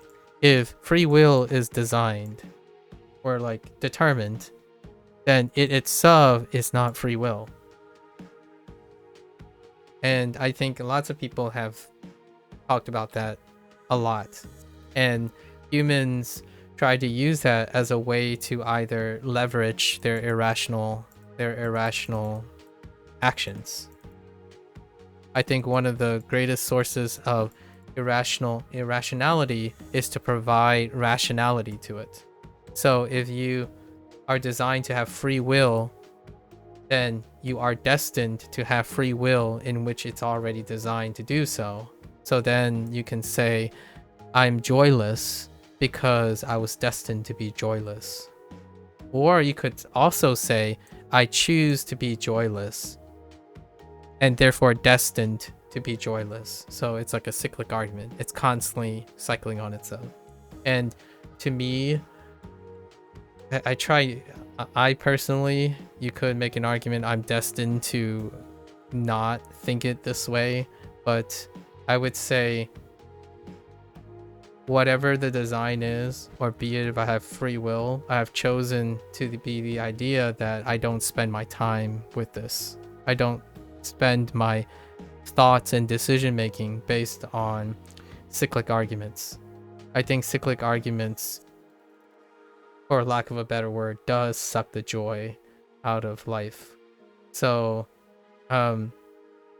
if that's necessary to make your life more joyful, to live a lie or something, or live something that is outside your knowledge, I think that's kind of something that makes humans humans. So that's kind of neat. It's just kind of neat. It's going really deep though. I don't know how to argue outside of cyclic arguments. Prokop. Hello there, Hooks. I genuinely don't, because they're cyclic arguments. They're very difficult to break. It would require someone that exists outside of that argument. So more of a the God exists, more of a like a G exists outside of G prime 2. So it would require some entity that is outside of the observable world. If you say everything is destined, then everything is destined. Right. So if this includes everything, then it is everything. So when someone says everything is predetermined, then everything is predetermined. It's a logical loop. We're good. it kind of ends there, unfortunately. Protocol. I don't know if that makes you. There's not much more to say about it. It's flawless. Or what I mean is it's flawless logic. I can't argue with it. If everything is everything, then everything is everything. All right. We're gonna have to cut Spanish, unfortunately. Yeah, I think that's the perfect ending to this discussion. Yeah, like you can't. This is flawless logic. You know what I mean? I don't think it's fun. Honestly, Proca, I don't think it's fun to talk about those things. Like flawless logic is not as fun as human perception. I think human perception, I can spend a lifetime sharing stories through perception than thinking about the ultimate truth, or like the meaning of life as part of the universe. I personally love that with whatever time I have alive, I can share it with an incomplete image of the world. Like, I know that sounds a little oxymoronic, from a person who seeks knowledge and wisdom, but take it from a biologist, I suppose. I know there's great satisfaction to know how the universe works, but at the same time, there's some elegance and wonder and life motivations when you know no matter how hard you work, there's still more to learn. And that's kind of the element of, or a little behavioral mindset that might differentiate between someone who is in theoretical physics and in applicational biology, perhaps. You study things because you can, and you also settle with the idea that you're not gonna know everything. And that leads to great things like spiritualism, right? Spiritualism is an exploration of the unknown that is inexplicable, and then trying to apply logic to the inexplicable. I might get some hot water for this, but spiritualism is on the continuum of things that are explicable and not explicable. So I can only imagine what it's like to be in your head, Prokal, someone who's a big fan of physics, and then trying to use the logic required for physical thoughts, like in a physical world, and then blending that with spiritualism, which might arguably be one of the further, like a little bit further from biology, like even further out of reach in terms of universal knowledge, right? Logic is a great equalizer, sort of. I think across the things, but logic doesn't get any more interesting. That's probably a good place to stop. If you know everything, you know everything. Maybe there is someone out there like that. Let's see. Tokugatsu. Wait. Oh, Doku. Oh yeah, that's. Wait. Huh. So okay, this one's very special. Tokugatsu. This is still an onyomi, but a special onyomi. All right. Poison gas. Oh, gasu. Oh, so standing alone. All right. Let's get going. Yeah, this lesson is very, very long now because we have to do all the other lessons now. So now we gotta do all the other reviews, which leads to new lessons. To cry. Naku. Another naku. Naku. Okay. Naku. That's fine. A watch? I swear it's a coincidence between you and Gecko, Prokal. I feel like... Are you sure you're not the same person? I mean, I saw you guys talk to each other, so fine. Such a weird coincidence. It could have been any other day. Wait, what's today? It's not even a weekend. And he's 1 hour off of you. 1 hour in, like, later in the day. At least I think. Yeah, you're plus. Yes, 1 time zone over to the east. What is Toke? Yeah, Toke. 時計 Okay, okay, this is a special read. Is he 1 hour ahead of you? Yeah. Or is he sitting right next to you? I see what you did there. Oh, I'm usually not that quick on the uptake, but in this case, you got me there. I was like reading, oh, I see what you did. I see what you did there. Yeah, I'll never know. I'll never know. Let's see. Toke, yeah. So this is special, and I only know this because I know what watch is. It probably is coming from the vocab word toki. Yeah, that's fine. And then you just shorten it. But even if it is, it's kind of funny that the person who's writing it is also saying, I guess that's the guess.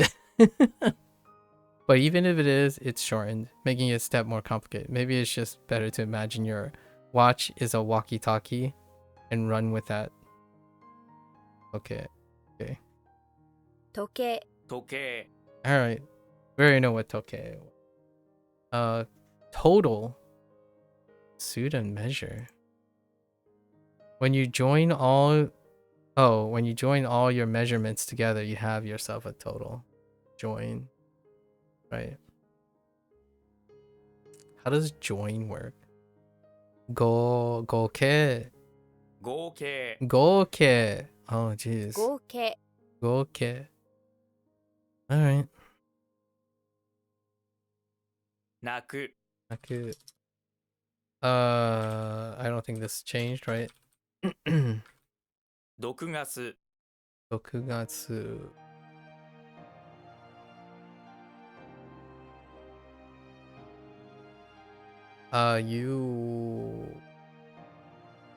有毒 Yudoku.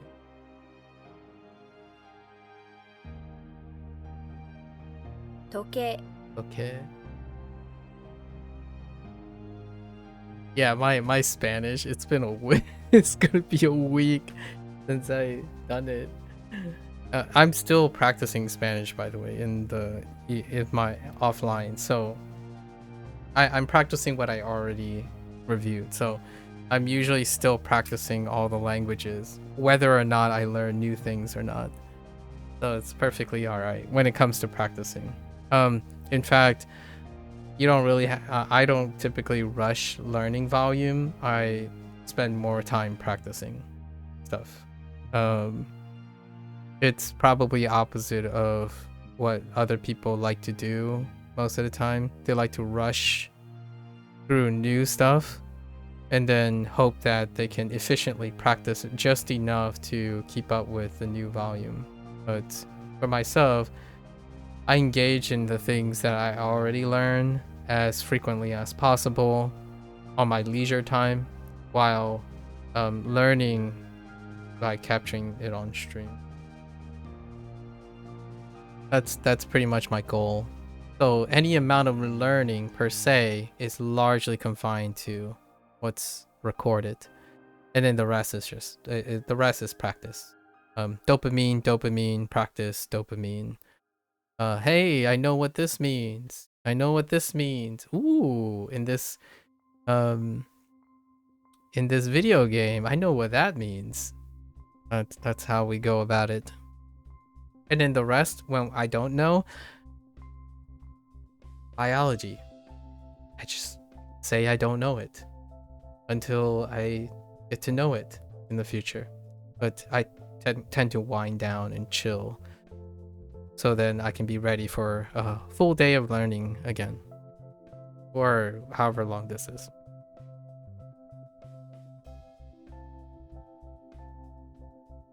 合計 Okay. Unless your life goal is to know everything about the universe. I'll leave it up to the people who desire that.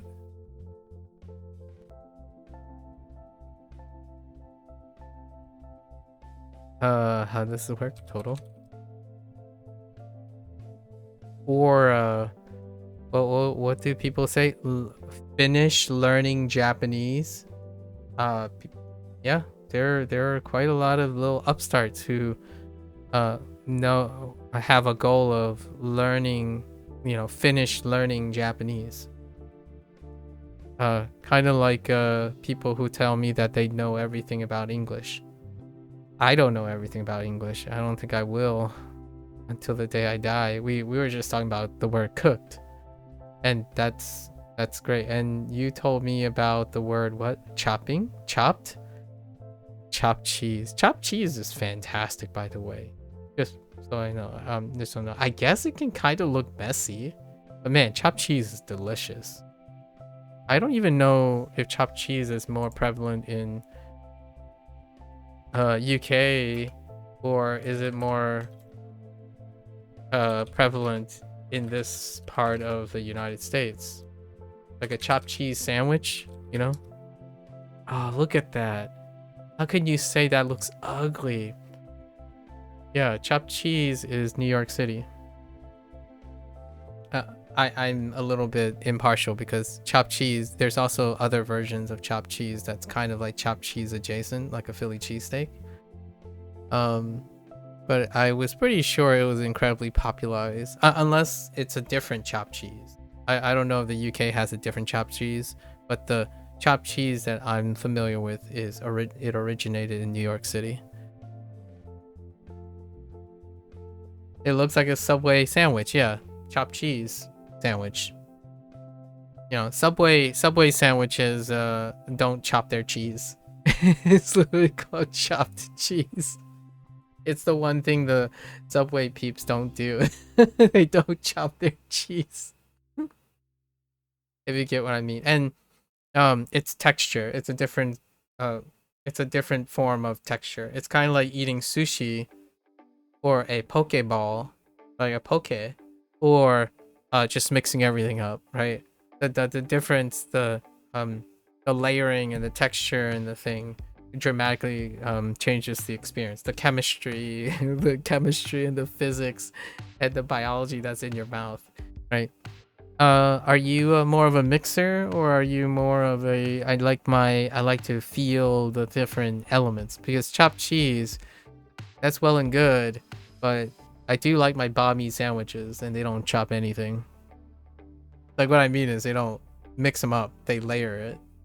Or a Subway sandwich, they layer it as opposed to chopping it up. Chopped cheese. In Philly cheesesteak, the cheese is melted, but they're not mixed. So like there's no mixing in the Philly cheesesteak. What difference would it make? Surface area.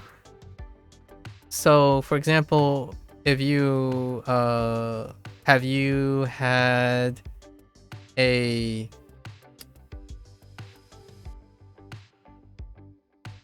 gelato? Oh no. Have you had an Italian ice? Where like if you mix the custard with the Italian ice, it will give you a different sensation because of the order in which your taste buds are triggered, or you have your custard separated from your Italian ice and then you ate it through a layer, like or a parfait, for example. Oh, a cake is a great example. If you put a cake into a blender, would you prefer to do you think the sensation, the difference that you have with a blended cake and eating the cake layered, would you have two different experiences? I'm asking you because it may not be a difference for you. You might not perceive the differences. I personally would love my cake, layered, not blended. Yeah, that's probably my an example that is more divisive, right? that's a more divisive example. Meanwhile, I think maybe the differences is slightly more subtle between a chopped cheese and a Subway sandwich with cheese, with the same cheese. The last time I checked, I don't like my burgers in a milkshake or like in a shake. Like I prefer my sandwiches layered in the separate things because it creates a different like texture, like a different encountering experience than shoving the sandwich, right? Shoving the burger blended. It's like, well, what's the difference? Everything's gonna go into your stomach anyways. The last time I did try that, by the way. Someone tried to make like take everything that's the burger, jam it into a different form, right? A texture form, and then I can say that the slurping the burger thing produced a very a disagreeable experience compared to eating the burger by holding it. So I think that's one of those things. If you took everything of a protein shake, right? Like I think convenience is one of the things that I find these things can be the equalizer. Like a protein shake. Would you care to throw the banana into your protein shake or eat the banana separate from your protein shake? Am I a picky eater? Nah. That's why I ate a burger that was blended. I think a picky eater would often say, "No, I know I don't like that," and then they wouldn't have had the experience. One of the most consistent flags of a picky eater is if they make exceptions to experimentation. So instead of seeking of like, nah, I wouldn't eat that, I would just tell you, I would give you an example of me trying to eat it. For sure, squishy sausage, like melty squishy sausage, not the greatest experience. Not the greatest experience. So we're talking about like the opposite of a snappy like hot dog or something, like a snappy hot dog versus like mushy hot dog. Oof, that creates a different sensation. That's very questionable. Very questionable. Oh, here's one. Winter melon. So winter melon has the consistency of snot and it's not for everyone. Like a very classic dish. A very classic dish in Chinese cooking is taking winter melon, and it's a type of winter melon when you cook in a specific way, like this very traditional dish. The consistency is like very viscous snot, and despite that, you could char the winter melon and like make it really hard.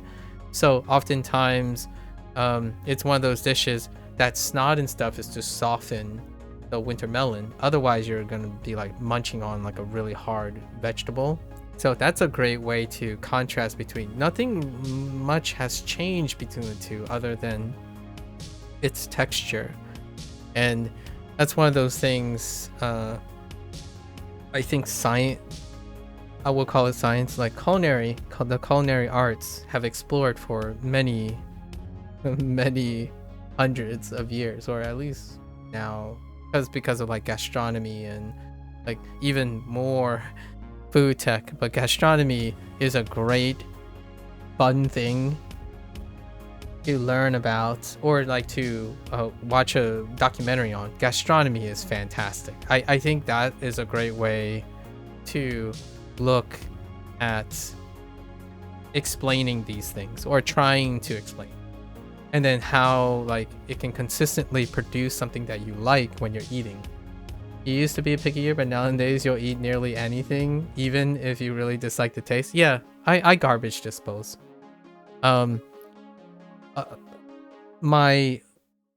or here, like consuming something is not predicated on whether I like or dislike the taste. Is usually the thing that I would agree with someone who is not a picky eater. Someone who's not a picky eater, the like and dislike of a taste is not the deal breaker for consuming the product, right? And I think when it comes to whether you're a picky eater or not picky eater, it's often thinking about the end point, right?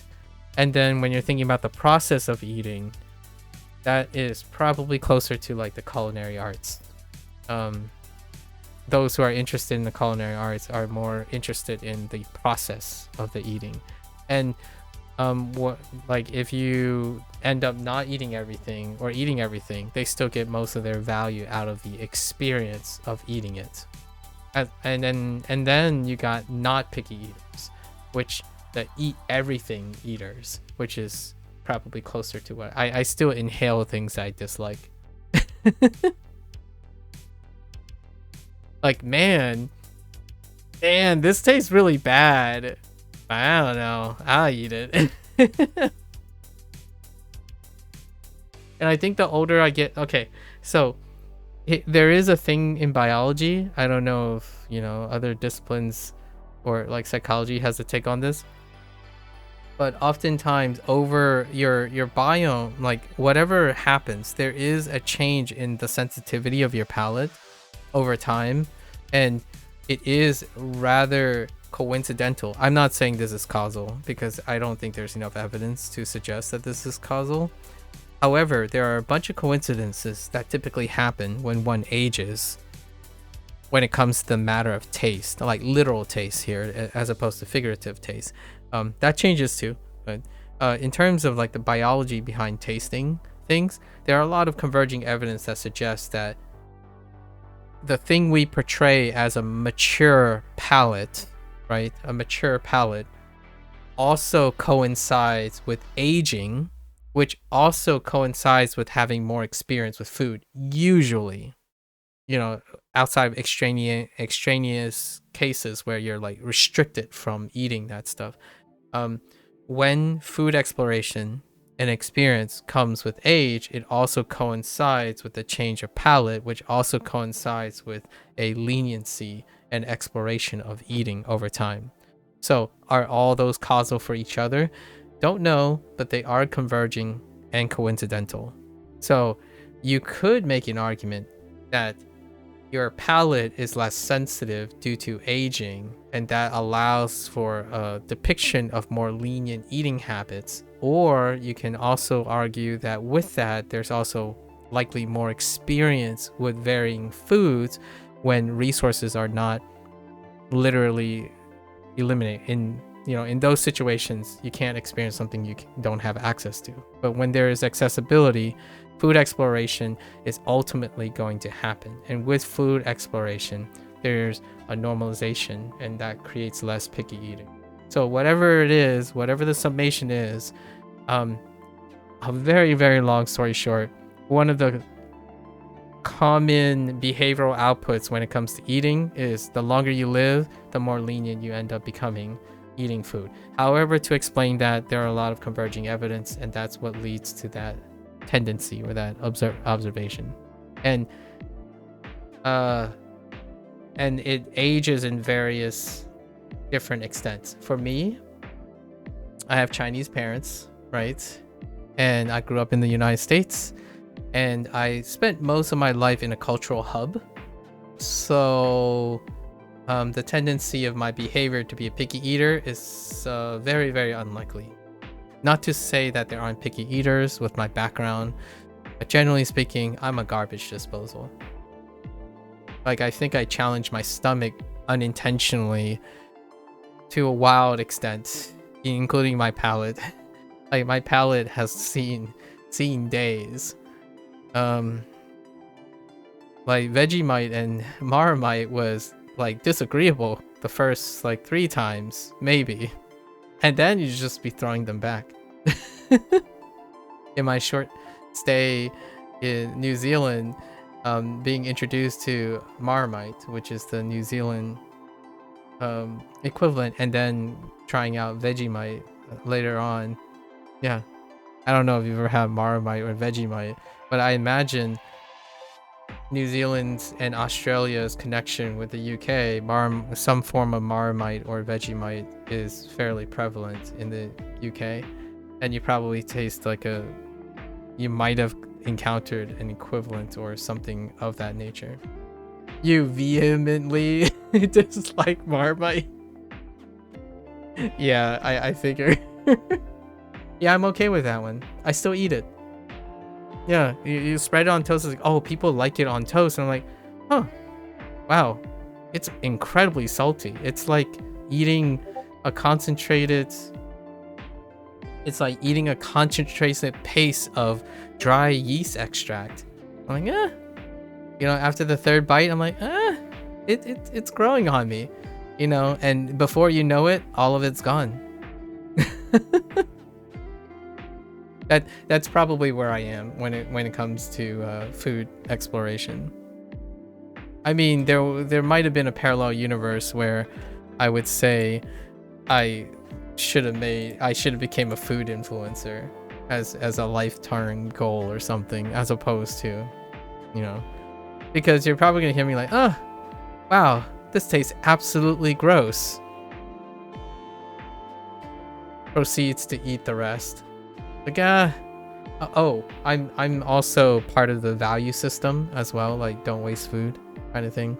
So if someone presents something to me, I will tell them, you know, I would be that person. I would MAKU mukbang. So I would be the person that would say, you know what, this doesn't taste that great, but I'll eat it. And I really appreciate it. Like, or I'm the guy who says like, this isn't for me, but then I consume all of it, right? And appreciate the idea that someone made the food for me, or somewhere it provides substance for me. I think that's a very rudimentary way of saying, as a biologist, I know that this is not going to kill me, and also if I eat this, I won't have to eat something else, and then we'll look forward to the next food adventure. So some part of me weaved my science and my pragmatic Chinese upbringing that created, it's okay, just eat the thing. It's not gonna kill you. I think bitter melon is a wild experience for most people. So if you ever get a hands on bitter melon, if you ever get your hands on a bitter melon, that'd be something to test your tolerance. It's quite bitter. I mean, it's called bitter melon, but it's quite bitter. You put a lot of salt on it, and then you try to do it up, but it's still bitter. Yeah. I want to give you an example of something that was very hard for me to eat the rest. I've made exceptions. I don't eat spoiled food. I legitimately, one time I'm like, this is fine, right? So I don't eat things that will harm me. So that's also, we have, it's a kind of a blurry like, I understand there's like a very blurred line between something that will harm you and something that will be like, it's because of the way the food is. Like, for example, eating hot foods. Technically, eating a lot of hot foods will harm you, right? So there's a little bit of a blurry line, but there were times where I thought a food spoilage was okay, and I still ate it. And it was fine. There was a little bit of discomfort and tasting, but like things like eating specific molds and stuff, like, have you watched Niles before? Like Nile, the guy that does science experiments, and he just sits there and is like, huh, I wonder what it tastes like. And he just like stick his finger in a chemical, and it tastes like, huh, it kind of just tastes. I think I'm more, yeah, Nile Red. He has like other channels with Nile in it, but yeah, the Nile guy. To me, that's probably closer to what I think of food sometimes. I know that it won't kill me. I know that in some regards, my knowledge helps me say, yeah, I might dislike this, but I'll still consume it. So with knowledge comes the willingness to try things.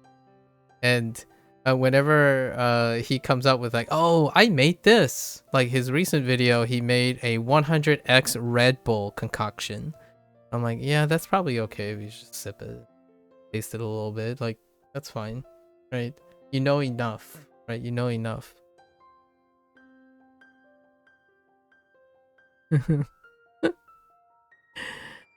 All right. Oh, Ji Hua. Interesting. A different Hua. I wonder if this is just Hua. But this is plan. Makes sense. So, what is this? Ke?計画 Oh, Keikaku. Dang it. Oh, wait. Oh, no. This is Kaku. Wait. Why is this Kaku? I thought this was... 計画 It's a secondary ring. Yeah, they don't want to add the eh. It would be like ke. Okay, keikaku works. Have you watched QI since I recommended? Just wondering if you liked it. I haven't yet. Yeah, time is slim, but I will eventually get to it because of the next time I watch Taskmaster. When I was talking to Procar about Taskmaster, the last time I watched Taskmaster was like 4 weeks ago because of Clear Obscure.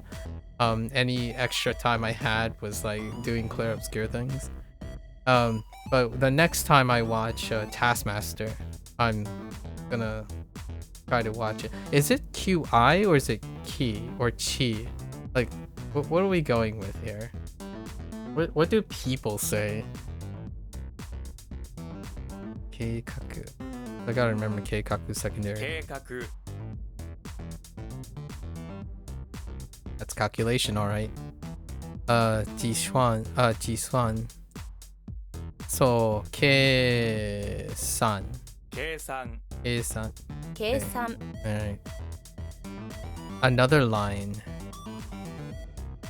Yeah, keep the did I, you know, definitely don't I'm not saying you have to wait. If you have any other ideas, I'm all for it, right? I love hearing what you have to say. Oh, that's the Queer Eye thing. Oh yeah, that's right. Yeah. Oh yeah. Oh no, I already seen it. Oh no, not Queer Eye. QI. Oh. Oh no, kidding. I'm thinking of an older show. Have you ever seen a show called Queer Eye for the Straight Guy? That's what I immediately thought. But no. QI, I see. Q and I for like it's written like that? Interesting. QI. Have you ever seen the show? Like, this is an old show. Like, this is a quite old show. I'm not even sure if that's a thing anymore.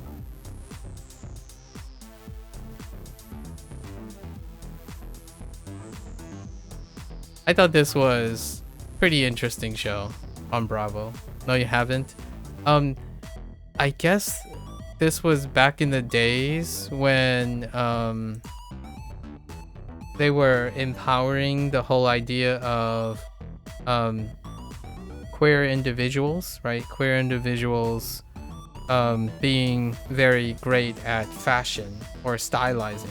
So it was a show featuring a cast of queer people giving like stylish styling and makeovers and whatnot to heterosexual, right? So homosexuals giving heterosexuals like tips on fashion and stuff. I know that sounds a little bit reductive nowadays, or like maybe even like what, like how does that correlate and whatnot, because you don't have to be of a particular orientation to be stylish and whatnot. But back in the day, I think it was like the early 2000s, there was this explosion of this particular presentation. Like for instance, I think that type of conception still exists. And nowadays, the internet culture kind of equalized it, right? The passing of information of what is stylish and what isn't is so rapid that it's no longer necessarily exclusive to people's experiences, but more the dissemination of information. So what's in is what's most prominent, as opposed to a selective experience. So do you concern yourself with style? I certainly don't. But if I'm going to a wedding, I'm obviously going to be wearing appropriate attire. But I don't go around. I always wanted to. It hasn't happened. But when I get older, I'm gonna be that guy that dressed in like multicolored, disheveled Hawaiian shirt plus like sandals or something, old guy. And I think that's funny. I'm gonna progressively look more and more like Master Roshi as I get older. I think that's my goal.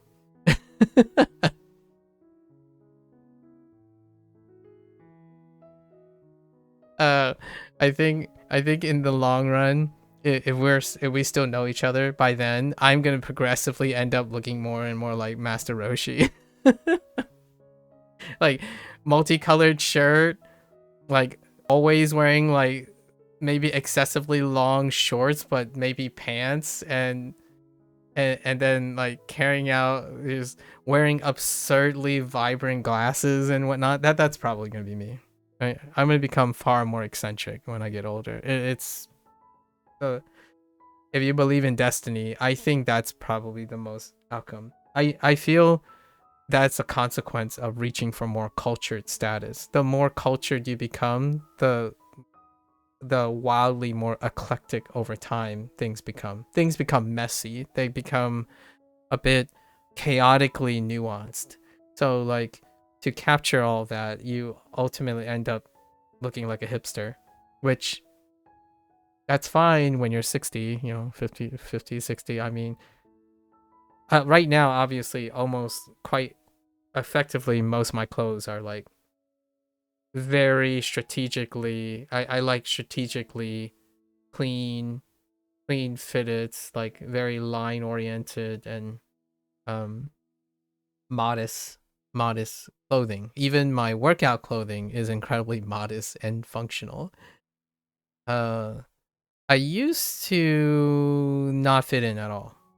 And what I mean by that is I didn't even wear modest clothing. I just wore the same thing.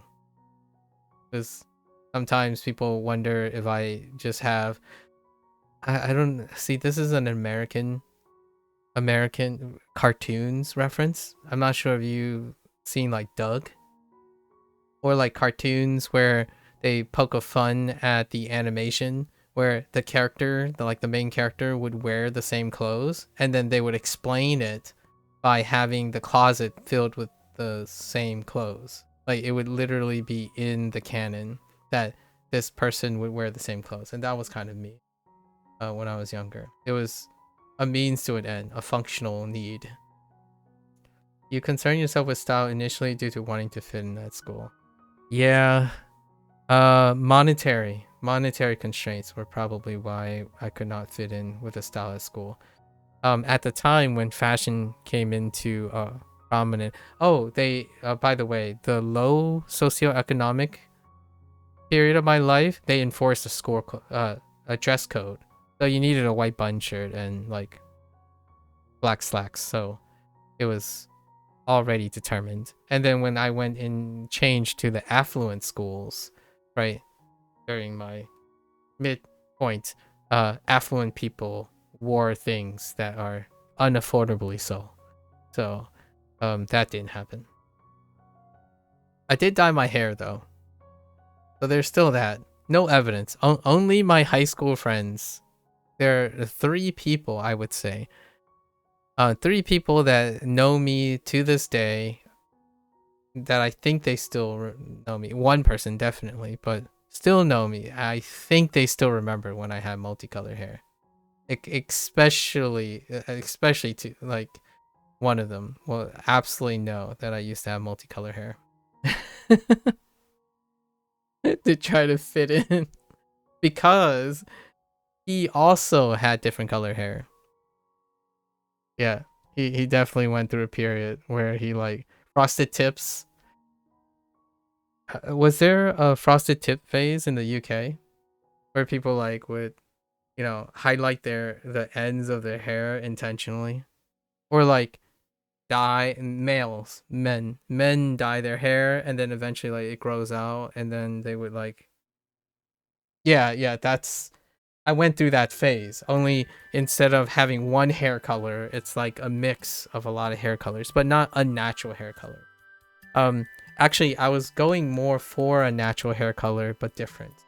So it was like, what happens when black hair like starts fading due to age and stuff. So it was like a mix of auburn, like a red auburn all the way to like a blonde, right? If you were to lose all your hair, like lose all your hair pigment, not lose all your hair, lose all your hair pigment. So usually your hair gets whiter. So it was the range of natural hair color in my hair. My hair was the range of natural hair color outside of red, like outside of going straight to red. It's getting close to red adjacent. So what a black hair color person would be if you took the full range, because black hair color then would darken all of the colors. So like a red hair color would be like an auburn hair color. So that's what I did, and then my hair used to do this all the time. So it still does this all the time, where it's like sticking up, and I would just pat it down. So my hair always often that's these things sticking up and whatnot. That's pretty typical. It's always been like that when I was in high school. Yeah, and then you put some hair products in your hair, and it gets all like pointy and voluminous. I think that's the word, voluminous. And that's what it did. My hair was really thin though. Like my hair is still thin, so it didn't take a lot of hair products, but I got over that. Hair products, so too much maintenance even for me. Have you ever dyed your hair? Oh, can I ask you something that I keep forgetting to ask? Okay, sure. Yeah. Go ahead. We're already committed. We're already committed to skipping Spanish today. A line. Oh, this is a Q. Speaking of Q, what are the chances that it's Retsu? It's probably not Retsu. 列 It is Retsu. 列 let's Wait, Retsu is onyomi, no? Yeah, only read. Let's. Hiru? Hiru yasumi. Oh, hiru yasumi is fine. 昼休み Hiru yasumi. 昼や 昼休み What are my views on climate change, and what effort do you put into being environmentally friendly? That's an interesting thought. Climate change? Climate change is happening. Right? That's what I can say. Climate change happens. In which direction climate change happens, that's kind of outside of my area of expertise. I can firmly be confident in agreeing that climate change happens. You know, up, down, everywhere. Like climate change has happened because the averages or any form of metric show that climate change happens globally, right? And then my efforts, I don't consume physical media products. I live a minimalistic lifestyle. I don't have an excess consumption in anything, mostly. My sole purpose on this planet is to consume enough and be consistent in sufficiency. So I would probably be one that has a very low carbon footprint. In fact, my eating habits have a low carbon footprint. I still accept knickknacks, but knickknacks are only given to me. I do not buy knickknacks, which I do have 2 here. I've yet to open them, but I will eventually. So I don't usually get visited by my best friends. Do I recycle? Yeah, we recycle. It's part of the normal routine. However, recycling is very different in different states, so I'm not entirely sure what happens downstream of recycling. So let me tell you a little bit about these. There's a fad going on about like gotcha boxes. So it's like a version of gotcha, but now it's like merging with Funko Pops. And one of my best friends visited because my sister actually visited. I didn't have enough time to hang out with them. Like I wasn't aware until the day before. So these are boxes that are incredibly popularized by China, actually, even. So this is Hello Kitty and Friends, and these are there are 12 things that kind of show you what they are in the back. Yeah, they show you what's in the back, and there's a very hot trend where you buy these and you're supposed to like let the camera see the camera before you see what you get, and you kind of like guess which ones you have, and you can see that in here, the bottom right hand corner, the box thing are the rare figures. So it's kind of like gotcha in a box, and that's a thing. And I seen it by coincidence, sheer coincidence, because there's like this influencer that I was watching briefly. She lives in China. She's an Australian that lives in China, and then she went to the mall to buy these I forgot what they're called, like mamas or babas or something, and it's the same deal. And they rack up a lot of things, and things like this is cool. I like it for the sentimental reason of keeping them, right? However, I don't go out and purchase these things myself because I didn't change my carbon footprint, or I'm not environmentally friendly by sheer principle. I'm environmentally friendly. I would say I'm far environmentally friendly, but out of coincidence, because materialism is something I struggle with, or like consumption or collecting or hoarding is something I struggle with, knowing what my behavioral compulsions are. So I no longer do that since I went off to college. I lived from a briefcase ever since I left college. My apartment, like the apartment that I lived in for like 7 years in graduate school, there weren't even furniture in it. The thing that qualified as most as furniture was my computer chair and my desk. I didn't have anything else. There was a closet space that's already built in where I hang all my clothing. And then the furniture is Amazon boxes. I use you put everything in an Amazon box. You order things from Amazon. You put them in the same box. You stack the boxes in your Amazon boxes. So I didn't own any furniture. So the most technically I did own furniture, but I rarely buy furniture. So the desk that I have purchased, that same desk, by the way, I just recently replaced. It's still working. It still works. But this desk that I bought last winter is the first time I've ever replaced the desk. That the very first piece of furniture that I have ever purchased.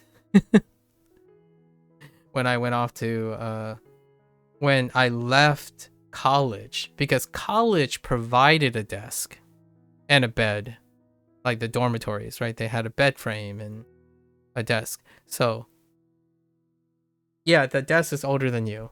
Yes, probably. So that's kind of what I am. It's not because I don't want to. I really do. Like Like, I'm telling you that being environmentally friendly is not a conscious decision that I've made, but coincidentally it is. So that is a reality. Like, if I had a lifestyle that permitted me to review technology, for example, if I was a tech tuber, I probably would do it because climate change and like environmental friendly action is something that's not thrown at me, right? But for the sake of this is for the sake of transparency. I am aware of climate change, and I would find a way to try to compensate. So like if I review, say, technology, and I have all this technology, I would give it away, right? I would review the keyboard, then I find ways to give it away to people who don't have keyboards, or give it away for other people to actively consume the things in order to circumvent their need to consume more. And I would present it that way. Most of the time, I think excessive consumption is something that I don't see other people's problem. I see my problem with it. As in, like, I have a problem myself with consuming materials. Like, I kid you not, there was a time where I've collected every single one of my cell phones to this day. And now I keep the working cell phones. And you might be thinking, well, that's based on a need purpose, but it's all I can do to keep myself from buying a cell phone every single year. That's a really, really big contributor right now to environmental footprint. The philosophy of replacing technology incredibly rapidly, right? So, like, I use things to the great extent of their usefulness to a degree and or repurpose. So if I do end up upgrading something, like for example, I used to have 3-piece power supplies. Now I have 1 because the other 2 went to a new home and they were given away because someone else's power supply failed that I happened to know. And I'm like, hey, you know what? I'm just going to send this to you. You don't buy a new power supply. This one is perfectly viable and I've used it for a long time and it's still in a good home somewhere. So that's kind of how I say that my behavior coincidentally is environmentally friendly. But I don't think I make these decisions actively because I'm saying I'm doing something for the environment. I think to me, having a behavior and reinforcing habits that contribute to people's happiness and usefulness and sustainability will allow that to work out. It's a little bit naive, but it's more than concerning myself and just thinking about myself, because there's only so much I can remove about my daily consumptions that would impact my quality of life. Are you indifferent to being environmentally friendly itself? No. There are things that my Chinese value system would give me an emotional response. So I don't think inherently by nature I'm indifferent to being environmentally friendly. For example, food waste. Food waste I get a visceral reaction a lot of times. So I would be lying if I said I'm indifferent emotionally. In terms of actions, right? Like, I'm not a proactive person. I'm rarely confrontational professionally. I'm incredibly timid when it comes to I don't push back. It's not my area, right? I'm not a policymaker. I'm not a leader. I have aspects of my personality that would be in conflict of interest if I go around proactively doing things. Like, I'm not an activist, for example. However, I do have emotional, visceral, negative responses to things. And I think food waste is probably one of the biggest. And food waste in the form of content creation is something that I get a visceral response from. When I see like people rolling bottles down the stairs to see which bottle breaks first, I get a inherently negative response from that. It really makes me incredibly disappointed that bottle, the material in that bottle, was used for a purpose that may have other values, right? Like burning things because you can. So even then, you might be thinking, well, you're a scientist, right? You're a scientist. You burn through materials and plastics all the time. And I'm like, that is serving a purpose of inquiry. So despite knowing that, I understand that it creates environmental footprint. However, there's a difference, in my opinion, between understanding that's a sacrifice of environmental footprint and resources versus I'm doing it because I can. Right? And I understand that also someone's going to challenge me. People have challenged me before on this perspective. They said, but what about art? You do art, right? Isn't art worthless? And my thought was, you could say content creation is art. I'm like, I said yes. I'm telling, my exact words are that I have a visceral response to it. As in, I would not lie to you if this upsets me. However, it doesn't make me go and attack you for it. That's what I mean by it may seem like I'm indifferent to being proactive, but I do voice my discontent and my emotional awareness towards the other person. And it's up to that person to make their informed decision knowing that that's how I feel. I'm not going to negate or hardline them or gaslight them into having to do that, which makes me not an activist. Like I'm more of a, I have a lifestyle. Do you like my lifestyle? Then we can empathize, and that empathy creates environmentally friendly people around me. Like me and my friends, we all recycle, right? Contribute as much as we can. And then when we think about food and stuff and consumption and stuff, you make it as highly valuable as it can be. So if you have to paint, if you want to paint and you want to make miniatures and support a hobby, you do it well, not wastefully. So there's a knack for everything we do, while despite it increases our consumption for our happiness, right? It is used in a manner that is likely less wasteful. And I respect that someone would defend rolling liquid bottles down a staircase as a defense for their artwork. That's fine. It's not my place. I don't think it's my place to actively push against that person. I like to reveal to them, though, that I find it disagreeable. They don't have to be my friend, right? Like we don't have to be friends about it. I don't have to appreciate other people's claim for artwork if I have a visceral reaction to it. But at the same time, they would also offer me the respect that if they look at my thing, they could say, well, what about you? You're spending 4 hours talking about some random topic. You're wasting your time. And then that's not environmentally friendly. It's like, I agree. I don't have to do any of this. Like, I don't have to be online and consuming the electricity that's required to support this, right?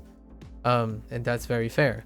Much like I won't, if I don't push that person, I like to believe that they exercise the same sympathies, reciprocated. And I think that leads to a far more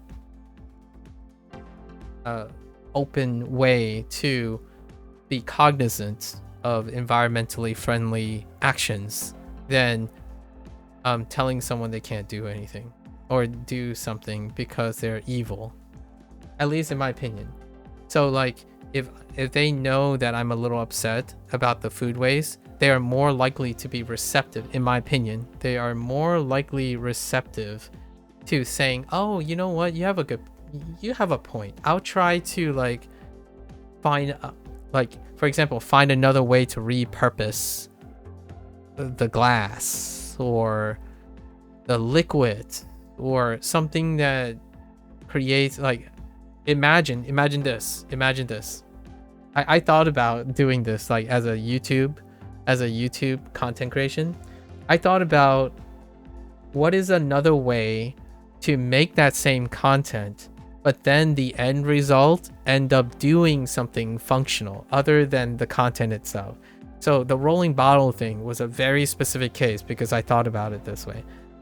So I thought, okay, so if I'm gonna roll glass, right, glass bottles down a staircase and it was gonna shatter, maybe I'll just fill them up with water and they're gonna break into something that requires that water.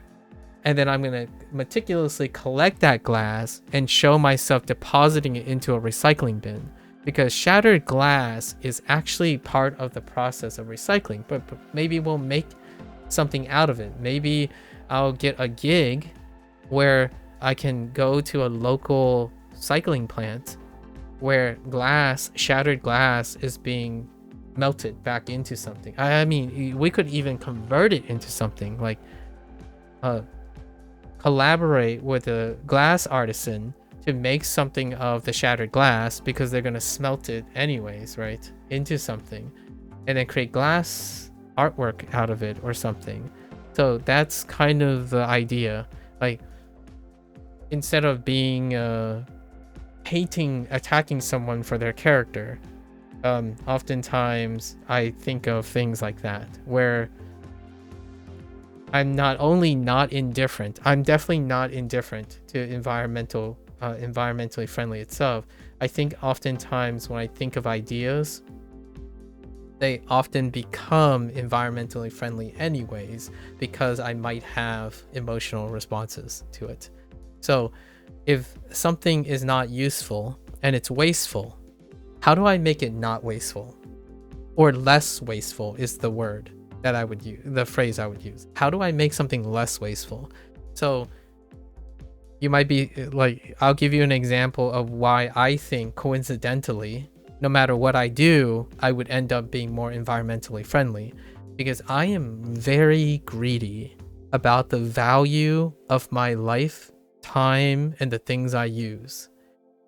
So for me, if the thing is going to be consumed, how do you maximize the utility of the thing that's being consumed? And that goes with the care of animals and and their use, and other living things and other humans.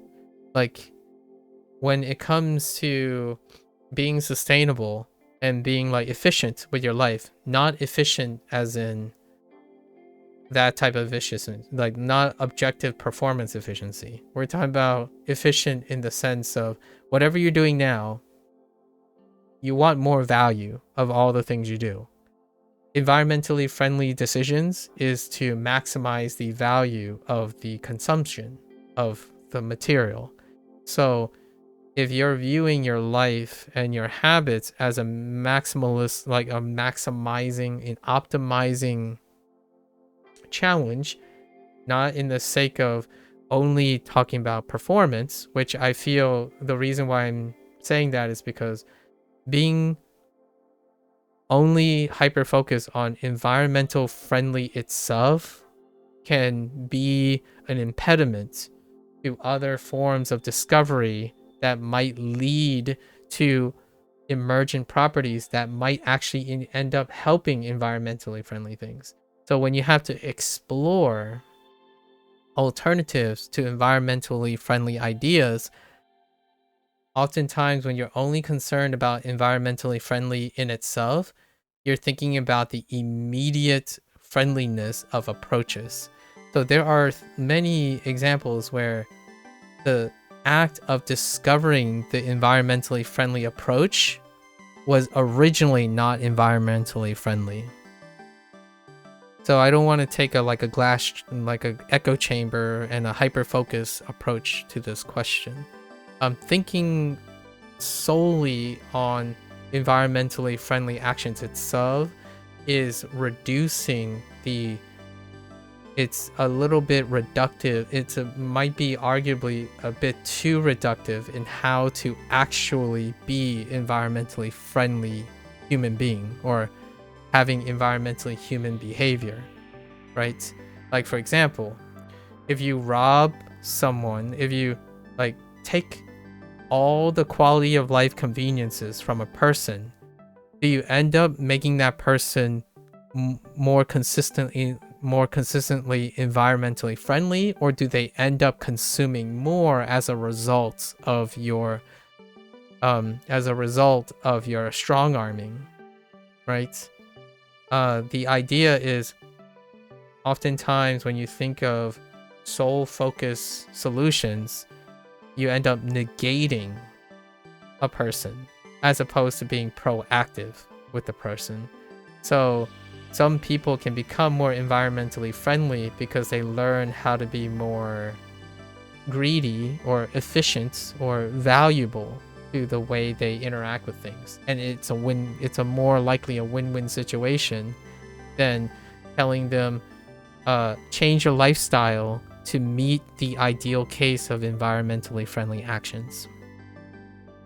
At least that's how I go about most things in life. Like, someone says something like, I hate this tool.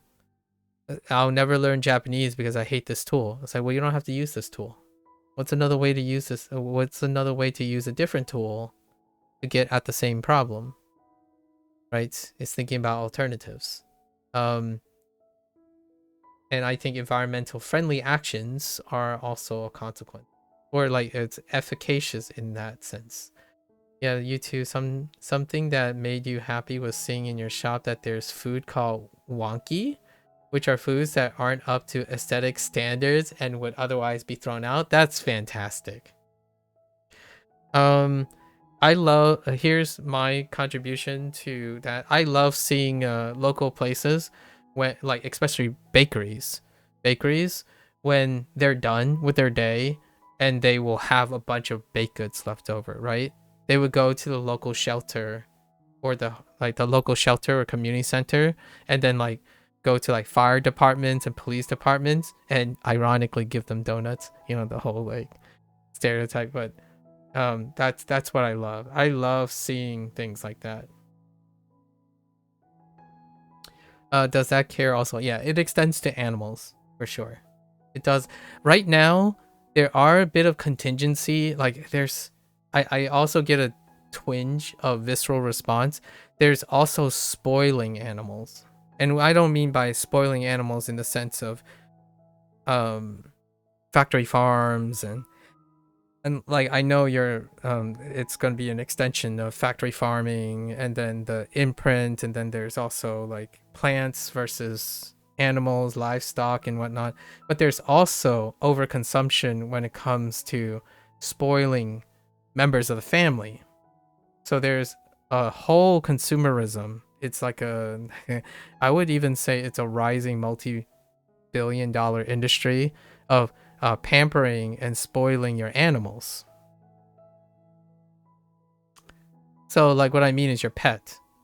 Actually, it's arguable that many people who have lots of privileges are over consuming for their pets, and that's a target luxury privilege sector. And you can also argue for like supplements, vitamins and sports drinks and whatnot. That leads to a humongous carbon footprint as well.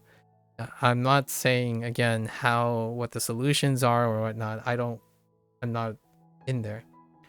Do I have moral justification for eating factory farm meat because I still haven't been able to, even though you eat meat and eggs? I don't concern myself with moral justification of things that I understand that is already in place. I would try to focus on how to alleviate and address what is already in place. So no, I do not concern myself with a moral justification for eating factory farm meat, but more like how to make factory farm meat, like that type of thing, be a win-win condition, or like a better condition overall for whatever the case that it is happening.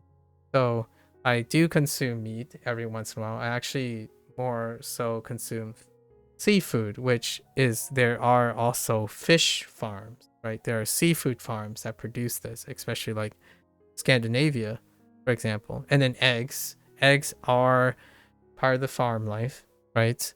Although eggs aren't necessarily part of factory farms, people have chicken, right? Or at least in the United States. Sorry, this is a little bit of an Americana thing. People do raise chicken on their own for a sake of cohabitation.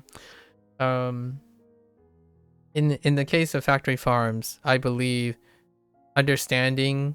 making factory farms, like if you're trying to weigh moral justifications, appealing to that moral justifications while also raising the efficiency of factory farms is a very tough question, and I have no comment about that other than living things are living things. I feel for living things.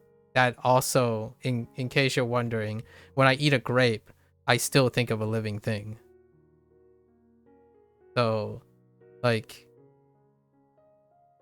it's kind of tough to ask me. I try not to labor too much on things that I can try my best to use more efficiently. So, for example, food waste. If lots and lots of food waste is eliminated, with the question of moral justification of factory farms come into play, if then the factory farms are less of a solution to feeding people and more of a solution that can be liberated and down-regulated or down-increased because of more efficient food consumption, right? So there are other ways to go around indirectly looking at problems by thinking that you might be able to contribute to it. So, like, some people argue that if they don't eat meat, they reduce factory farm meats, which helps them with the moral justification, right? Their moral justification is they can give up meat in order to reduce the demand on factory farm meat. I would say if I eat a specific volume to maintain my weight, that is also reducing meat consumption. I actually don't eat meat very often, except for seafood. Well, seafood itself has lots of different problems when it comes to the ocean and whatnot. And obviously, fish are treated differently than the people who do moral justifications for factory farm meat. And at the same time, I'm thinking the only reason these vegetables and fruit exist is because they're living things. So it's kind of tough. I think about it though. I do think about it. I'm not sure if I belabor the point of moral justification though. Your parents spoil your dog that I sent you a video, which is why she's became overweight. Yeah. So right now, if you want to hear of another like topic that I've been thinking about when I'm consuming YouTube videos, right? Content creation. If the rolling of the bottle down the stairs doesn't raise a lot of questions of existence and sustainability and stuff, I absolutely adore pets, right? Like I like puppies and cats and things, but there are clones and clones and clones of YouTube videos where the whole point of the video is to spoil the dog as much as possible, in which the stuff that they depict is more than even the human consumes for a quality life. So the idea is, if you scale that, how much of that leads to environmentally friendly things? So that's where I'm a little concerned when I overly focus on one thing. So if I overly focus on moral justification for factory farms, and if I hyper focus on environmentally friendly things, I think I would go catatonic. I would become catatonic, and I would be in the corner, like not wanting to do anything in my life. So for now, I would say I entertain the idea of moral justifications for factory farm. I'm well aware of like 4 or 5 very outstanding positions on factory and farm, and then 3 or 4 for and against. And for myself, I have to negotiate all of them. So do I have a moral justification for factory farms? Me, myself? Yes and no. I know of many justifications. And then I know of many against factory farm meats.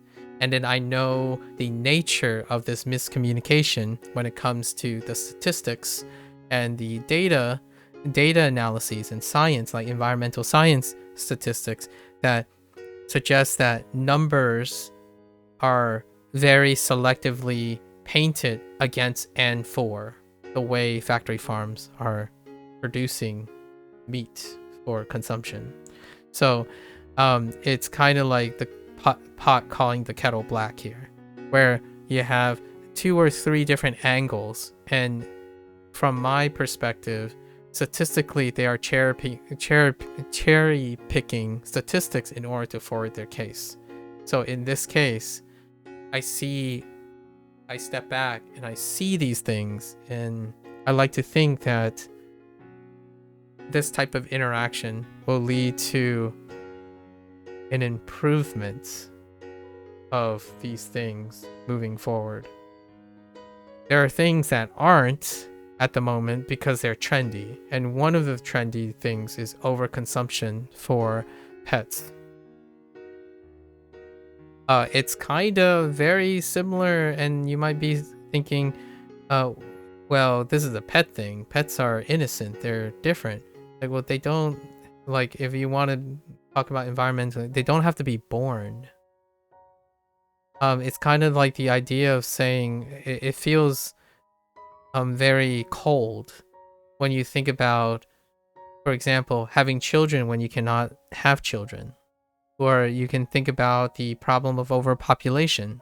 At some point, this was the forefront of like before climate change, it was overpopulation, right? But then you think about pets. Well, people like pets, and I adore people who love pets. But there are also rampant cat populations and rampant dog populations. And then if you multiply all of that on viral video materialistic consumption, then you're multiplying all the things that make humans have a large environmental footprint, and now you're extrapolating that behavior to justifying your pets as well. So it gets very convoluted and very complicated, like very webby. And yes, I absolutely love those adorable puppies getting pampered to high heaven, and they're so innocent and so wonderful. But that is also requiring the idea to understand that those viewers and those consumptions are normalizing animals, because then it would not be important for humans. Like, what I mean is, if that dog, for example, wasn't bred right, to exist, this is going to sound really cold, then the material and the stuff that they consume that is popularized now, what part of that could reduce the consumption of a human being?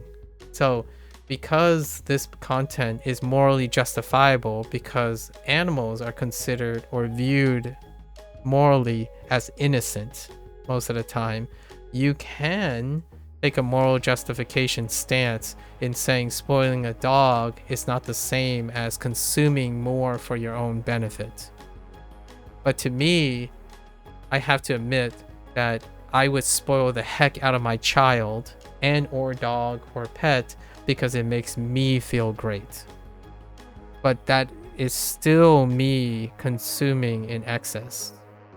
So all this stuff can be tied to, it can get very, very tricky to feel good. So overthinking can be one's very double edge, right?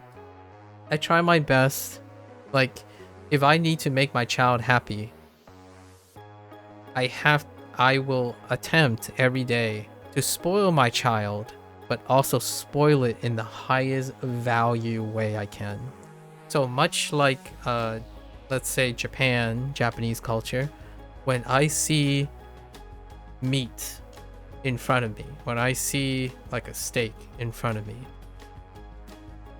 I will do everything I can to enjoy the steak, maximize the steak, right? Like, use it, and then know that their sacrifice is of the highest value that I can. So food waste is easily much more of a talking topic that is adjacent, if not downstream, of factory farm and so forth. Like, I feel the escalation of consumption or necessity to meet consumption has often superseded the original moral justification for these things, and it can be less of a conflicting point when food demand isn't spiking.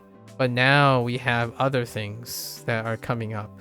There are more things to feed, like, for example, to improve the quality of life of a dog, there is an entire community that deals with feeding raw meat to dogs. So how much of that extends to factory farm meat?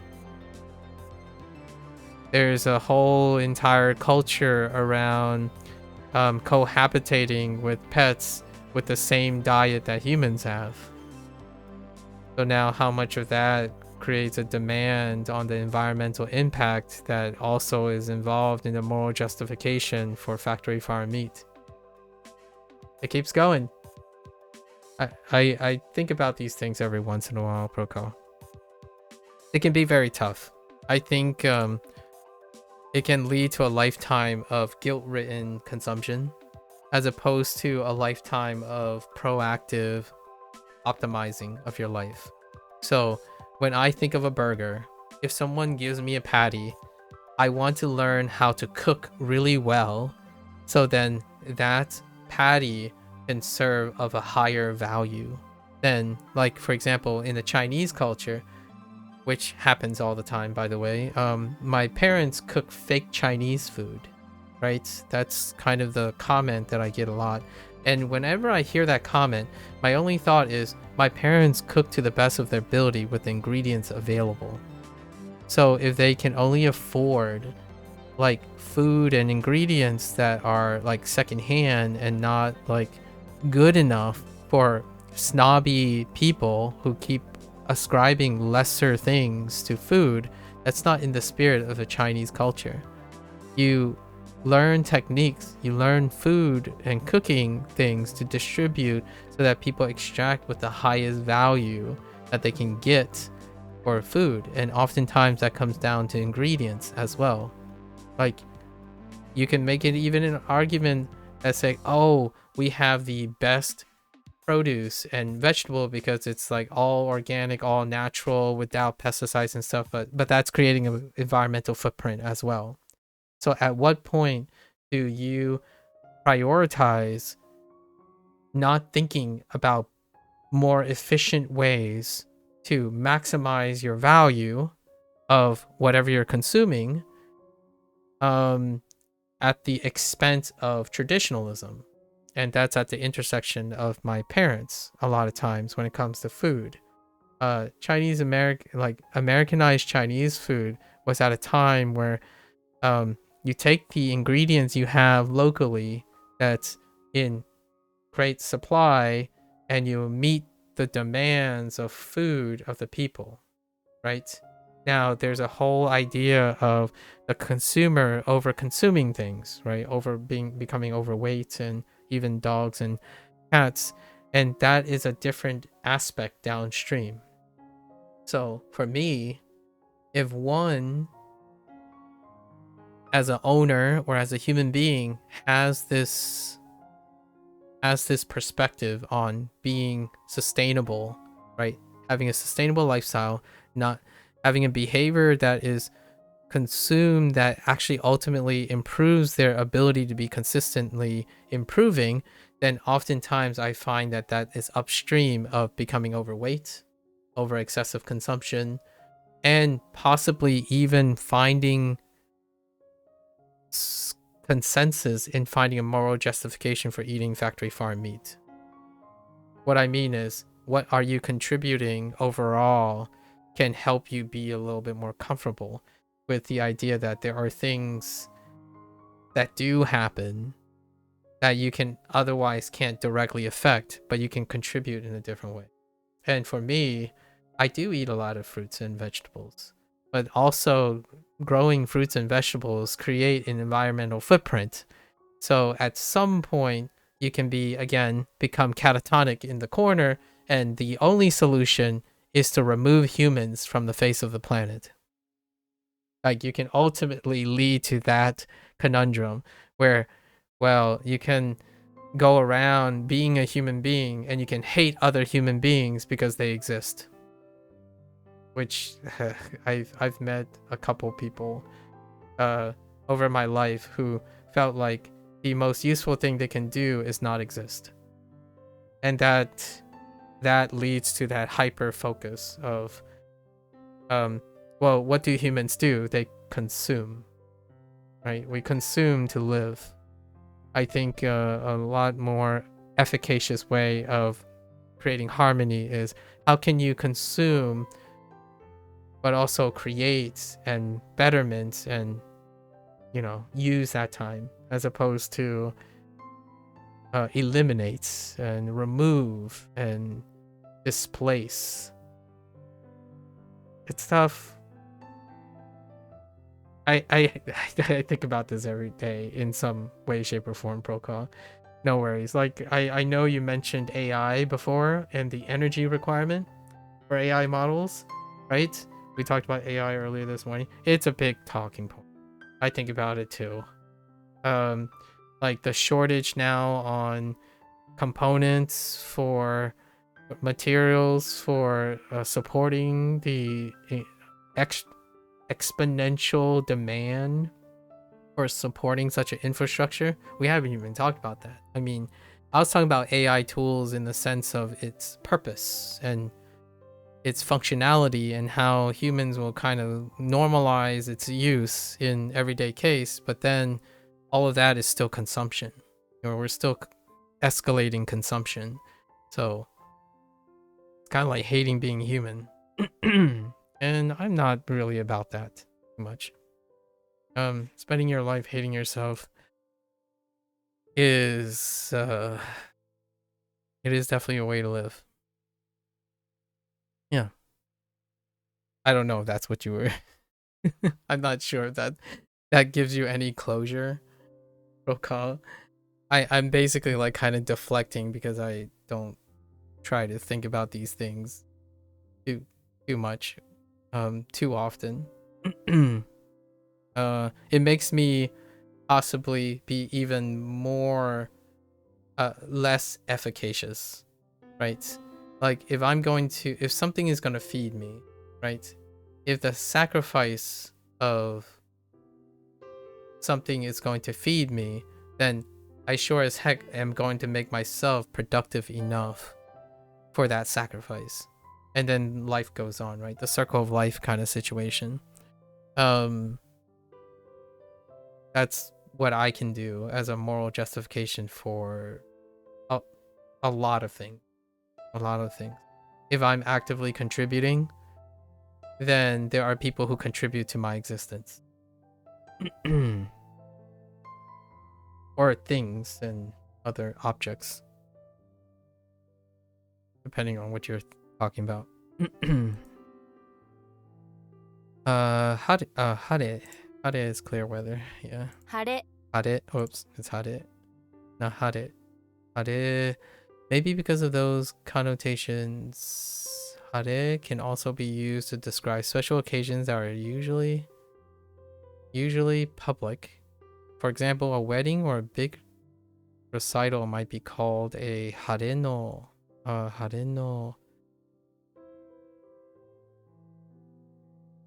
kodomo?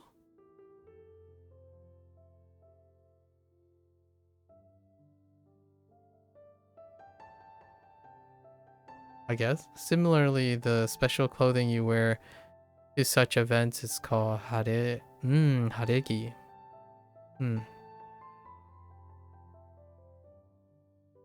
Okay. 晴れ All right. Food poisoning. Yeah. Poisoning plus food. What do we got here? Shoku? Maybe shoku chudoku.食中毒 Okay. Shoku chudoku. 食中食中毒 Shochudok. Wow. It's pretty good. Okay. Alright.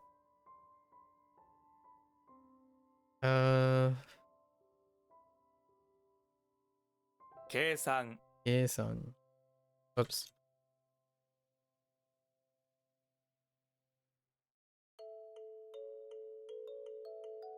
計画 Keikaku. Okay. I think this stays, right? Yeah. 列 It's. What was it? It's for? Still roll? 晴れ Hare.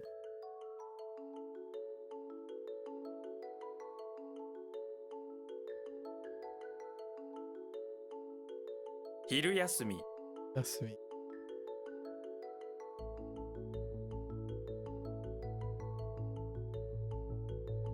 食中毒 Oh. Shochudok.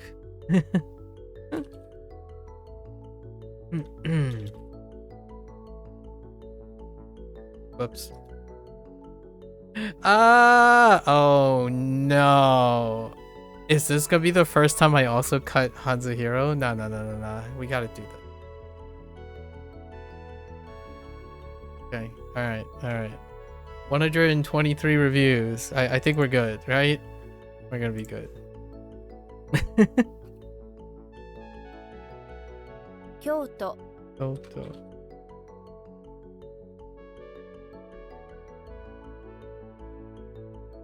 Man, I have, yeah.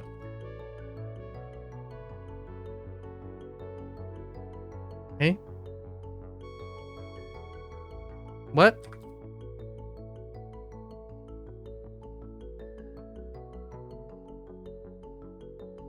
Megami Megami. That was a typo. Alright. Focus.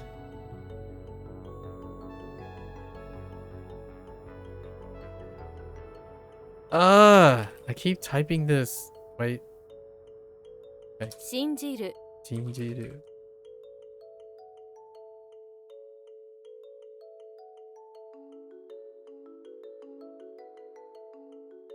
好む Konomu.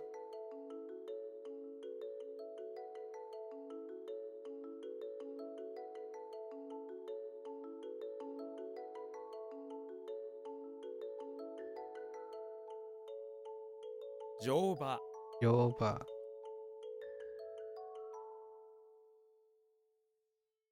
貝 Hi.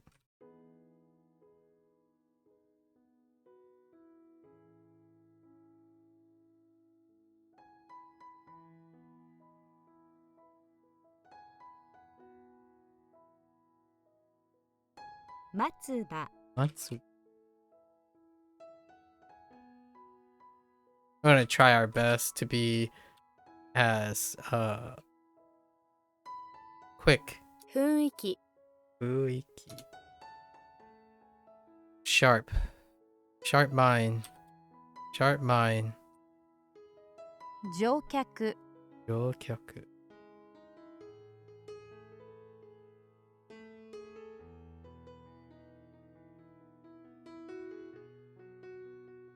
Oh my word. This is from today's lesson. Has it been 4 hours? Are you? Oh, wow. Sorry. It's been 4 hours. What was this one? It was, Otoke? 仏 That's the first iteration of that. That means it's been 4 hours.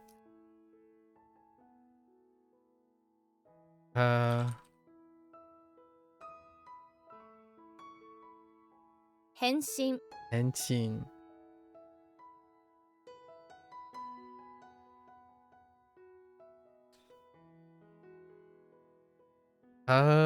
Hmm.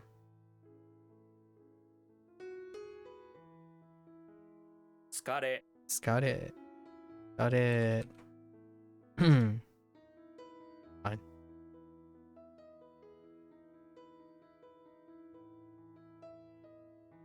放つ Nuts.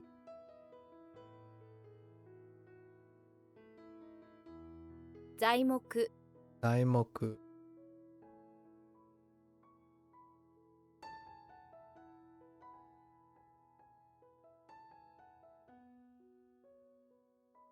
Oh, what kind of context sentence is that? Okay, all right. Let's see. I think we're gonna do te.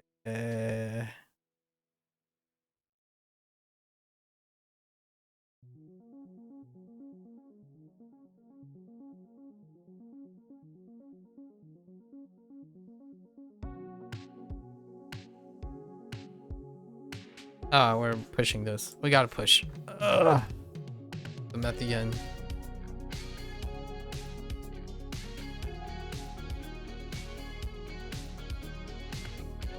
Oops. 近代的 Indai-teki.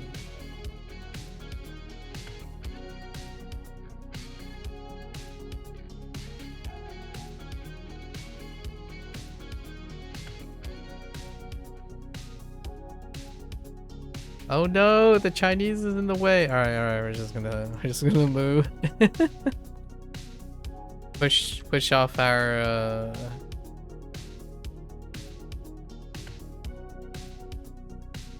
左利き Yarikiki. Push off our responsibilities for now. 指先 Yubisaki. Oh.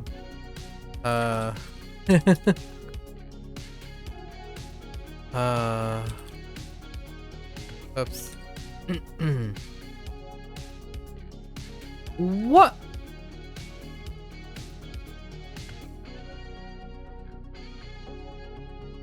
Wait. Wait. What's happening? No, wait.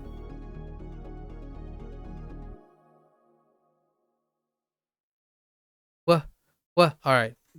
I that was a good conversation, and it was very insightful to hear your thoughts surrounding factory farming. You couldn't reply for a while, but you were listening. Oh, that's fine. Yeah, understandable. Yeah, I think it's tough. Like, finding and constantly and trying to answer things like that. Sometimes focusing on what you can do in a bigger scheme of things can help with the may offer an alternative justification. for that stuff.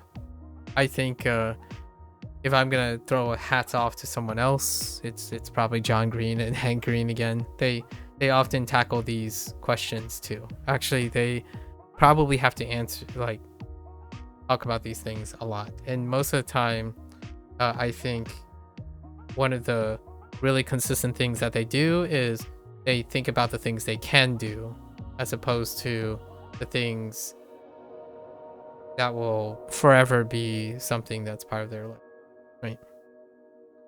What they can do in the moment.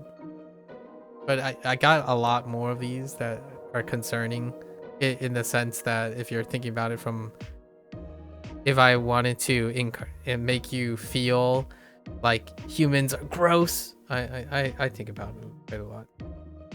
Consumption is certainly one thing. The internet is no short of consumption. And I'm consuming now, right? This is what I'm doing now as well. It's kind of humorous, but the deeper you go, the more the more you can make an argument for most things when it comes to consuming or existing. And that's one of the things, like, why are you learning Japanese? That's a waste of energy. It is.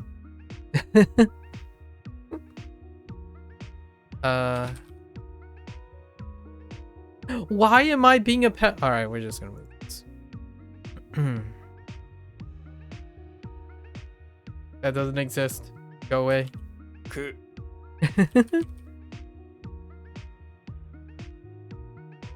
井戸 Ido.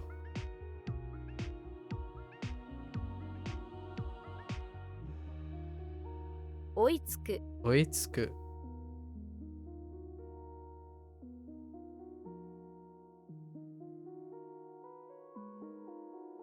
Hey, you know what's funny about Japanese, Roko? To relate it to you being British, the most actually the read for England or English is eh. I'm just kidding. You know, well, that's all I think about. It's like, how do you get English? Eh, go. You just add go to eh. It's a coincidence though. Like what Gecko said earlier, it's fun to find coincidences, and it's just really funny that is the sound for Japanese. In Chinese is ing, so ing is not as exciting. Like, you can't just go you go ing, and ing is like not as exciting. But they decide to change it to instead of ing. I'm not even sure how they would do it. I guess they would do ing, like a in. That's just weird. So weird. Got 楽器 key.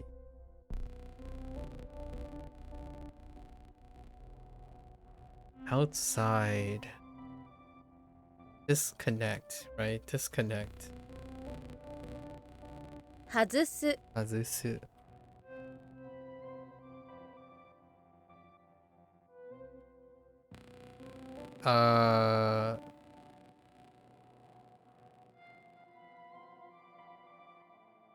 Oh, what's happening? I'm drawing a blank. Oh, wait. Wait, what's happening? Oh, I typed the wrong 残 thing. 業 Zangyo.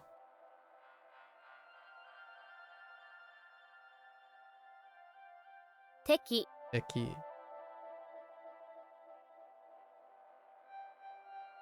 練習する Denshu suru.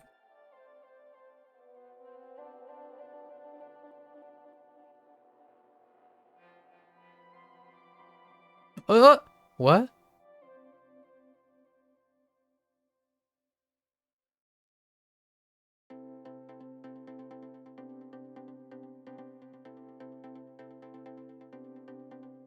Oh.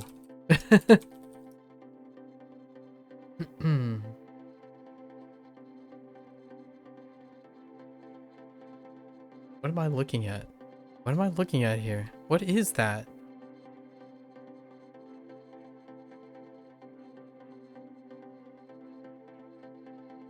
Something about like sun on sun action.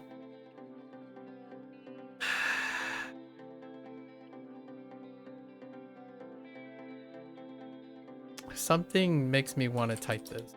Oh, it is. On. All right, we're fine. My gut feeling told me it was on, but I have no upper level. I have no conscious thought about it. That happens every once in a while. I kind of like how it's happening though. It's one of the nice things. And now I'm gone. Like this is gone. I want to say, okay. We're using our gut feelings. Go gut feelings.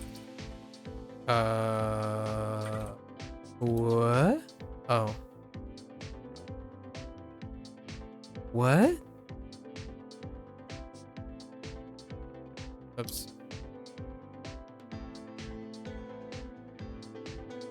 飲み放題 飲み放題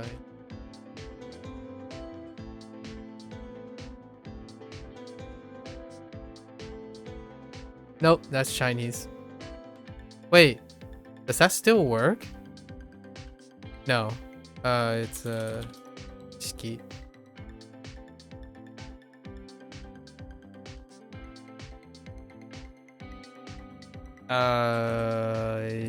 Yes. 殺人者殺人者僕 僕 That's Chinese. What do you have?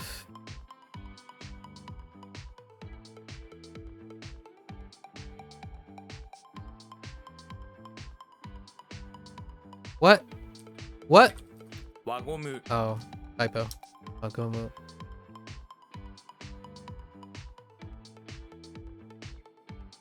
木材 Right.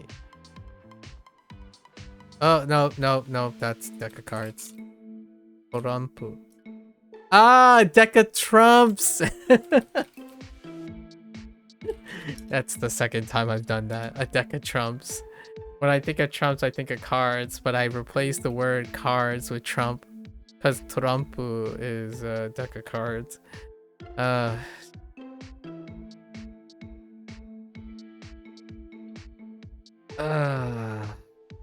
不審 Chin.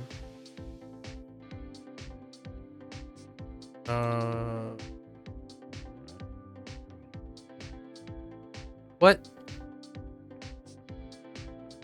中指 Nakaib.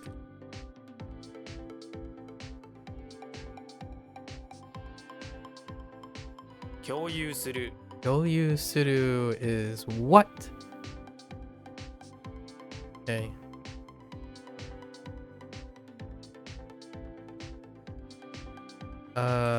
Soda? Sodateru? No?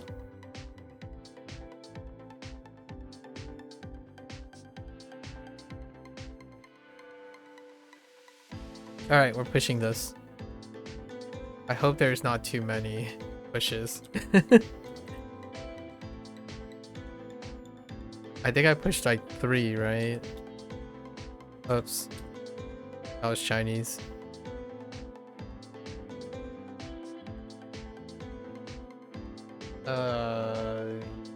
That's not... What do you guys want for this? Pill? No. Pill doesn't work for this, right? It's not a pill. What is it? A blade? It's not a blade.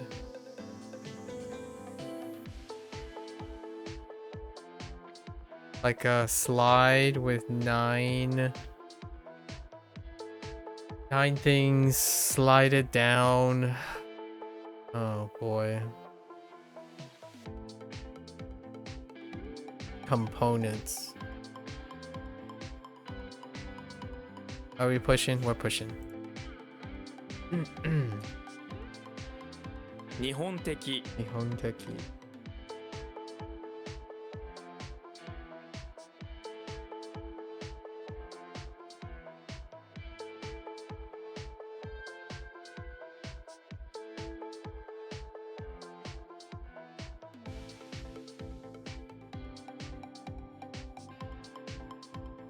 Oh no.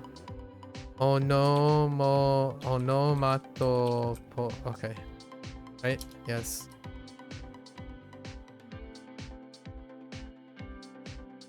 降りる Oriru. 信用 Chinyo.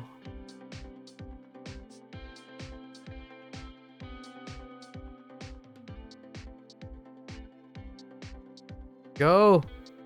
Oh no. Oh wait. This is special.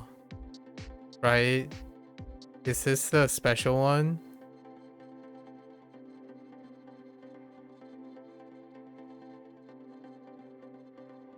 It's like Tsugo, or there's no way it's Bukai. Tokai. Oh no, it is Tokai. 都会 I'm thinking of something else though. Tokai.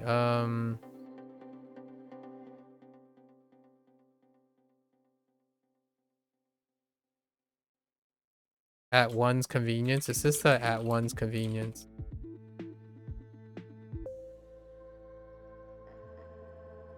I'm pretty sure it is. Or no, maybe not. Tokai. Oh no, is that like community? Or like urban area? Yeah. Still community though.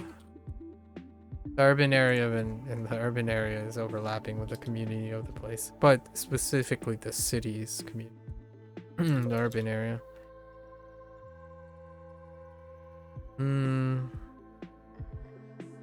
見返す Nikaisu. Show something to someone.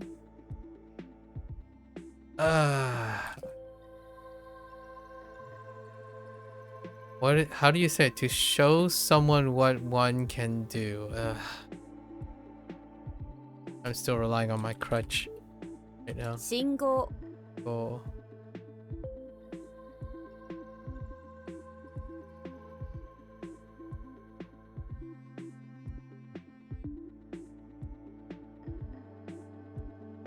Jishin Ishin. We just learned these today, so oh no! Send help.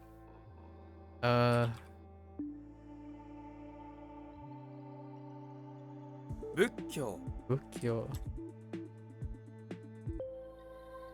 Yeah, they're kind of freebies if it's learned in the same day. So it's fine.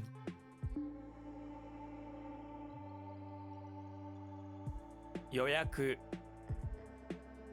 Yoyaku. 大仏 Daibutsu.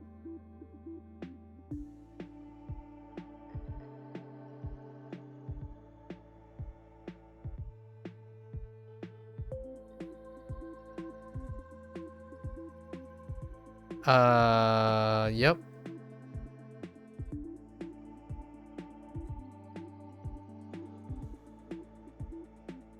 Yep.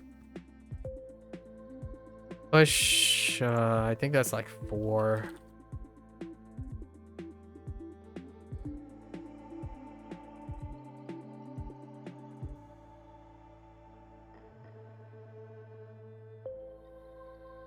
What? Wait, what?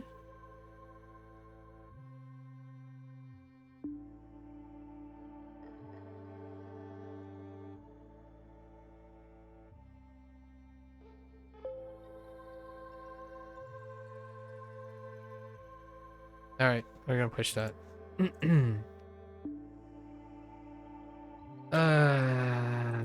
Okay. Temple. Sorry, excuse me.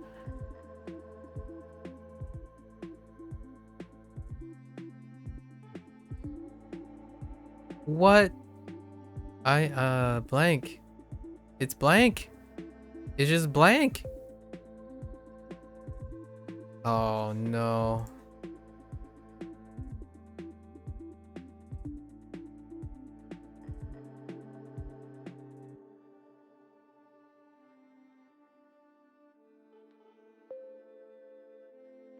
Nokoru. Oh, I typed the wrong thing. Okay. I see.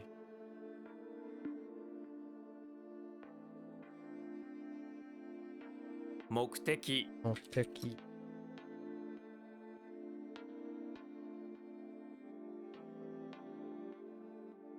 What?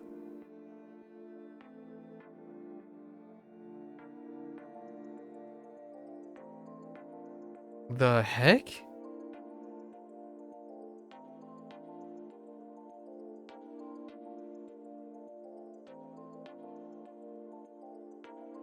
Excuse me? Is that not what this is? Wait. What did I type the first time? Whatever. We're not gonna talk about it. 空港 Uko.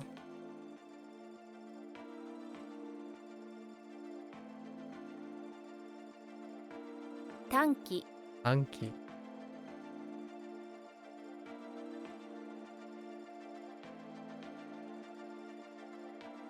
Oops.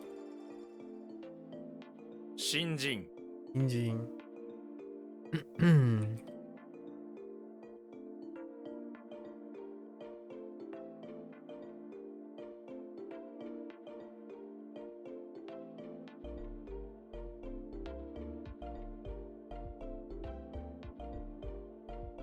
That's not how that works. Wait, is it? Oh, no, no, no. 悪人 Akunin.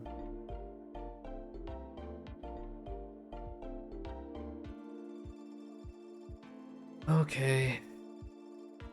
坂 Saka.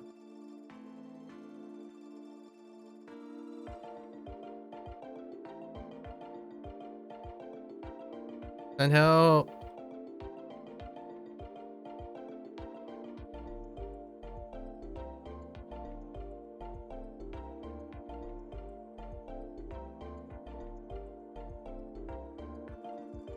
Bunsho Uncho.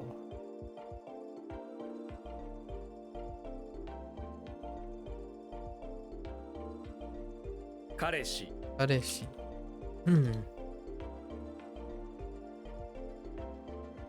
Saka Saka. And help. 右利き Mikikiki. Oh no. We talked about okay.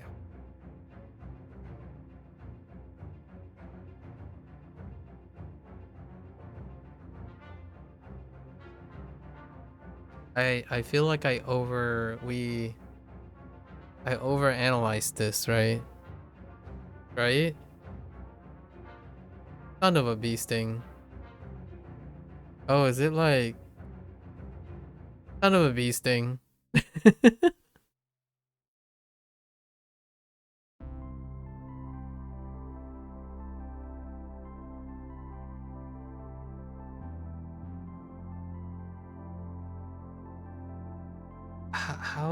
How was this? It was like oh, I remember now.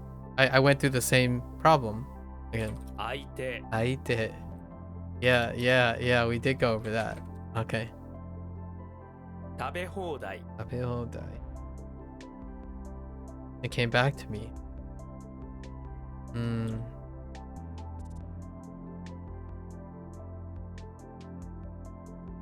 意図的。 Itoteki.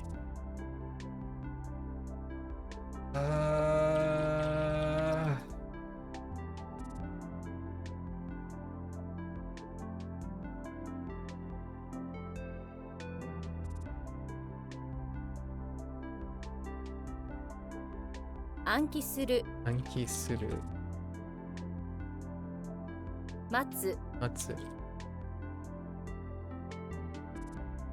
Ah! Sorry. I'm like really loud right now. 最悪。最悪 The worst. Okay. 同期中同期中。ね? Thinking. That's not how you spell thinking.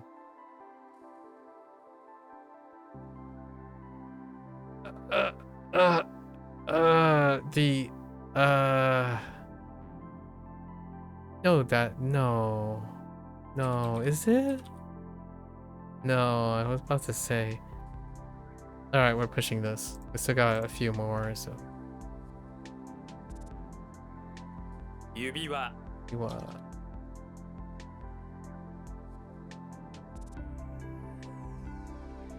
excuse me?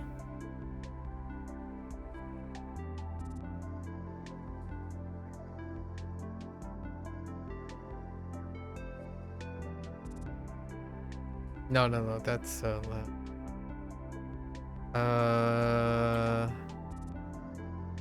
Ste. Yeah, it's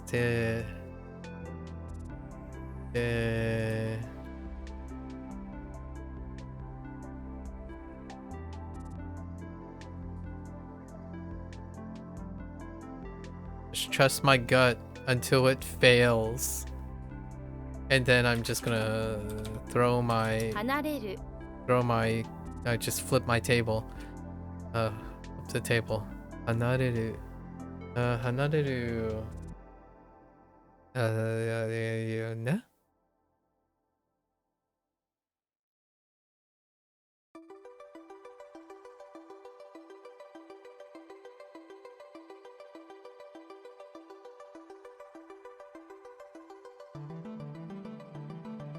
Ooh.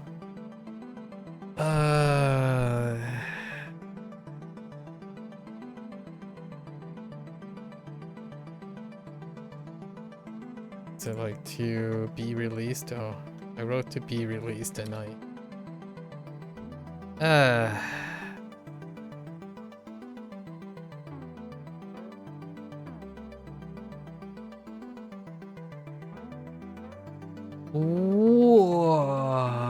Wait. What's happening here?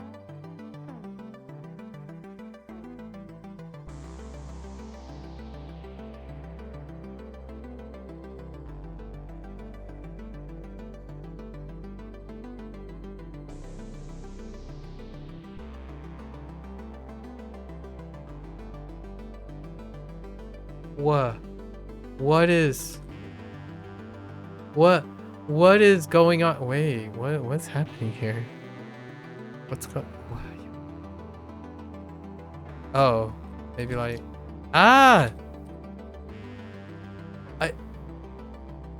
oh 約束 I kept typing saku instead of soku. Yakusoku.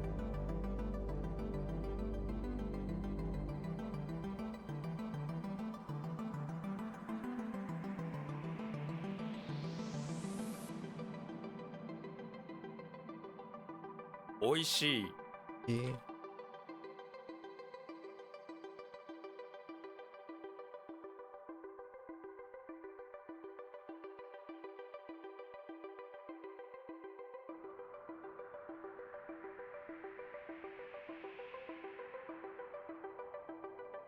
What? Oh, wait, what? Oh, that's a typo. 残念 Unknown.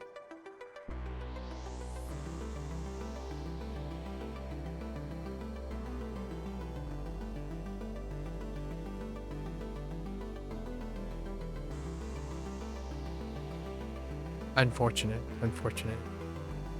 Binary.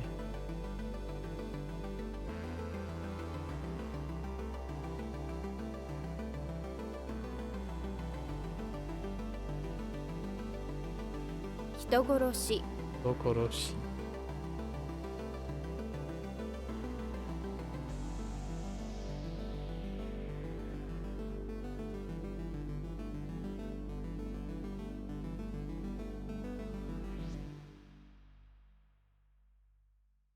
What am I looking at?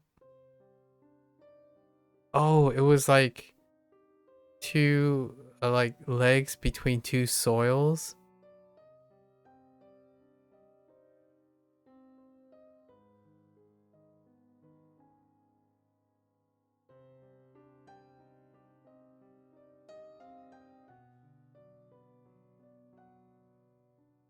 I think I have like 6. Oops, sorry. 6. That's gonna be a problem.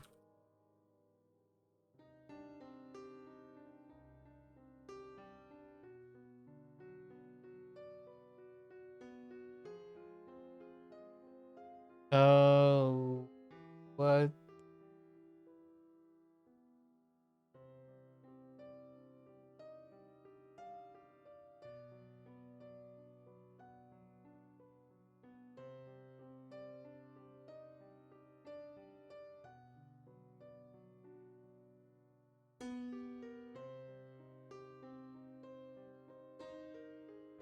I don't know what this is anymore. Oh no. Okay. I don't want to think about it right now.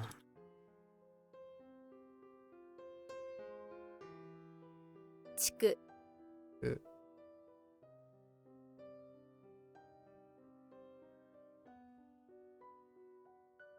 閉店 Ethan. All right, I think we're back around. So we have 10, we have 11 missing things. Oh no, I didn't want to do this. Okay. Okay.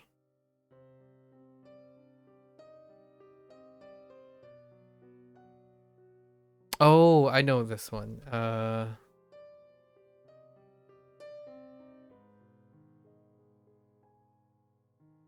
手伝う It's the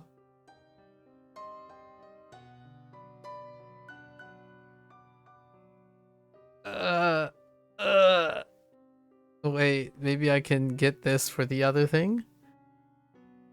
Yeah, 이도와 비에도와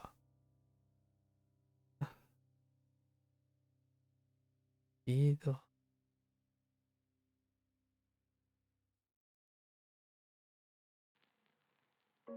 예?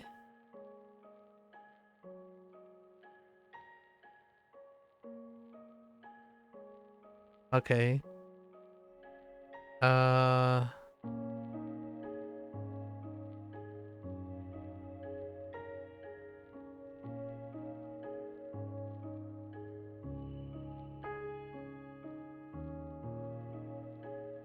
it's time to flip some tables.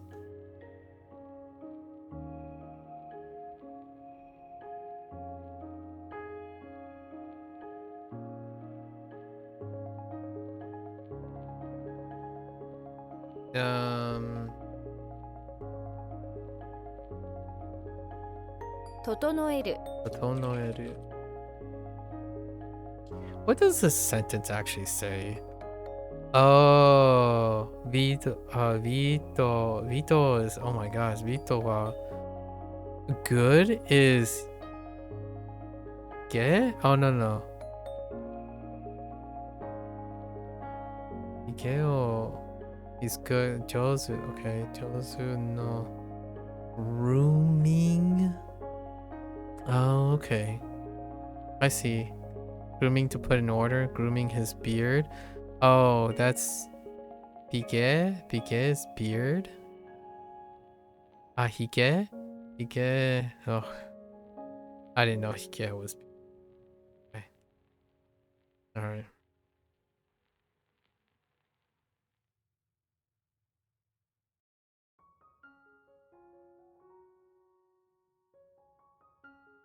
What is.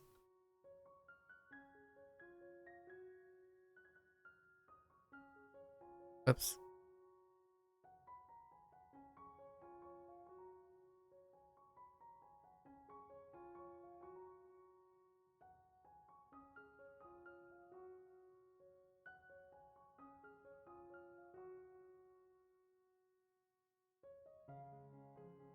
Am I being a butthead?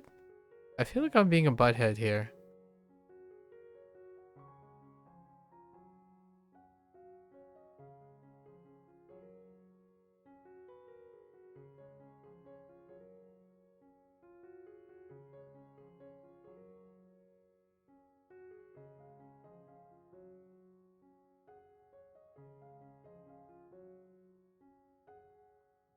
I don't know what I'm.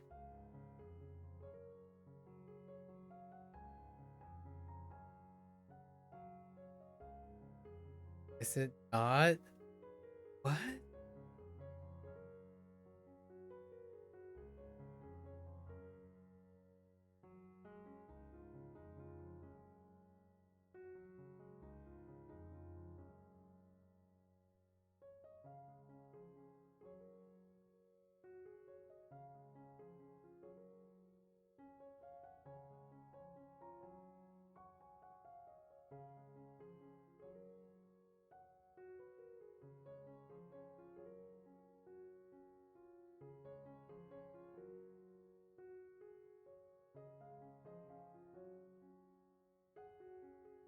MAKU. No?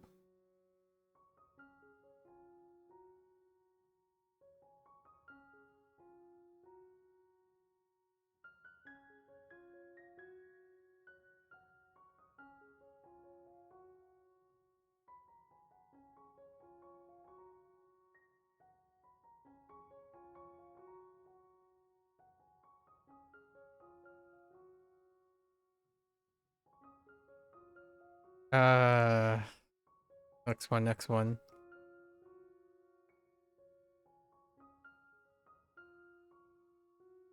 I thought this might have been sodateru. Or, iku? Is iku? It's probably ikuteru. No?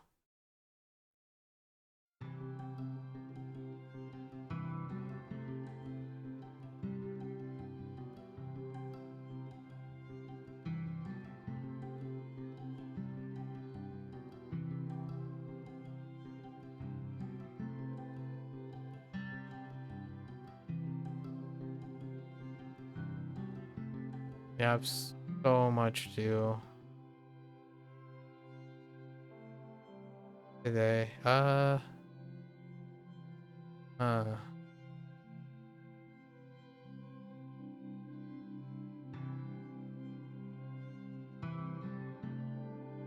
Ooh, right.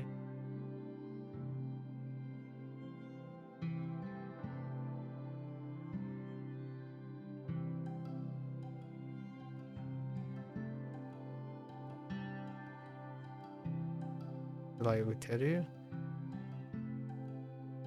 That's weird. Hmm. What's happening here? Oh, is it like, do we just do cut?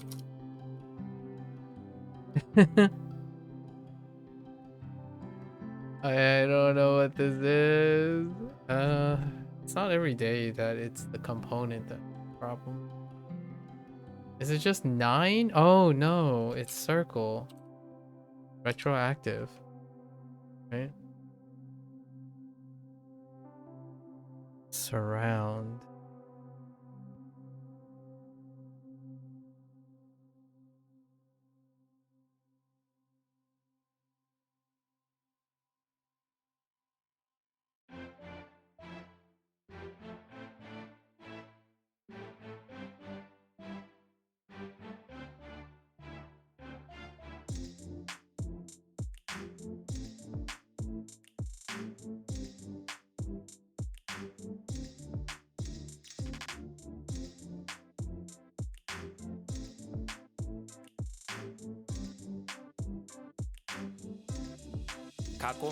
Akomu. And we had the other one. 残り Nokori.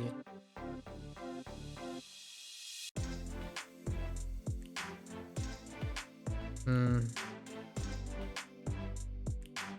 Oh.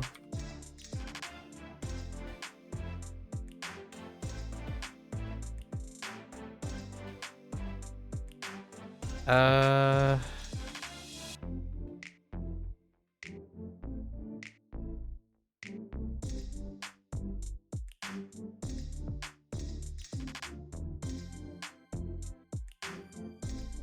No, this is a stinker.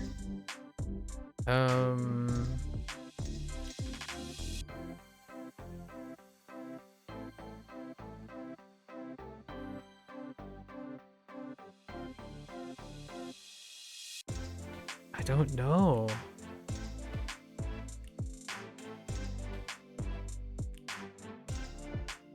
Yeah, let's write this down. Okay. So other, I guess, other plus reru.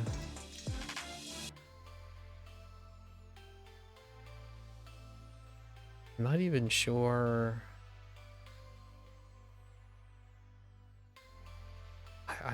I'm not even sure what the that's not helpful. I'm not even sure what that is. Other rare?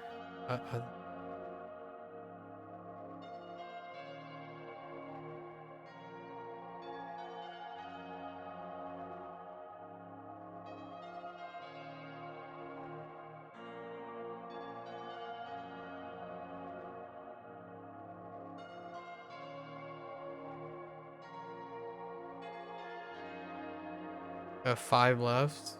I think that's all the rough ones.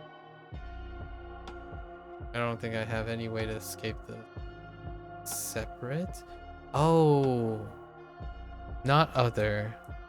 Separate. Right? So what am I separating? How do I separate things? This is to be separated.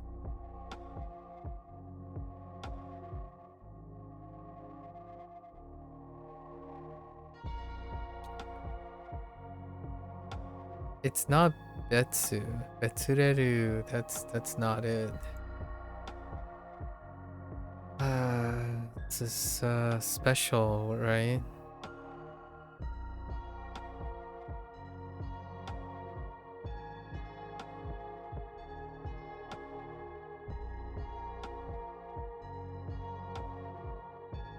My gut feeling is it's probably like wakareru.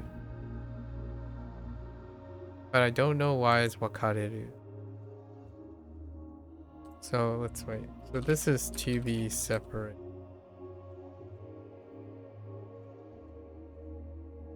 To be separate.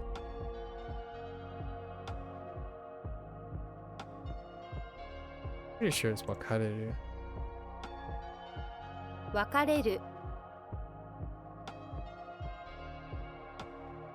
I don't know. What do you got for wakareru?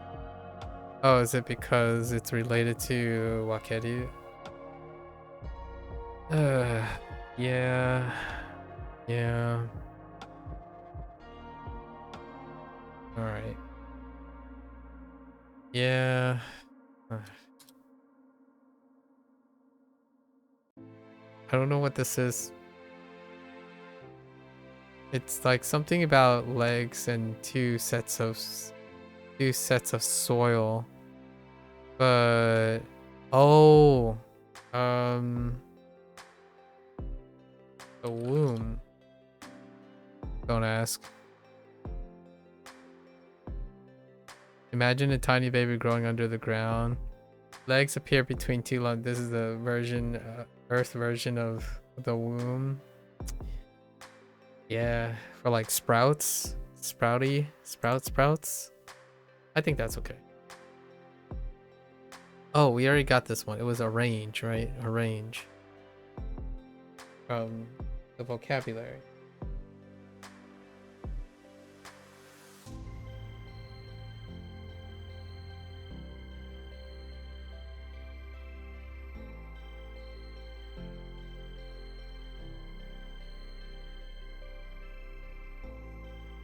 I don't understand what happened. I don't understand what happened here. What's going on?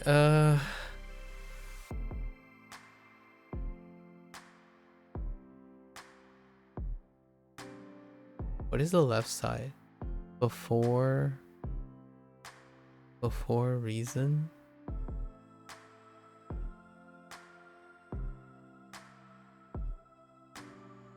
That doesn't help on the read. I have 2 left. It's what? It's between... What was the other one?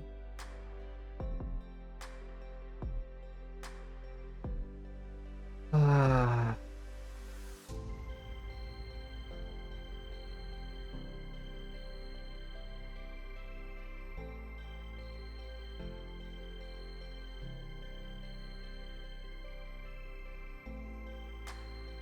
Oh. Yeah. I think I typed taku too much. It's yaku. 野球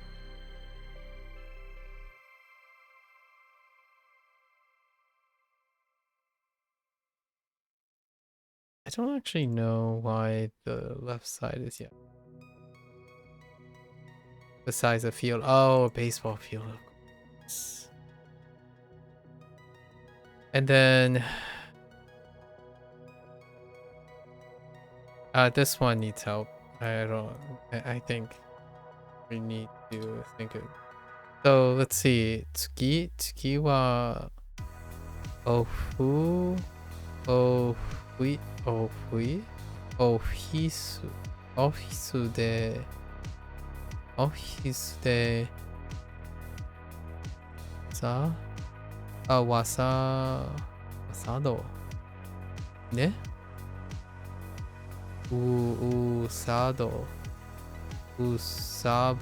usabi.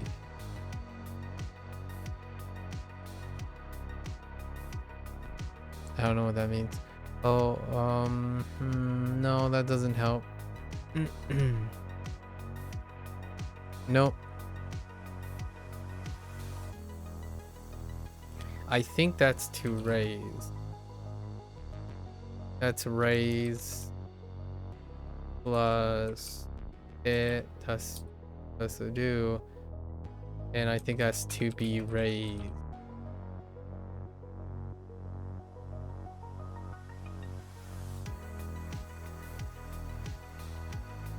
Does that even fit into whatever that is? I don't know what that means.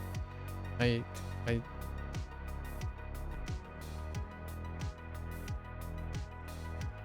raise, I had iku. I don't know anything else. What was foster? No, that's not foster. This is like to nurture, to raise something.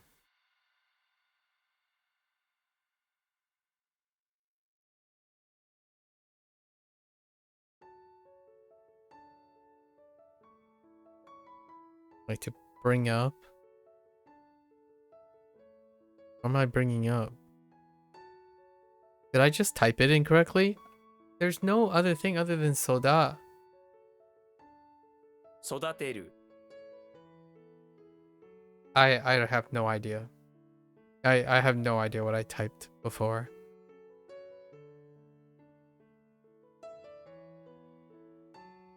Or to bring up, yeah, to raise. Yeah, I don't know.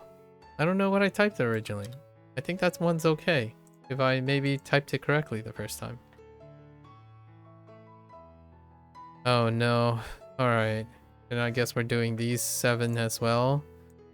Oh. I gotta get up early tomorrow.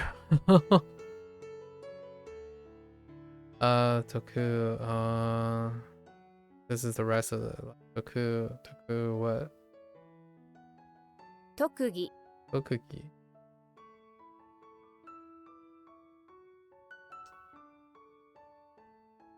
技能 Ino.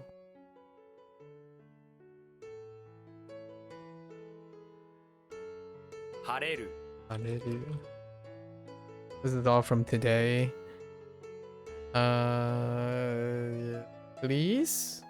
It's not that, is it? No, it's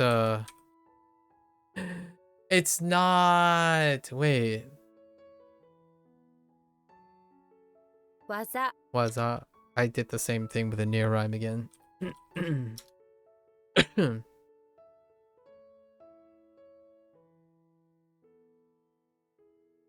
中毒、中毒。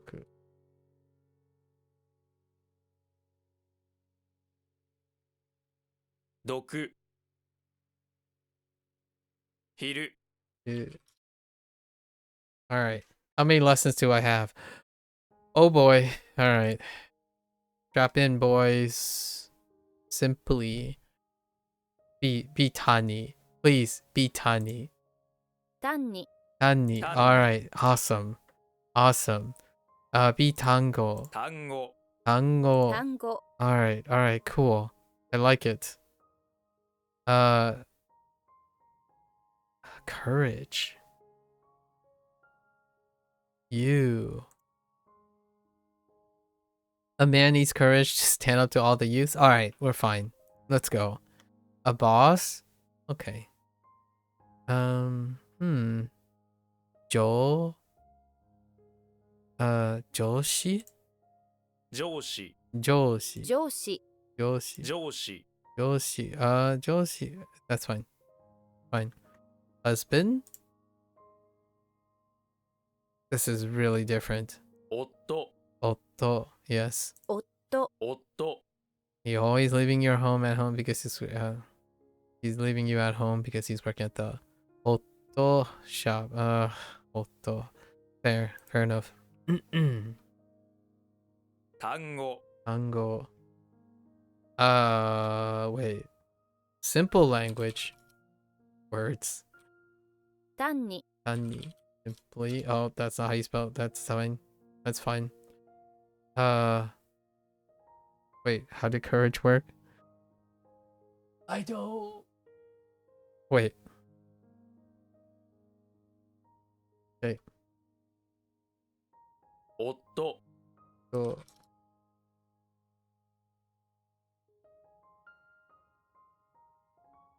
上司、 Joshi. Boulder? Iwa. Let's go. 岩 岩、 Alright. Kaeru. 帰る、 Alright. 帰る We're good. Change. Chuan? Again, winter. Oh no. Again and again, winter changes you each year. Oh, with every winter that comes, another year passes and you change. Why? Why did you go from again? Okay. Alright, change. Okay. Hen? Oh, is it like... Oh, this is hen, as in Thai hen stuff. You know what else changes each winter? Hens. Okay. Right? No, it's not that. Oh, this is hentai. The hen in hentai. I think. Henka.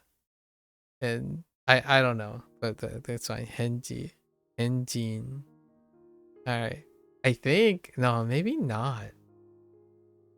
Why is this? Why? What? How'd you go from? Okay. Diane does. Ceremony. Okay, ritual to ceremony. Back to ceremony to. Wait. We went from ritual to ceremony, or ceremony to ritual. Oh, okay, that's fine. 式、 Shiki. Alright. 式 式、 Shiki. Wait, I thought shiki was onyomi. Interesting. No other things? Okay. That's 式、 fine. Shiki is fine. Spring? Haru is haru. Alright, we're good. What else changes?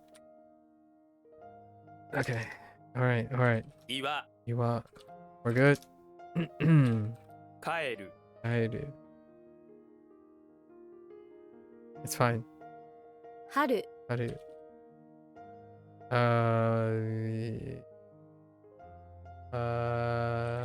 式、 Alright. Spring break? Alright. Haru yasumi. Alright, we're good. These days, oh, interesting.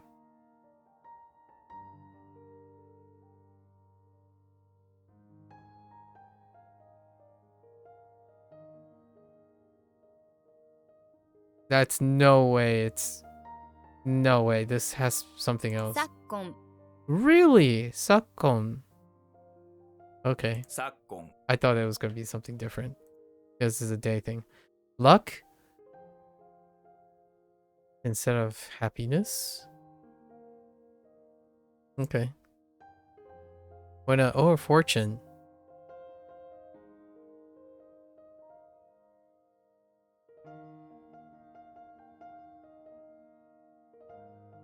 Okay. When a spirit decides to live in your scarecrow, you'll be granted good luck and good fortune. Crows won't. Okay. You want to check the scarecrow to make sure your recent luck is coming. Make sure your recent luck is coming from it. So you kick it. Fukuyu. Okay, it yells. I don't know why they chose scarecrow for the right hand thing. Tsushima. Yeah, it has happiness in it. And then wealth at the same time. The right hand ended up taking on scarecrow.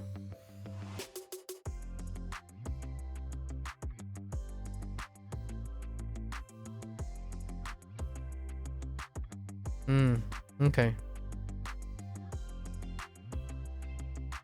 Yesterday, kino. 昨日 Kino. 昨日 Sakujisu. Interesting. What did they say about sakujisu? Kino. Yesterday was the worst day. Interesting. 昨日昨日 They don't say anything about sakujitsu. Okay. Maybe old hat? Still Ban. ban. 晩 Okay. Okay. 昨今 Sakkon. Wait, what was this supposed to be? Recent days? Previous days? These days? Ooh, recent days is good. Recent days should be acceptable. Yeah, I disagree with that. I still go back to recent days. What are these days? It's recent days too. 春休み Yes.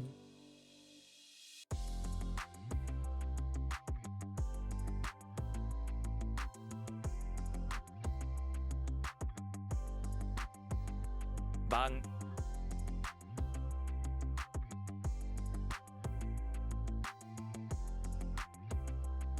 昨日 Ino.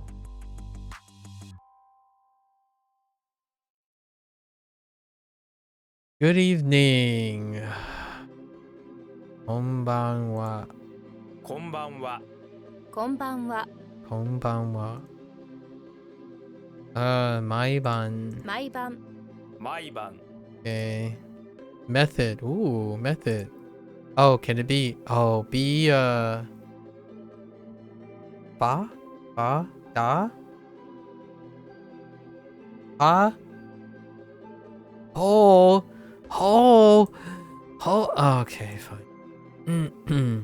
Tsunamis in the past changed the method and laws of today. Okay.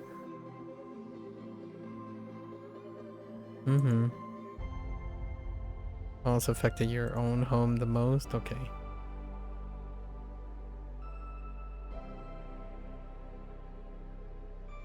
Ho ho. Okay. Unho. Unbo.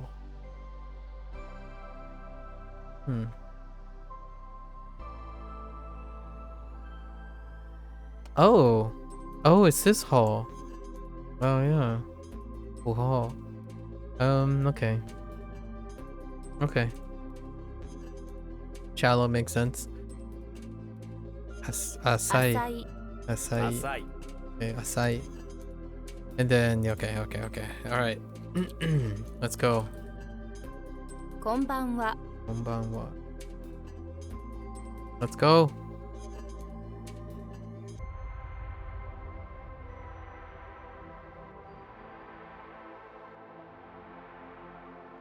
Maiban. Maiban.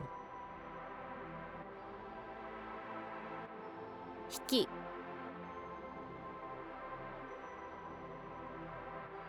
浅い Okay. Oh.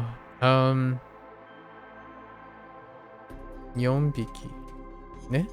4 4匹。 匹. Oh, wait. 4匹. Yeah. 4匹。 This doesn't then daku. 4匹. That's fine. Neko is fine. Height? Se? Ju. I mean, Jo. Really? When you think of height, you think about a huge farmhand. Jo is okay. Okay. There's a secondary meaning in this kanji of 10 feet. Interesting. Alright. Jo it is. Actually, can I give an example? Daijoubu. Oh. Come on. Of all the things. Okay, that's fine. Oh, sturdy. Oh no! Stop! It doesn't. Oh my goodness. These are. Okay, it's fine. Koneko is fine. Aki is fine. Okay. 猫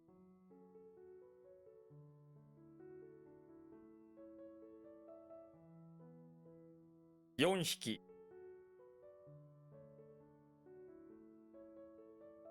秋。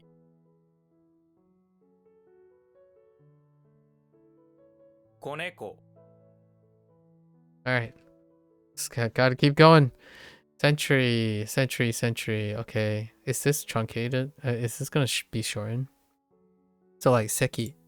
世紀 Nope. Seki. 世紀。 Alright. That's fine. Century. Seki. Common era. Se. Gen. Go. 紀元後 Kigengo. Oh, wait, yeah. This is key. Kigengo. What does the narrative origin have coming after it? The common era or CE and or AD. Oh, that makes sense. Oh, that makes sense. Okay.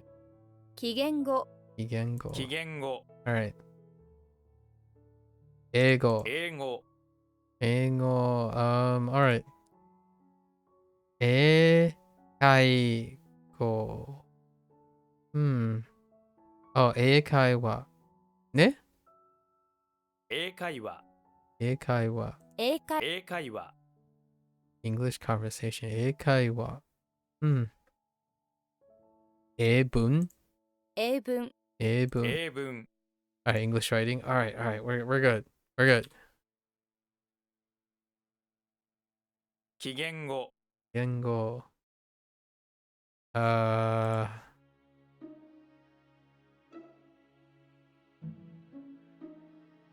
世紀。 Eki. 英語。 Ego. 英会話 Eikai wa.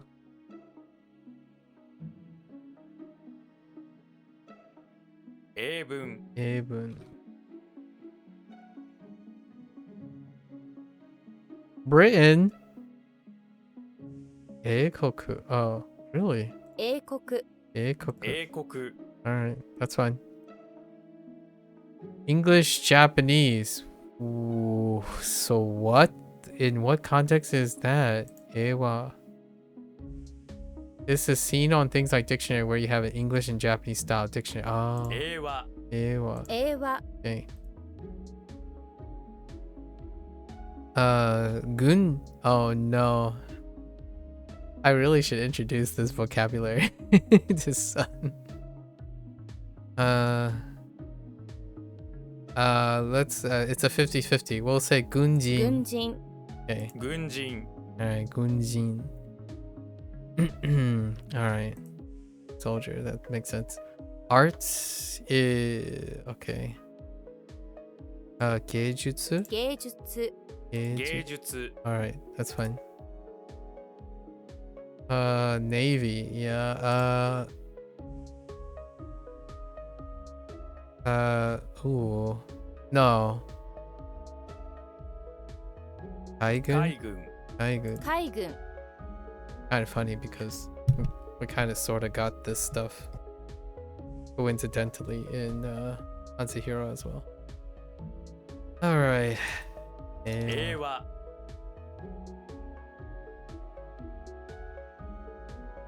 英国 英国 Oops.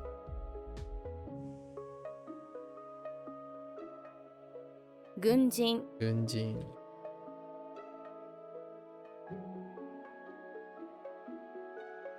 海軍 海軍 Oh, Nancy. Nasi. So, Navy. Oops. What?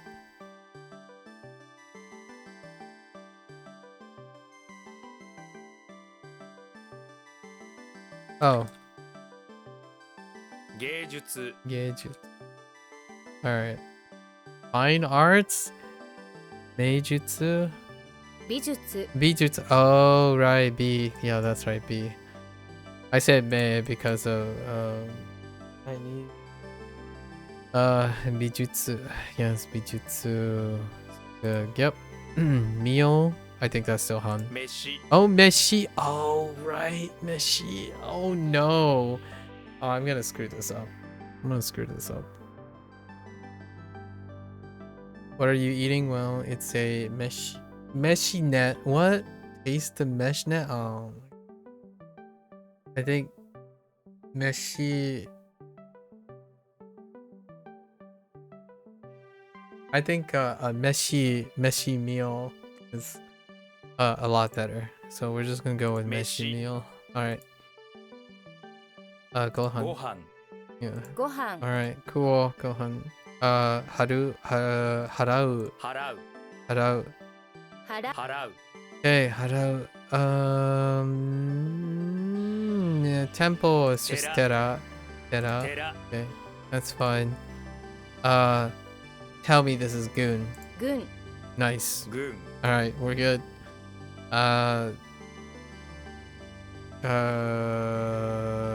Ooh. Kyonen. Ne? 昨年 No, sakunen. Oh no, kyonen is. Wait. Yeah, kyonen is this year. Sakunen, yeah. 昨年昨年 And is that fine? Oh, that's normal. That's actually great. ご飯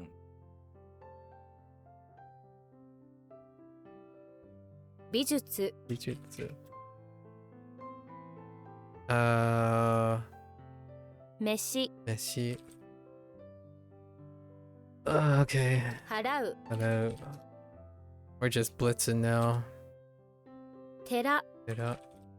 A lot of these are good. A lot of these are Good. freebies, though. So we're pretty good. 昨年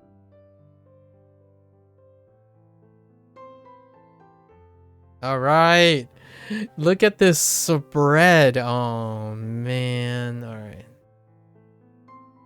Put ourselves on the ticker now. Okay. Over these. I have one. What was the worst? Separate. Betsu. Separate. Okay. All right. Again, courage. Paragraph.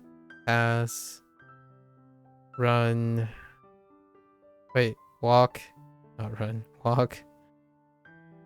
Height. Grass. Scarecrow. And then we have 4 new ones.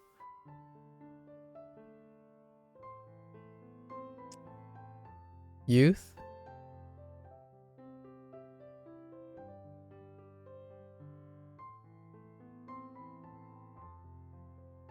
Ten.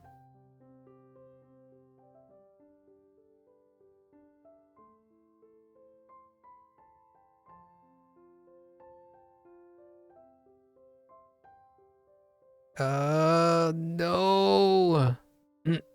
Oh. The F word?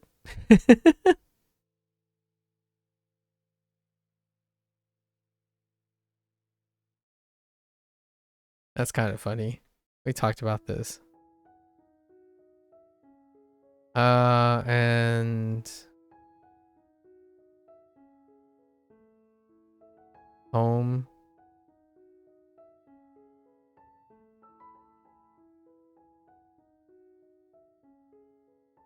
Joe. All right, let's do our reads. So, Era, Iwa, Ae, Haru, Iru, Ha, Aki,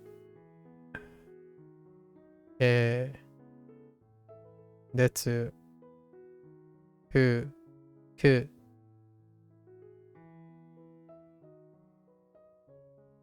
Saka, Aka.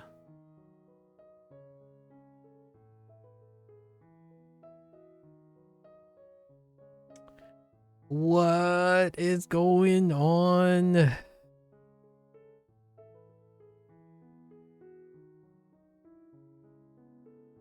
I'm drawing a blank. I'm drawing a blank. In you, I, an, she, en, fu, fu, gu, ku. Wait, actually, it's fuku. Onyomi. Ku, soku, goku, o, gi,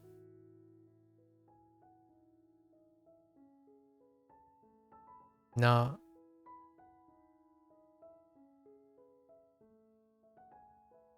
asa, jutsu, i, gun, han,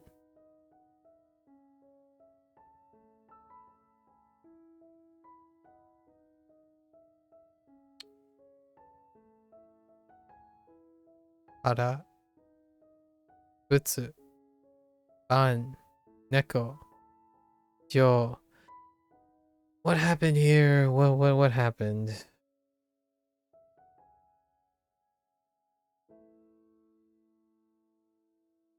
Ritual, ceremony.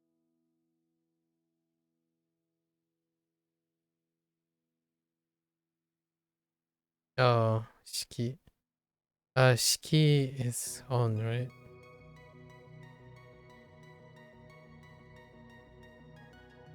Alright. And then one really, really weak one, which is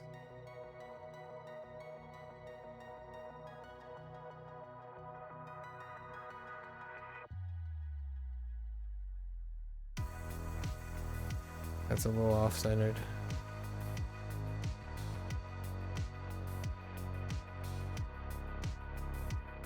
De?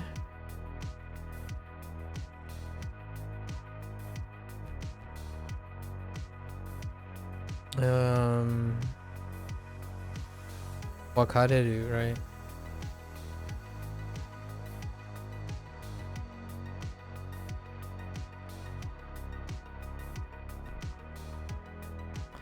And the relationship is wakeru, which is not that great. Although it kind of looks like it, honestly, the bottom part is. So wakeru.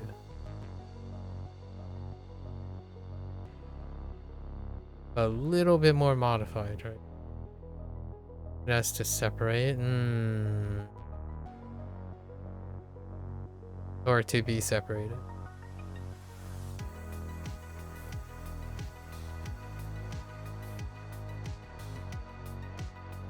And this is to separate.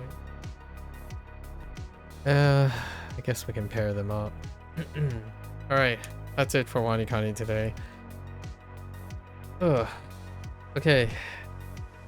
We had lots of discussions. We got to catch up with Peeps. I was beginning to wonder when I was gonna catch up with Gecko, right? And then everyone else was... We had a lot of discussions. Lots of deep discussions. AI talk, that's kind of very buzzworthy. AI talk, climate change, meat, language, lots and lots of language stuff, writing, logic, we use logic, all sorts of stuff. There's gotta be something in there that's a bit of a hot take, right? I think I am more comfortable with most of it. Okay, so that's a wrap. If you're gonna watch this later, arigatou gozaimasu, right? Until next time, be safe, stay healthy, right? Oh, yeah, we still gotta do Hanzo Hero though. Wow, we're only 2 away. You're more than welcome to stop on by, you know, exchange some anecdotes, exchange some experiences. I think finding incredibly creative ways to relate it back to language learning is all part of the experience. Cultural exchange is the name of the game. Well, I kind of like that. Cultural exchange is the name of the game. Yeah, I like it quite a bit. Right? Don't just endure. Please explore. Right? Alright, so I'm gonna get up, take a quick bathroom break, and I'll be back for Hanzo Hero. So for those who are only interested in Japanese, minasan, mata ne.